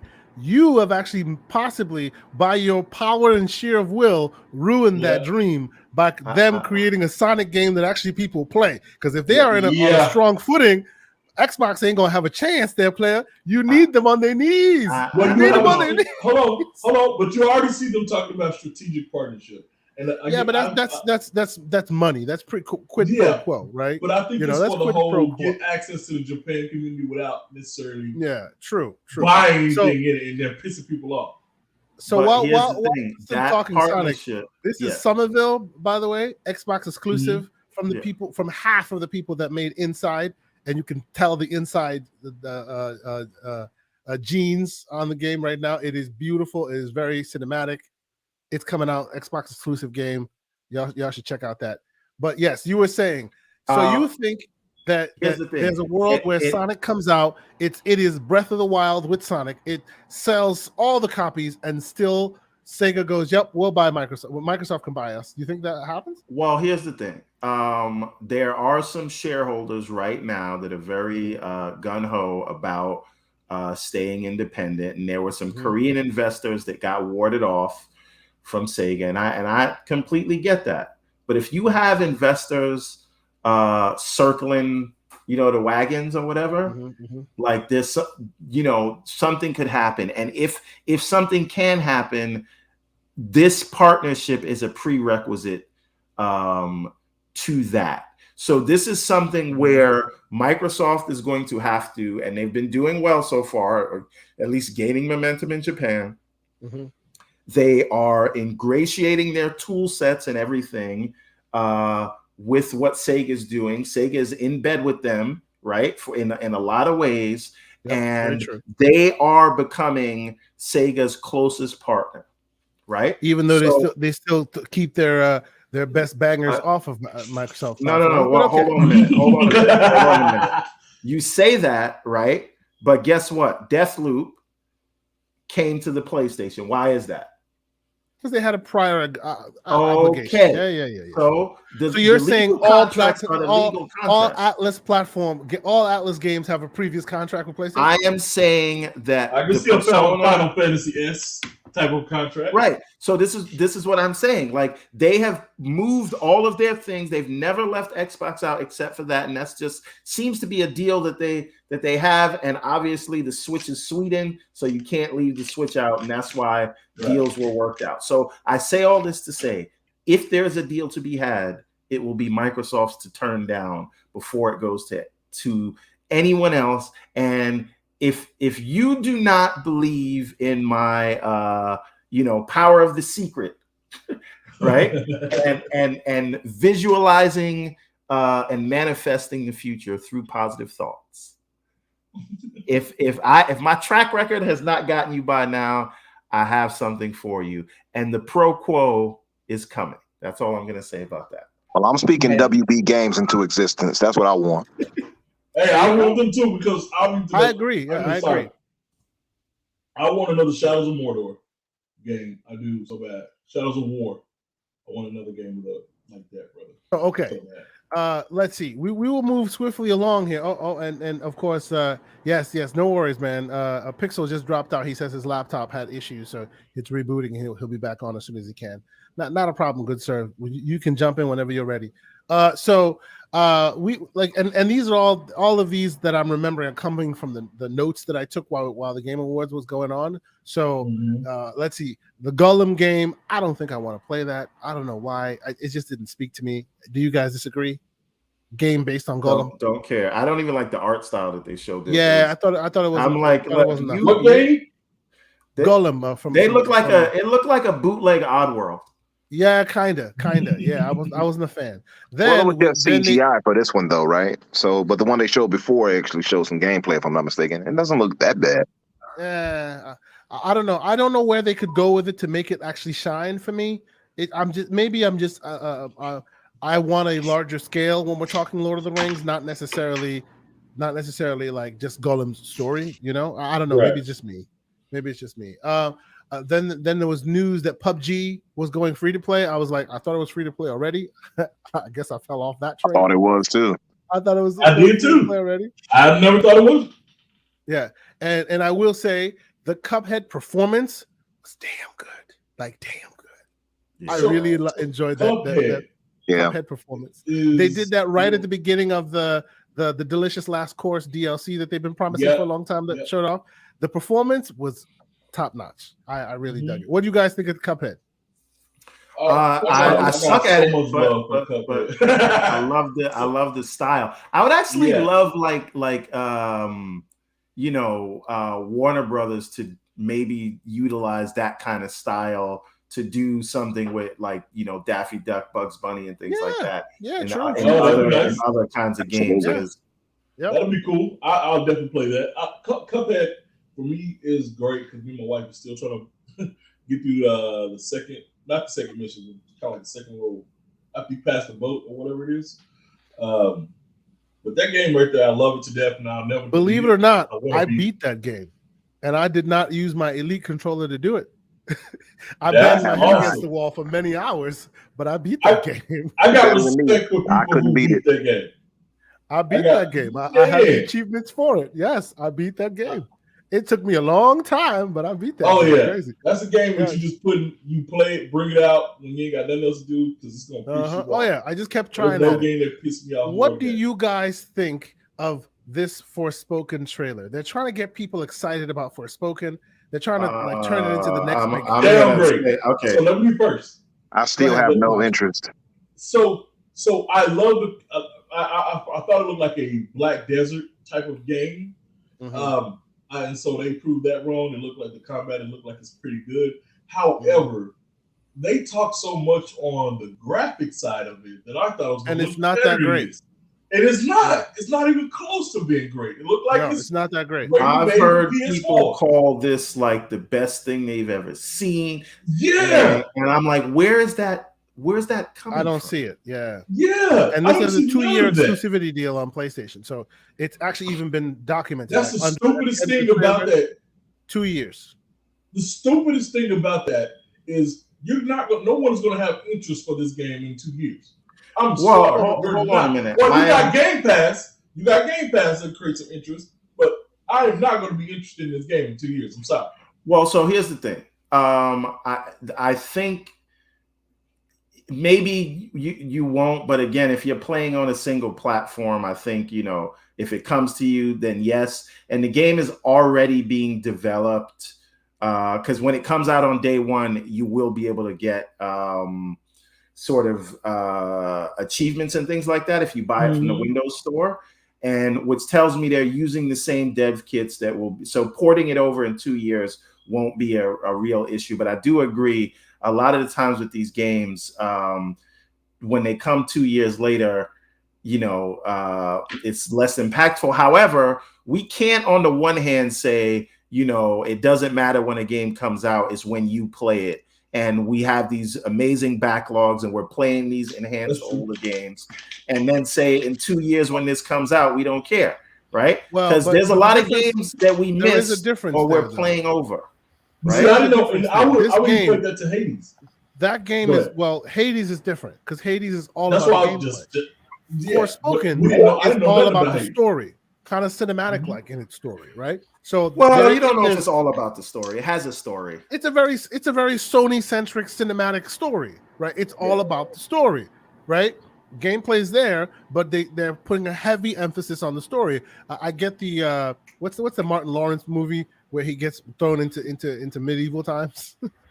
Yeah, I know what you're talking about. I can't remember. That's what this is. Yeah.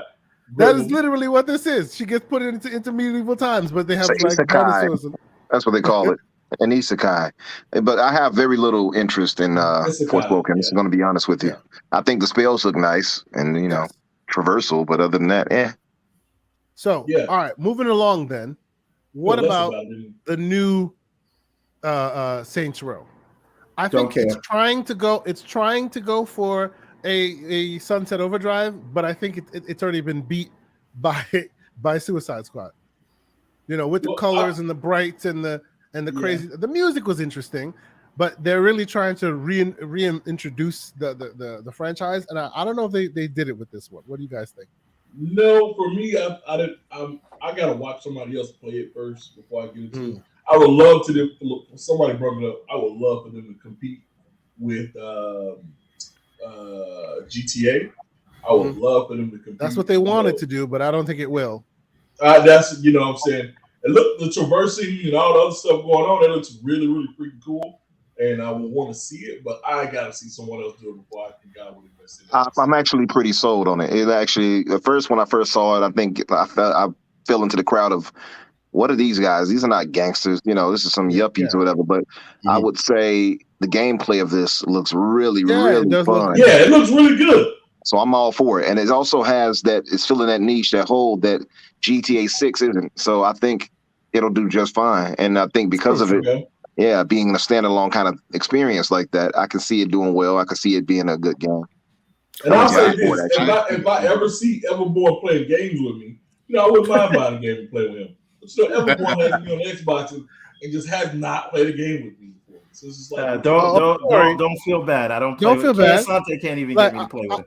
I do 3 podcasts with the man, and I have not played a game with this man. I'm always playing. Sad. Touchy subject, huh, Everborn? It's always a solo experience for me.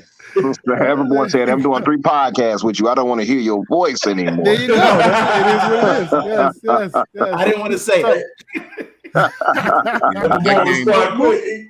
Everyone looks more like 1 and 2 now to me. It looks like it looks more like 1 and 2, right? Is that a good thing or a bad thing for you? I think it's a good thing. I think the last few games were they were too far out there. So I was a big Saints Row fan before. I wasn't a fan of the last 2 games. It was just too crazy.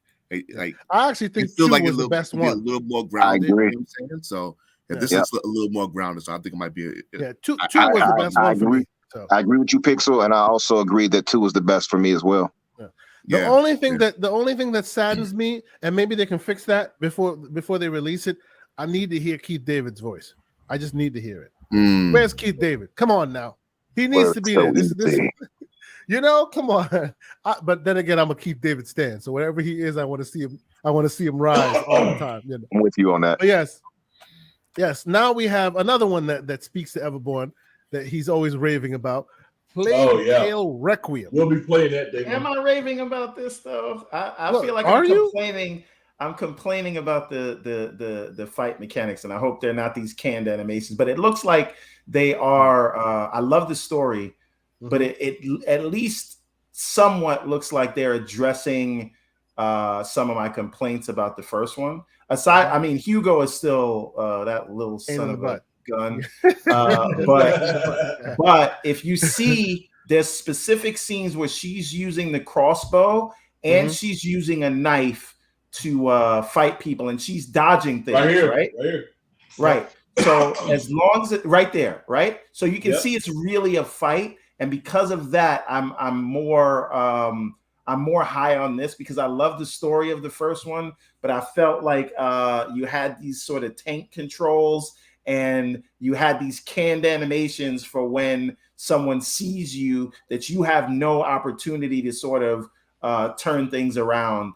And it's just like if someone gets close enough, you can't run away, you can't dodge. It's just we're going to play the same animation over and over again. And I'm like, is this a QTE game or is it an actual game?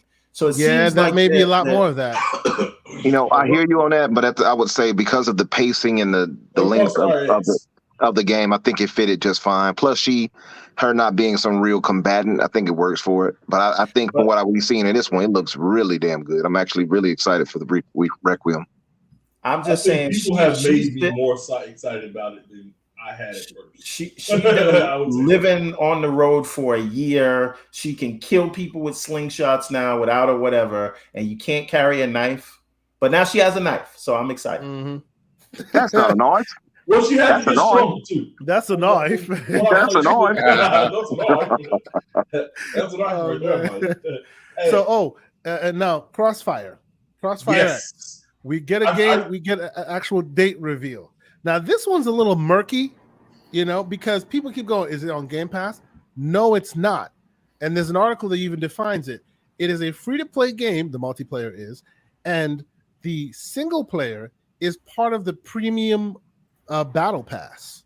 So if you want to play the single player, you have to buy the premium battle pass, which comes with the single player. That also makes me think that this campaign is going to be like Hive Busters, and it'll be like 3 to 5 hours. Possibly, we don't know. Well, like I'm waiting. Yeah, you're right. But if it was, that'd be surprising since the game has been delayed so much, and it was supposed to come out a while.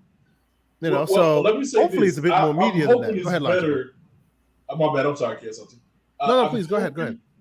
I'm hoping it's better. It looks like it's going to be better than Battlefield. I'm a huge Battlefield fan. I look for Battlefield and its success forever. But if this game is going to, replace my Battlefield feeling, I'll be happy, and I sure will welcome it. Because I've been playing Battlefield since back. Yeah, it is speaking the Battlefield language a bit, but I love the art style. It seems very gritty and real, and it's kind of it's like half Battlefield, half Kojima game, a little bit. Yeah, that crazy. I can see that. Yeah. The particle effects are really, really dope too. By the way, it is something. It's beautiful looking. I gotta say, if nothing else, I'm a pixel peeper. I'll be there. I'll be checking it out. If it's a crappy game, it will be, but it's got me. Seeing that little suit right there, it looks kind of like Crisis like. Yeah, piano suit. So I'm there for it. It's just surprising that it's taken so long for the game to grace our screens. But hey, here we go. And we have February release. Yeah, so February is going to be the ruin of people's pocket, ruin marriages. indeed. So Valentine's Day is about to suck. If I'm not mistaken, I think that was the end of all the trailers. Now, I mean, I skipped over some. I skipped over Metal Hellsinger. I skipped over Warhammer, Among Us VR. Warhammer. They showed like 5 times. Warhammer, yes. That one looks good. That was one of my most had me the most excited. That looks spectacular. Yep. It had a very Gears of War kind of vibe to it too. But Warhammer showed 3 different iterations of Warhammer or 4. Let's go. There we go. We'll do Warhammer as well. Yeah. So here you go. Yeah, this is fire. So y'all are excited? Oh, Everborn, you're on mute. If you're no, I said there's another big one that I think you skipped. They showed gameplay from it. It wasn't Warhammer. It's this new. It's a new IP. I can't. Let me see if I find it. Go ahead with this. I'll go. No worries. Yeah, let me know if I missed it because there was just so much. I was copying it as I was going along. I'm sure I missed something. I think he might be talking about Arc Raiders. Yeah, that's it. That's the one. Yeah. I definitely did miss that, and I actually wrote that down too. I don't know why I didn't post it. Let me see. Arc Raiders. Arc Raiders actually reminded me of Generation Zero, about a prettier version. Yeah, I can see that. Oh, this is, by the way, I paid for it. Go ahead, everyone. I was just saying this is officially the longest episode of the Gaming Circle podcast. See, this is what I was trying to avoid, man. See, but you know what? That's special though. It's our last episode for the year, so that's good. It is the last episode for the year for sure, and we've had a consistent, like good amount of people watching it. So I really appreciate it. Thank you guys so much for sticking with us. You know, the slander continues, people. Our wives are gonna kill all of us, and Slow-Mo was the only smart one to get out of Dodge. Hey, look, the good thing about this is my wife worked this Saturday. She works 2 Saturdays out of the year. For she's a dental hygienist. And it's funny because I found these 2 weeks, I was like, yes, she's not home. I can do this. I won't have any interruptions. I can make an excuse because I ain't going to get the girls some hair ready for church. I'm like, yes. Y'all know I love y'all because if it wasn't for this, it'd be Halo. And clearly, I'm here, even though I should be playing Halo. Halo from this time. I'm going to let y'all in on a secret. I've been playing Halo when I've been muted.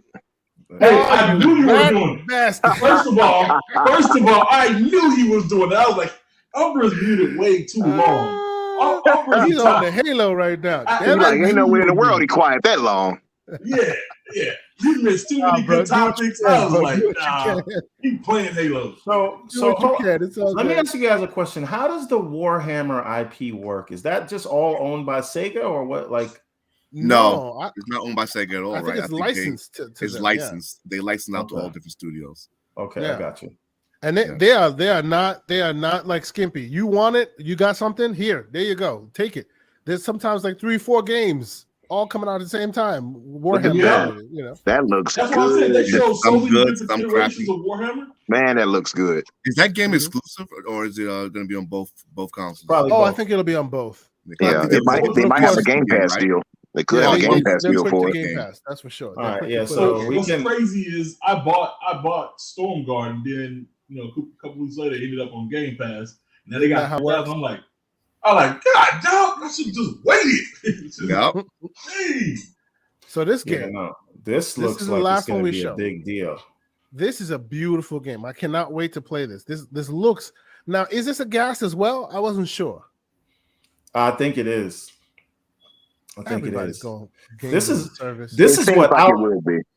Yeah, this is what Outriders should have been. Yeah, you're right. Yeah. You're right. I would say, to me, if you all haven't played Generation Zero, this is very, to me, reminiscent of it. Except I was for playing it last week. I was playing Generation. This, remember, Everborn? I was showing you the game that I said that this is what happens when the Terminators, like when Skynet like drops the bombs. And the robots come everywhere. That's Generation Zero. Generation Zero is more like obviously in a more grounded world. Swedish. Swedish where Aaron resides, but this right here is more fantastical as far as the landscape. But other than that, and it's much prettier, obviously too. See, but the only thing that got me worried a bit in the beginning was too many drones. Is that all you're fighting? There needs to that's what I said that too. Yep, same. And I hope it's not just shooting, man. I'm getting tired of. I'm not saying I'm getting tired, but I want games to have an element of both sword, gun play. I'm getting tired of it just being a shooter or sword play. It's an easy place to go because it's tried and true, and everybody knows it, and literally controllers are built for that purpose. So they tend to always lean on that. This part where them fighting that was pretty spectacular. That's cool. Oh yeah, shooting the legs off, how they all jump to the air, and just kind of like blew them up. What surprises me is the art style allows for some really interesting realism that's going on right It does. Like, it looks if the characters weren't running around that world, you could believe that that's a video of something that you've seen in the world. Like, speaking of very which, good looking. What engine do you all think they're using for this? Because it's pretty damn good. I mean, it could be Unreal Engine 5. This is a new studio. I doubt they just built their own engine real quick. This could be Unreal Engine 5. This section right here looks like that demo that came out for Unreal 5 2 months ago. There's like a robot demo where it's blasting fire at a character. Yeah. It looks okay, so I'm about to say it is it's targeting just PS5 Series X. See, next gen only, and Steam. Hey, it is interesting. Now, this is the developer that had a photo with Phil Spencer like a couple of days ago, and I tweeted that the speculation began. I'm sorry. Was that the guy in a pink or red suit or something like that? I'm not sure about the suit, but he was literally a head taller than Phil. He was like 7 foot tall dude compared to Phil Spencer. Oh, I didn't see that one. And people were just like, "Yo, what's going on?" Very tall brother. Like he's a very tall man, and he's the head of the studio for Arc Raiders. At the time, they had this on their channel. So when I saw it, I did a quick Google search and I saw they had Arc Raiders, but there was no video for it, nothing. And then of course, days later, this comes out. So I looked it up. Like this whole I looked it up, and it is being made by Unreal Engine. It is the Unreal. It is Engine. Unreal, so it's probably Unreal. It's most likely Unreal 5. Yeah. I don't like this whole coming out in 2020 because it can easily be delayed. And so, well, you know, they're shooting their shot. Yeah. Doesn't mean they'll make it. Right. Facts. Well, every release year I see that doesn't have a month on it, I always tell myself it's slipping to the next year. Yeah, that's kind of where I was rule of thumb. All right, I'm getting texts and phone calls now, so we gotta. So it's time to wrap it up. Yes, it's time to wrap it up. So, and we've been able to successfully get to the very last trailer, including the one that I missed. So, okay, you're welcome. You didn't even let me say thank you, but okay, thank you to everyone who has watched this podcast, but specifically me. You're gonna get your roses. You'll get your roses. Calm down. For everyone who happened to catch any episode, actually, the Gaming Circle podcast started in 2021, and we are ending it in a very big way. We really not appreciate the podcast, just the where this is the last show of the year. No, of the year, obviously. People are very literal on the internet. You have to explain. Forgive me. Yes. This is the last episode of the Gaming Circle podcast for 2021. We will definitely be back in 2022, and we will want to do it in a bigger, better way. We're working on logos. We're working on different methods of broadcasting. Hopefully, we can upgrade the stream to at least 1080p, if not 4K. Goddammit! But we're doing it slowly, and we'll make sure that we do it right, so we don't have any mistakes. I thank everyone that happened to catch this, whether it be live in the chat or watching it later. All the episodes have seen tremendous growth. A lot of people following the channel. You humble us with all of your attention and all your time that you could be spending anywhere else, but you're spending here with us, and we appreciate that. Now, once again, I will also give roses because, man, he needs them, to my co-host, Mr. Everborn Saga, who I could not do this journey, who I could not be on this journey without. There is no man I would podcast weekly with more than you, sir. You bring more to this show than anyone else. You are instrumental in its success. So thank you, kind sir, for a wonderful year of podcasting. And 2022 will be much, much bigger and better, both on the Gaming Circle and on the Reel, which I think, and as we're doing the outros, you can speak to that. I think we will be doing a couple specialty shows of On the Reel, right? If I'm not mistaken. Yes. Go ahead and speak to that. We will. On the Reel, this is on the Everborn Saga channel on YouTube, so please go and subscribe to that, because I think there's like 350 here and only 313. I know. I said the same thing. But so let's. I'd love if we could get those numbers up, and we have some big things planned for that channel in 2022 as well. But for the rest of the year, we're going to be probably doing 3 specialty shows. So on tomorrow evening, I think we're going to do a special show on King Richard. Thanks, Eroticus. Appreciate that, right. Bro. King Richard, where it's kind of celebration of Black fathers, and and True Story, Kevin Hart and Wesley Snipes have a little mini series going on. That was good. And then we're gonna do another special episode, obviously for No Way Home. And you already know we're gonna have it's probably gonna be 4 hours where we're gonna talk about The Matrix. The Matrix. When that comes out. I gotta be there for that. So that's gonna be a very big thing. If you know anything about me, The Matrix is bigger than Star Wars to me, and I think Reloaded is the best one. Fight me, but that's not the show to argue about that right now. Not the show for that. So we're going to be doing episodes focused on those 3 things this year, and then we'll wrap it up, and we'll come back even stronger next year. And I want to thank everybody who supported the Kickstarter. We ended that, finished up strong. We hit our first stretch goal. So now everybody is going to get hardcover books for free. See how he says that? It pains him. I know. Because you know what? We were so close to not hitting it, right? And I was like, well, okay, it's fine if we don't, because then I don't have to go and buy everybody the hardcover books. But everybody who supported and has that Prince of Arcadia in their tier, they will be getting hardcover editions at no extra cost. Nice. So I got one already. There we go. Congratulations. Yes. Thank you. So yes, we will expect bigger and better from Mr. Everborn Saga in 2022. Thank you so much once again for being here, for continuing this journey with me. Logical. Thank you so much, brother. It's been a long time coming getting you in here. I appreciate you being here, good sir. Tell the fine people where they can find you on these Twitter streets. Hey, yeah, you can catch me in the spaces. I'm with Everborn all the time. So I know Kiyosaki come here, he drops knowledge just from a technical Marvel standpoint, and this guy is just a wealth of knowledge. I'm just glad to be around you, to know you. Same with Everborn. I just love, man, your passion, your hustle for what you do and what you believe in, and then I just see you succeed in it, and I just put my prayers and that everything you want to do, and it goes for all y'all, everything you want to do that you keep seeing success. I'm on my journey currently right now of opening up my own business and doing my own thing. There you go. So for me, I'm trying to slow down the spaces, but I love the conversation. So you can always catch me on the Twitter street. My name, as you can see, is @Logical. Same name on Twitter. You can go in there and follow me. Catch me in the spaces anytime. Thank you so much for coming through. And yes, that's the Twitter police coming for him now. those who are apprehensive on using spaces, I would say follow this man on Twitter. If he is in a space, chances are it's a positive space.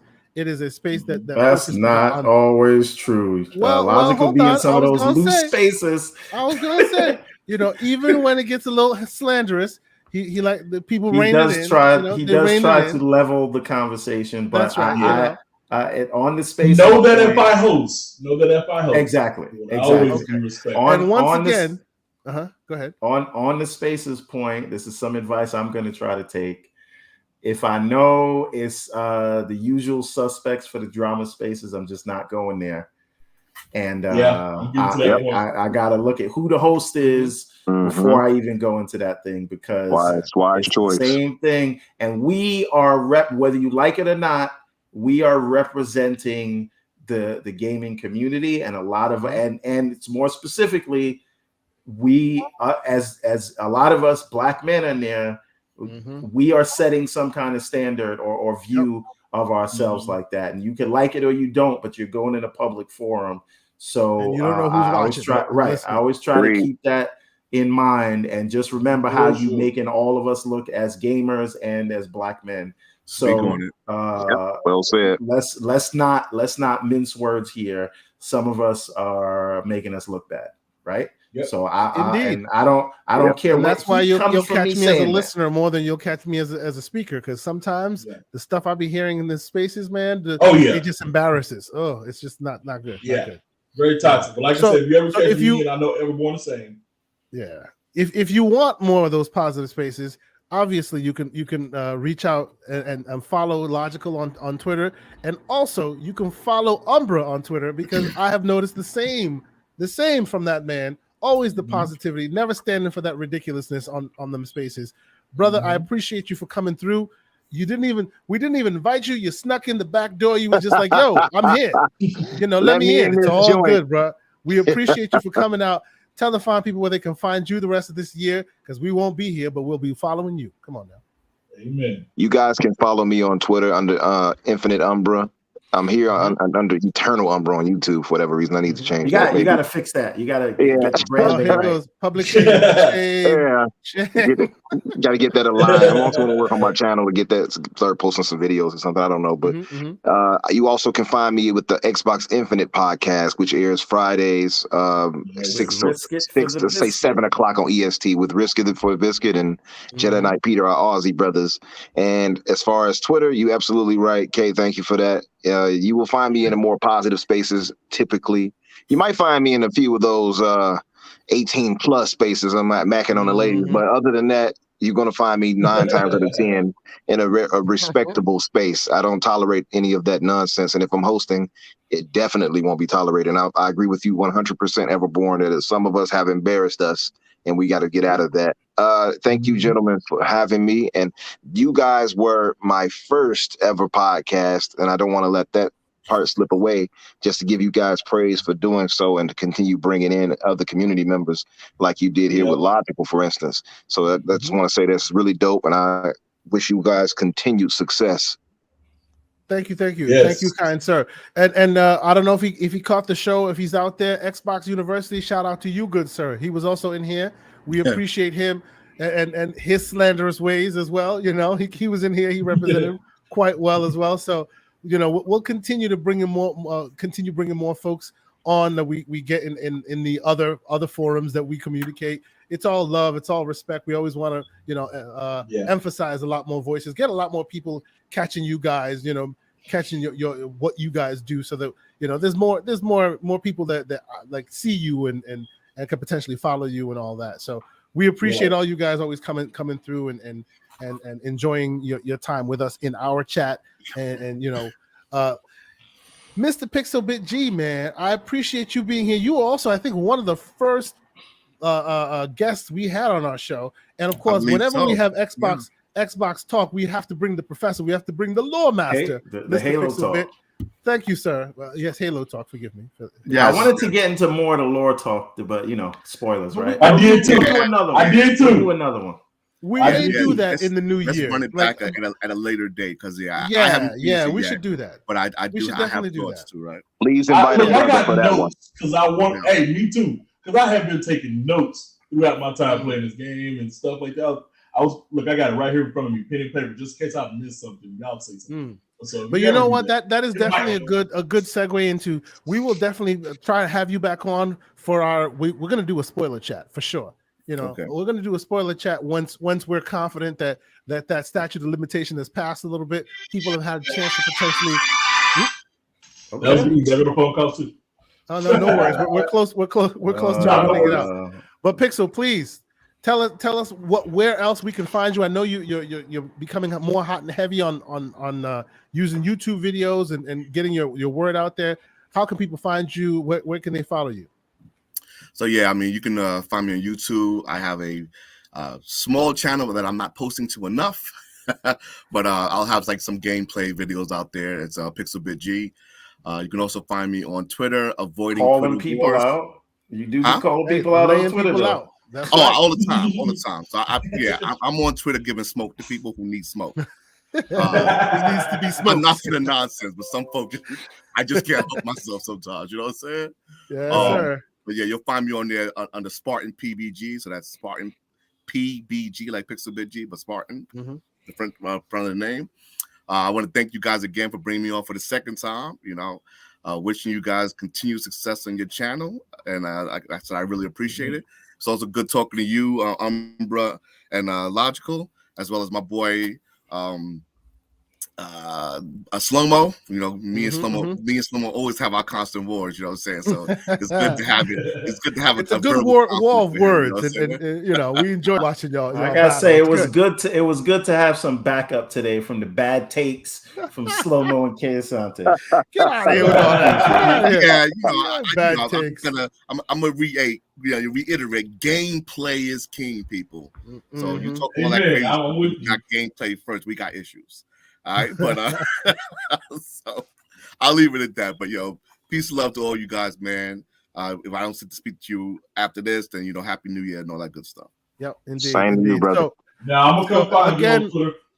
I already Again, followed. I will say both of you guys actually. Thank you guys, all of you guys, for checking us out. We plan to have K Mega 405 on, but I suspect he got caught by the Halo bug. He wasn't able to be up in time to do it. But shout out to him, great community member, who's always here, always representing. He's also another Halo lore master, so check his content out. He's very, very good. You know, we had a bunch of folks came in and out. You're going to see us on the Primetime Gaming. We're still going to do a couple episodes of that. And obviously, again, I said, make sure you follow the Everborn Saga channel. You're going to see on the reel. We're going to have a couple specialty episodes there as well. But it is time we cut this show off. We're done for the year. I have been standing here for 4.5 hours. It is time I go and I sit down on you. and play some damn Halo. We need to end this before there are more reasons for people to understand It Takes Two, if you catch my drift. For real. Indeed. So for my co-host, Mr. Everborn Saga, and all my wonderful guests, both now and the ones that have come before, we appreciate y'all. Thank you so much. You will definitely see us in 2022. We hope to come bigger, badder, better. And until then, we have a lot of wonderful older episodes to catch up on if you have not done so. Please like, please subscribe. We appreciate y'all. And until 2022, peace. Peace.